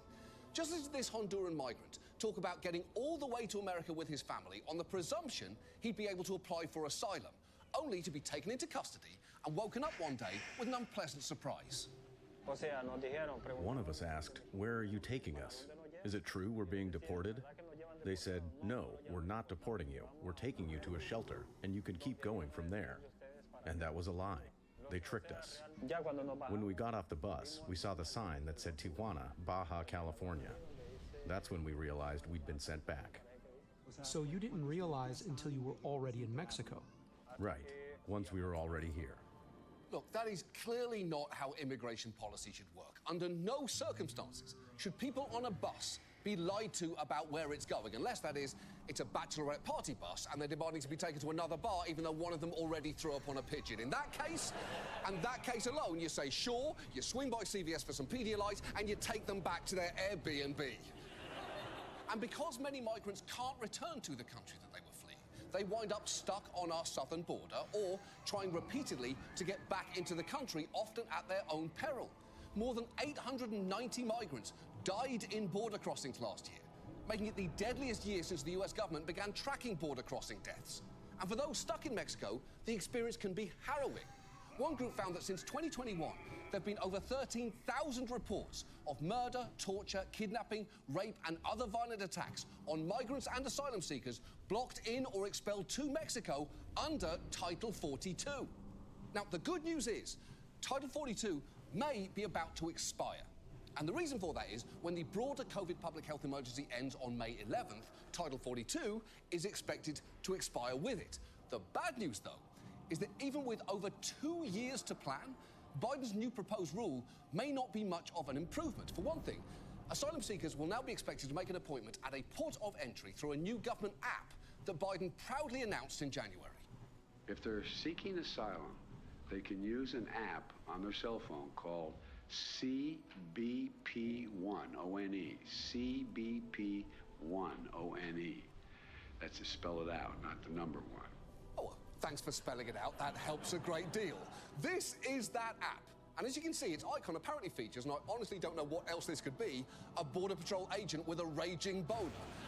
It has been in use since January as a way for people to request exemptions to Title 42, and the early results aren't great. Every morning at 9 a.m., women frantically try to refresh the government app, hoping to get an appointment to enter the U.S. We watched with Karina Perseda, who runs the shelter. By 9:05, all the appointments and hope were gone. It's lottery with people's lives, with people's families, with people's livelihoods, with people's well-being. That is horrible.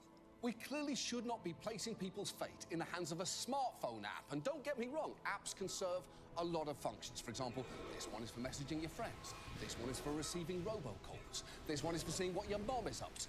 This one is for accidentally turning it on, muttering shit, and finally turning it off after a minimum of 3 tries.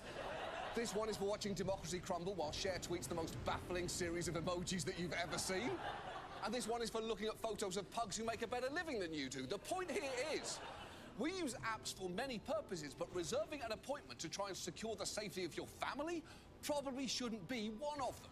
As of right now, only about 740 people per day can get appointments through the app. But since there are obviously far more people who need them, a day's appointments can run out within minutes, which is why some have dubbed the app Asylum Ticketmaster, a truly terrifying combination of words. And just take a moment to appreciate quite how shitty of a company Ticketmaster is. People saw vulnerable migrants being robbed of their ability to seek asylum and thought, hey, you know what this reminds me of? Ticketmaster, a company about concerts. What's more, many asylum seekers have outdated cell phones, if they have them at all, that don't support the CBP1 app and often have limited or no access to the internet. And on top of all of this, it requires people to upload a selfie, and its facial recognition technology has worked better for some than for others. Even for digitally savvy migrants, the experience has been a challenge. It doesn't want to scan. It doesn't want to scan his face. They say the app has glitches, and some even claim the facial recognition feature malfunctions for those with darker skin. I get up to the option to scan my face, but it asks to get closer and closer, but it doesn't do anything. And that's the problem, that it takes a long time to load, and that's where it fails. So we try it again. Yeah, pretty bad. At one shelter in Reynosa, they even had to install bright construction lights for people with darker skin to shine on their faces so the app would recognize them. And I've got to say, given the history of everything that's happened in this country ever, it is hard to think of anything more on brand than a US immigration app that scans your face and says, not white enough. And none of this is even getting into some of the other issues with the app, like that it's told migrants to report to border stations 1,500 miles away, and has made it very difficult for families to get appointments together. And for anyone considering trying to circumvent this process by crossing the border between ports of entry to request asylum, something that, again, is completely legal, under Biden's proposal, you would be presumed ineligible for asylum unless you've already applied for it and been denied in any country that you've already passed through. And as many have pointed out, that is eerily similar to a Trump-era policy that made migrants ineligible for asylum if they passed through a third country en route to the US and didn't seek asylum there first. That forced people into dangerous situations and was completely antithetical to the basic tenets of US asylum policy. And that is something that Biden himself definitely used to understand, given that, remember, he's the guy who said this. Can't even seek asylum on American soil? When did that happen? Oh, I can answer that for you, Joe. Now! It's in a rule that you just proposed. And I know there are a lot of things that we would all like to forget from 2020, like the word Cuomo-sexual, or how everything was cake for a while, or how gonzo my hair got. Look, like I legally have to tell everyone that I just moved into the neighborhood, but your outrage at the treatment of asylum seekers shouldn't be something you're just allowed to forget. So if and when Title 42 expires next month, it seems that we're not going back to the way that things were before Trump. Because with Biden's new proposal, we're just entering a different phase of an immigration dystopia, particularly for asylum seekers, and a lot of people are unhappy with it. The UN High Commissioner for Refugees has said it's inconsistent with the foundational principles of international refugee law and recommended that the government refrain from adopting it. Look, it is pretty obvious that Title 42 was never a functional or compassionate model of immigration policy. But neither is funneling migrants through an app whose boner icon actually makes sense now, given just how thoroughly it fucks people. So what can we do? Well, restoring the right to asylum would roll back at least some of the harm that's been done here, but that is just the start. We also have to scale up capacity of our entire immigration system, including our immigration courts, which, as we've talked about on the show before, are massively overloaded. They're currently estimated to have a backlog of over 2 million cases. And beyond that, it is critical that we also expand other legal non-asylum pathways into this country. Basically, we badly need actual immigration reform, which means congressional action. But that hasn't happened in decades, and until it does, our immigration system will remain fundamentally broken. But that is no excuse for making things even worse with bad policy and shitty apps. And I know this can be hard to hear for some Democrats who are reluctant to hear any criticism of Biden. They will point out that Trump was absolutely worse on immigration, which he definitely was. But that is too low a bar. Biden should, at the very least, be held accountable to the promises that he made. But the problem is, when it comes to asylum seekers in particular, you're talking about a group of people for whom those promises are among the easiest to break. And the fact is, migrants are going to keep seeking asylum in this country, as they have every legal right to do. And we need to make a choice in whether we are comfortable to continue leaving so many of them in squalor and danger at the border, or whether we are willing to finally fulfill our nation's promise of offering them a safer, more hopeful life in a free country, complete with the single horniest pile of gators in the entire world. And now, this. And now, wait, did Tucker Carlson Oh, God. coming? People are getting fired or getting drummed out of polite society for saying the wrong thing, even accidentally. So pay attention. If you Let me just be totally clear. I'm never going to call for anybody's firing for saying something stupid on television, as someone who said stupid things on television. Other people might not agree with you, but that's okay. It doesn't make either of you evil or mean you ought to be fired from your job. We live in a country where you could be fired from your job for having the wrong thoughts. I would be happy to live in a world where nobody got fired for saying something stupid. Why are so many people being fired right now? You can be fired from your job if you disobey. Dare to say what you think at work and you'll be fired. You can be fired. You can be fired. Most of us don't have job security. I've been fired. I say whatever I feel like saying. Perhaps I'll be fired again.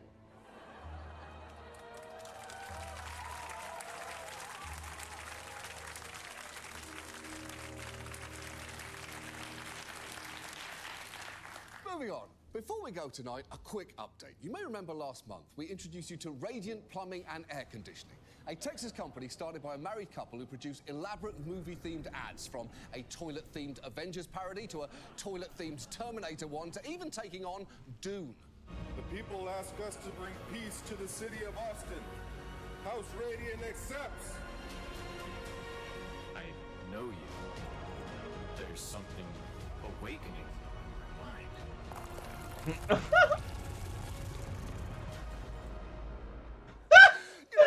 When Frank Herbert wrote Dune, I doubt he realised that the quintessential version of his story would be made not by Jodorowsky, not by David Lynch, not by Denis Villeneuve, but by a gaggle of Texas toilet specialists with an After Effects login. We loved their ingenuity so much, we issued them a challenge, saying that if they agreed to make their next commercial based on the mystery movie in that envelope, we would debut it on this show and give $10,000 to the Central Texas Food Bank. And I'm happy to say that they took us up on that offer. And look, we were never gonna fuck them over with the movie choice. We were never gonna fuck them over by giving them a film like Schindler's List or Tar, but we did want to challenge them. So the film that we picked was Magnolia. That's right. We asked them to turn P.T. Anderson's sprawling 3-hour epic into a commercial for a toilet repair business, which is easier said than done. Magnolia is a movie with a shit ton of main characters, ranging from a deranged motivational speaker, to a sad sack hospice nurse, to a kid stuck on a quiz show, to a woman so hyped out on cocaine she might explode, to the cop who comes to her door and maybe falls in love with her. It also features not one, but 2 father figures dying of cancer, and catchy lines of dialogue like this. I have cancer, and I'm dying very soon. It's metastasized in my bones. Look, I'm not saying that this film was easy for them to turn into a toilet parody. I'm not suggesting that. But we were confident that they could do it. Also, visually, Magnolia does give them something to work with. It has a black and white prologue, a literal rainstorm of frogs, and a moment where every character sings the same Amy Mann song. It's not going to stop. It's not going to stop.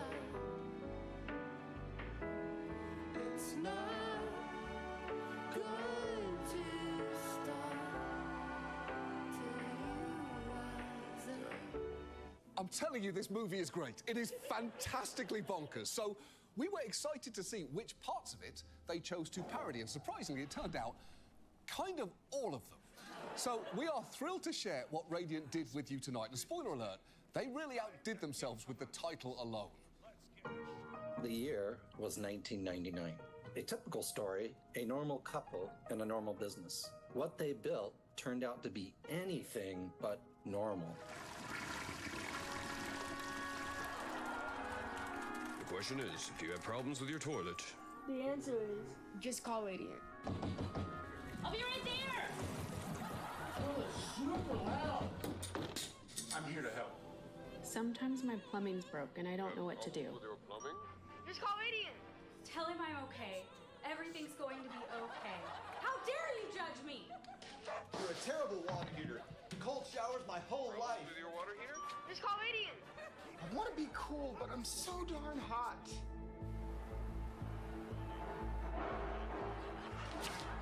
This darn AC. If I was smart, I'd have called Radiant.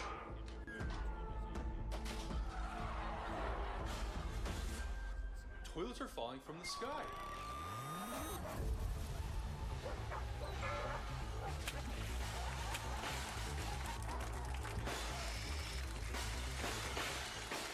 There you have it.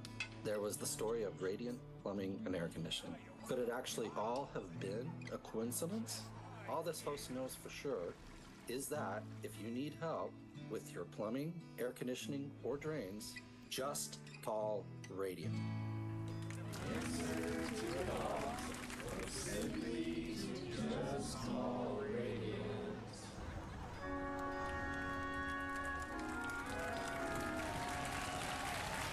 Excellent. Just excellent. But here's the thing.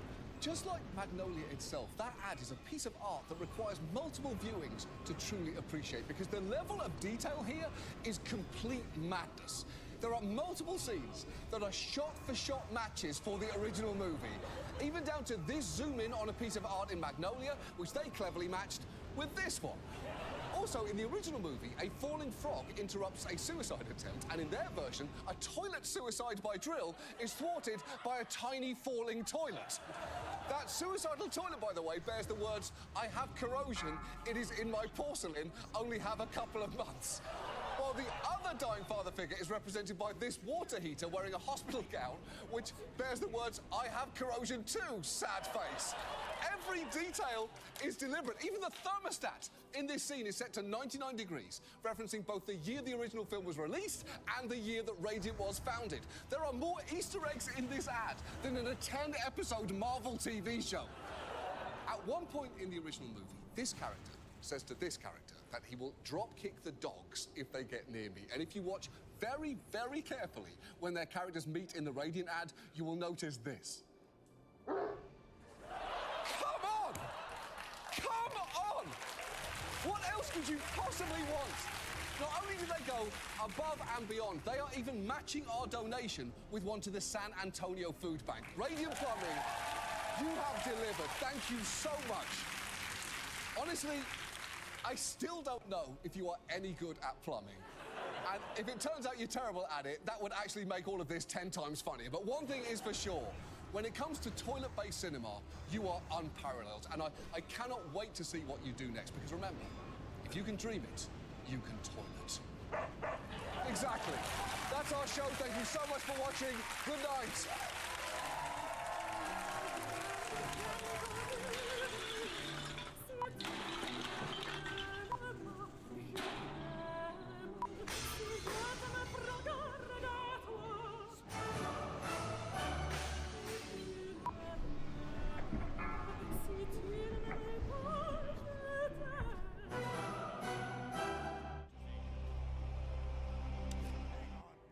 Nobody's gonna be sanitized as long as I have a say.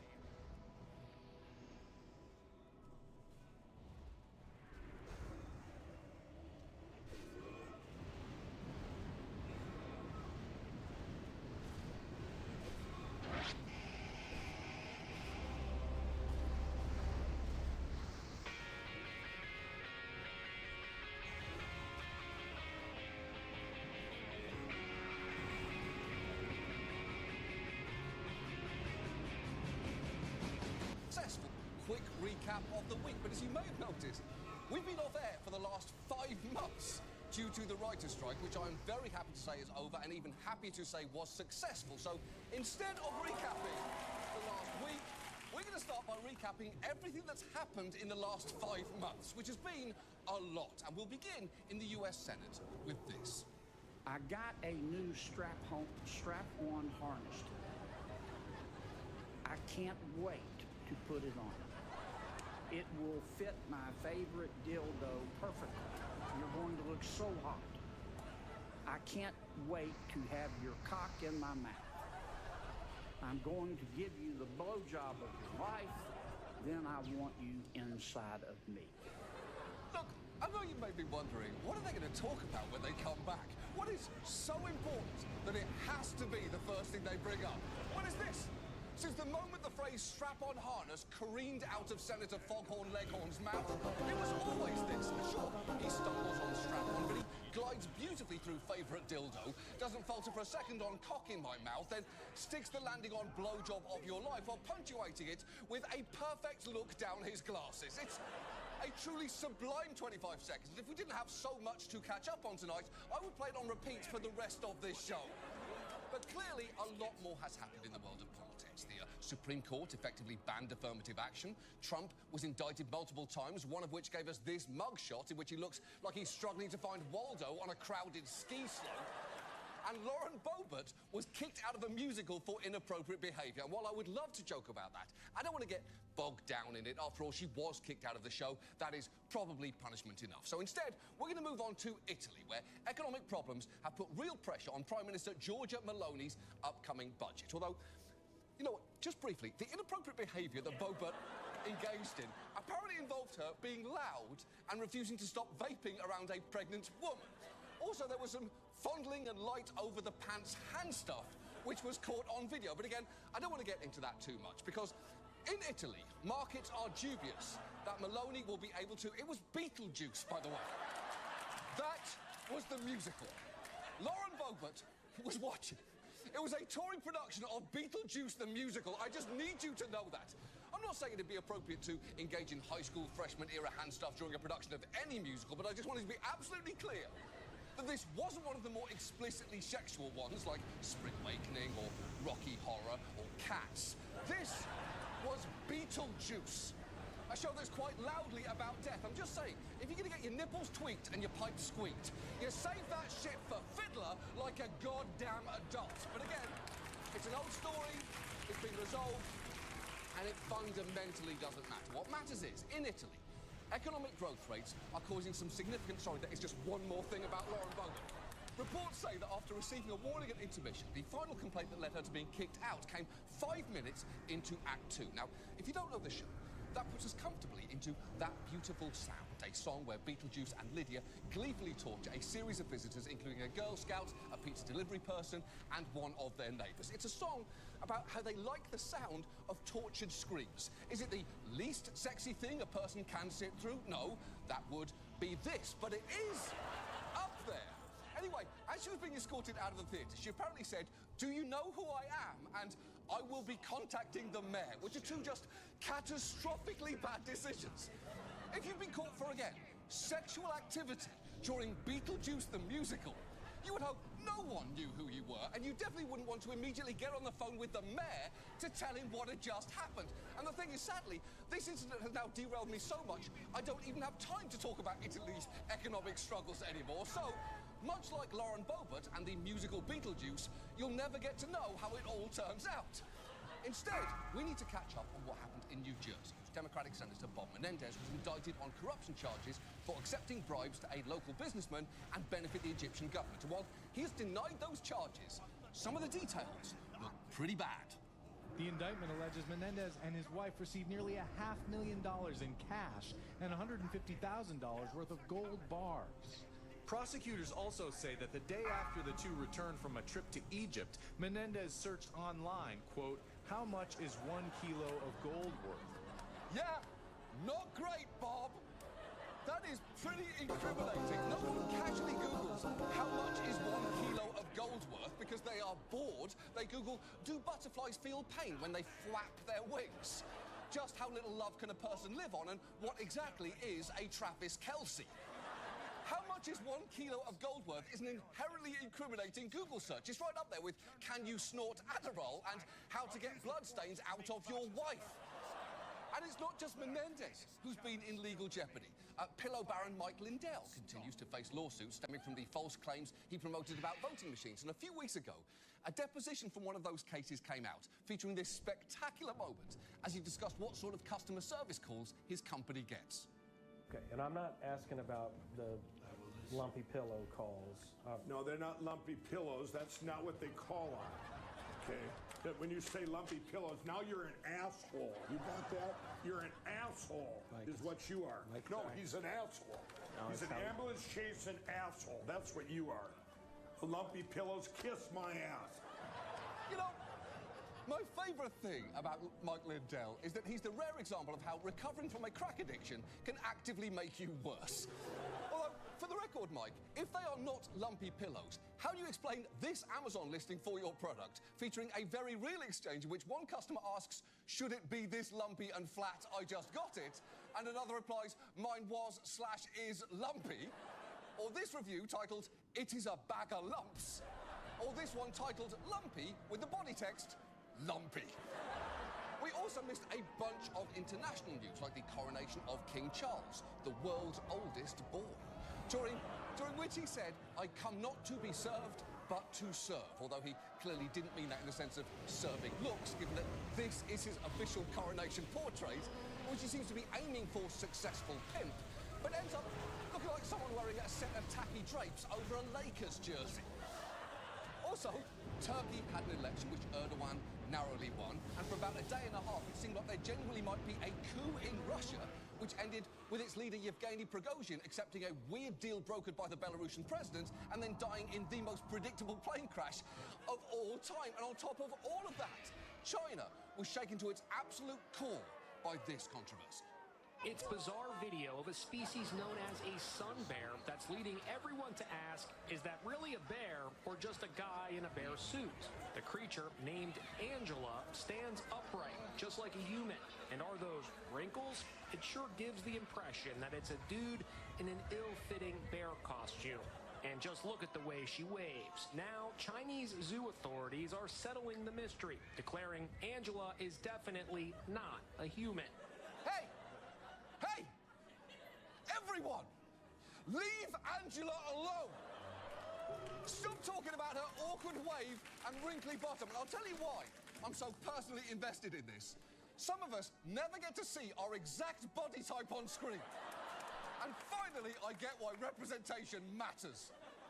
And speaking of representations of me specifically, back in June, after Reddit announced a new policy to charge third-party apps for accessing its data, many of its members engaged in a striking protest. Some of the biggest forums on Reddit are being flooded with photos of comedian John Oliver. This is all taking place over a protest to changes on how the website's being run. Two of the most popular so-called subreddits have decided to post nothing but photos of Oliver. It's true. For weeks, images of me were used as a form of protest on some of the most popular subreddits. And to their credit, they used some pretty good ones, like this one of me as a Muppet, this one of me as a blobfish, this one of me appearing in a piece of toast, and my personal favourite, this one labelled John Oliver Wick, which is a pretty good way of showing you exactly what it would look like if Professor Snape ever committed armed robbery.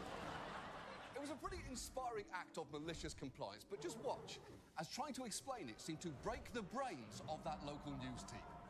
I don't know what this was. So are they for John Oliver or against him? I think this is just part of their protest. So we're going to put something up that's boring, that nobody's going to care about. That's just that silly. way, this is our... Is that right? Well, this is moderators of a certain subreddit say that they're only allowing users to post pictures of John Oliver, quote, looking sexy. And in fact, any picture of comedian was allowed because John Oliver is always sexy. So you're saying boring. According to the Reddit users, they're doing it because he's sexy. I don't know. Okay. This is according to this article. Okay. Putting my feelings aside, which they certainly did there, why does it seem like everyone on that show is completely unprepared? This guy is confused by the story entirely, and she is Googling it live on air. It looks like they're hosting an improv show where the audience gave them the words Reddit, sexy, and John Oliver, and they had to build a scene around that. Oh, you know what other major pop culture news we missed? Barbenheimer. It was one of the biggest movie events of the summer alongside Sound of Freedom, the feel-good child sex trafficking hit that we'd all been waiting for. Although I would argue, if you are truly looking for the single best movie of the summer, it has just got to be Cop Slide. It almost hurts to watch. A police officer is taking a quick break, heading down a popular slide. Ouch! It's like he's shot out of a cannon. He hits the ground hard. Yeah, he does hit the ground hard. And it's absolutely incredible, from the sound of him thundering down the slide to all his cop toys flying all over the place. It is cinema at its finest. It's not the first, and it won't be the last time that I say this, but I wish cops turned on their body cams more, because I'd love to have seen that from inside the slide as well. Cop Slide took the internet by storm, inspiring memes and remixes, my favourite of which was this.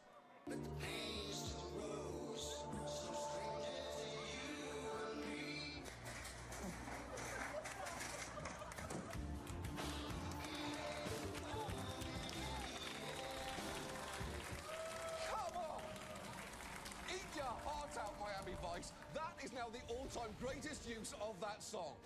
The video went so viral, Boston Cop Slide is now listed on Google Maps.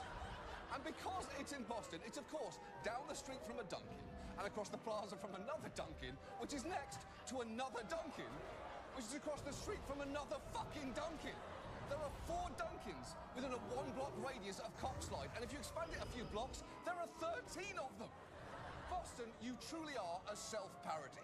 The point is, we missed so many stories. I haven't even brought up the Titan submersible. Yeah, we missed that too. That was a weird few days, wasn't it? Also, there was a batshit raid on a newspaper in Kansas, wildfires in Maui, and a spectacular brawl at a dock in Montgomery where some drunken white arseholes got their arses and a folding chair handed to them. We missed so much. It would take a whole new version of Billy Joel's We Didn't Start the Fire to cover it, which reminds me of something else we missed. Fall Out Boy released a new version of We Didn't Start the Fire that absolutely nobody asked for, covering the last 34 years. And if you're wondering, hold on, 2001 was in the last 34 years. They didn't bring up that thing, did they? Well, the answer is, yes, they very much did. Mars rover, Avatar, self-driving electric cars, SSRI, Prince and the Queen died, World Trade Center play. What else do I have to say? What else do you have to say? Nothing, Fall Out Boy. No one's making you do this. Honestly, I don't know who should be more pissed off about that verse, Prince, James Cameron, or the first plane. And for what it's worth, We Didn't Start the Fire is the last song anyone should cover from Billy Joel's discography. Even in its original form, it is the musical equivalent of a child telling you everything he learned about at school that day. Slow down, but also, I don't care. And before any Billy Joel fans start getting angry with me, the man himself thinks the song is terrible. Here he is, shit-talking it in front of his own audience. It's the same thing, verse after verse. Just the words change.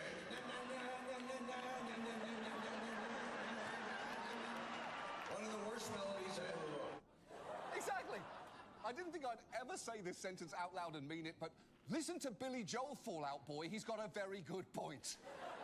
And look, I'd have loved to have covered all of these stories back when they originally happened. I wish so much I could have told you these jokes at the time, but I couldn't. Because our writers, the people who wrote those jokes, were forced to strike for a fair contract for the last 5 months. And it was an immensely difficult time, not just for them, but for everyone else working on this show and many others who could no longer do their jobs. And to be clear, this strike happened for good reasons. Our industry has seen its workers severely squeezed in recent years. You've probably seen stories about writers and actors whose work you may even recognise routinely not making enough to qualify for health insurance or afford basic needs. So the Writers Guild went on strike and thankfully won. But it took a lot of sacrifices from a lot of people to achieve that. And while I'm happy that they eventually got a fair deal and immensely proud of what our union accomplished, I'm also furious that it took the studios 148 days to achieve a deal that they could have offered on day fucking one. But hopefully, this may encourage others, from auto workers to Starbucks baristas to healthcare providers, whether they are in unions or would like to be, to find power in each other. And within our particular industry, I really hope the Actors Union and IATSE, which represents crews, will be able to take what the writers achieved and leverage it to win fair contracts for themselves too. Because the truth is, it takes many people working really hard to make film and TV, all of whom deserve a piece of the pie. And for the actors in particular, they cannot come back to work soon enough, especially because we've all now seen... I was muted. Yeah, see, I'm losing my brain over here. I think I'm done for the day. I appreciate watching and hanging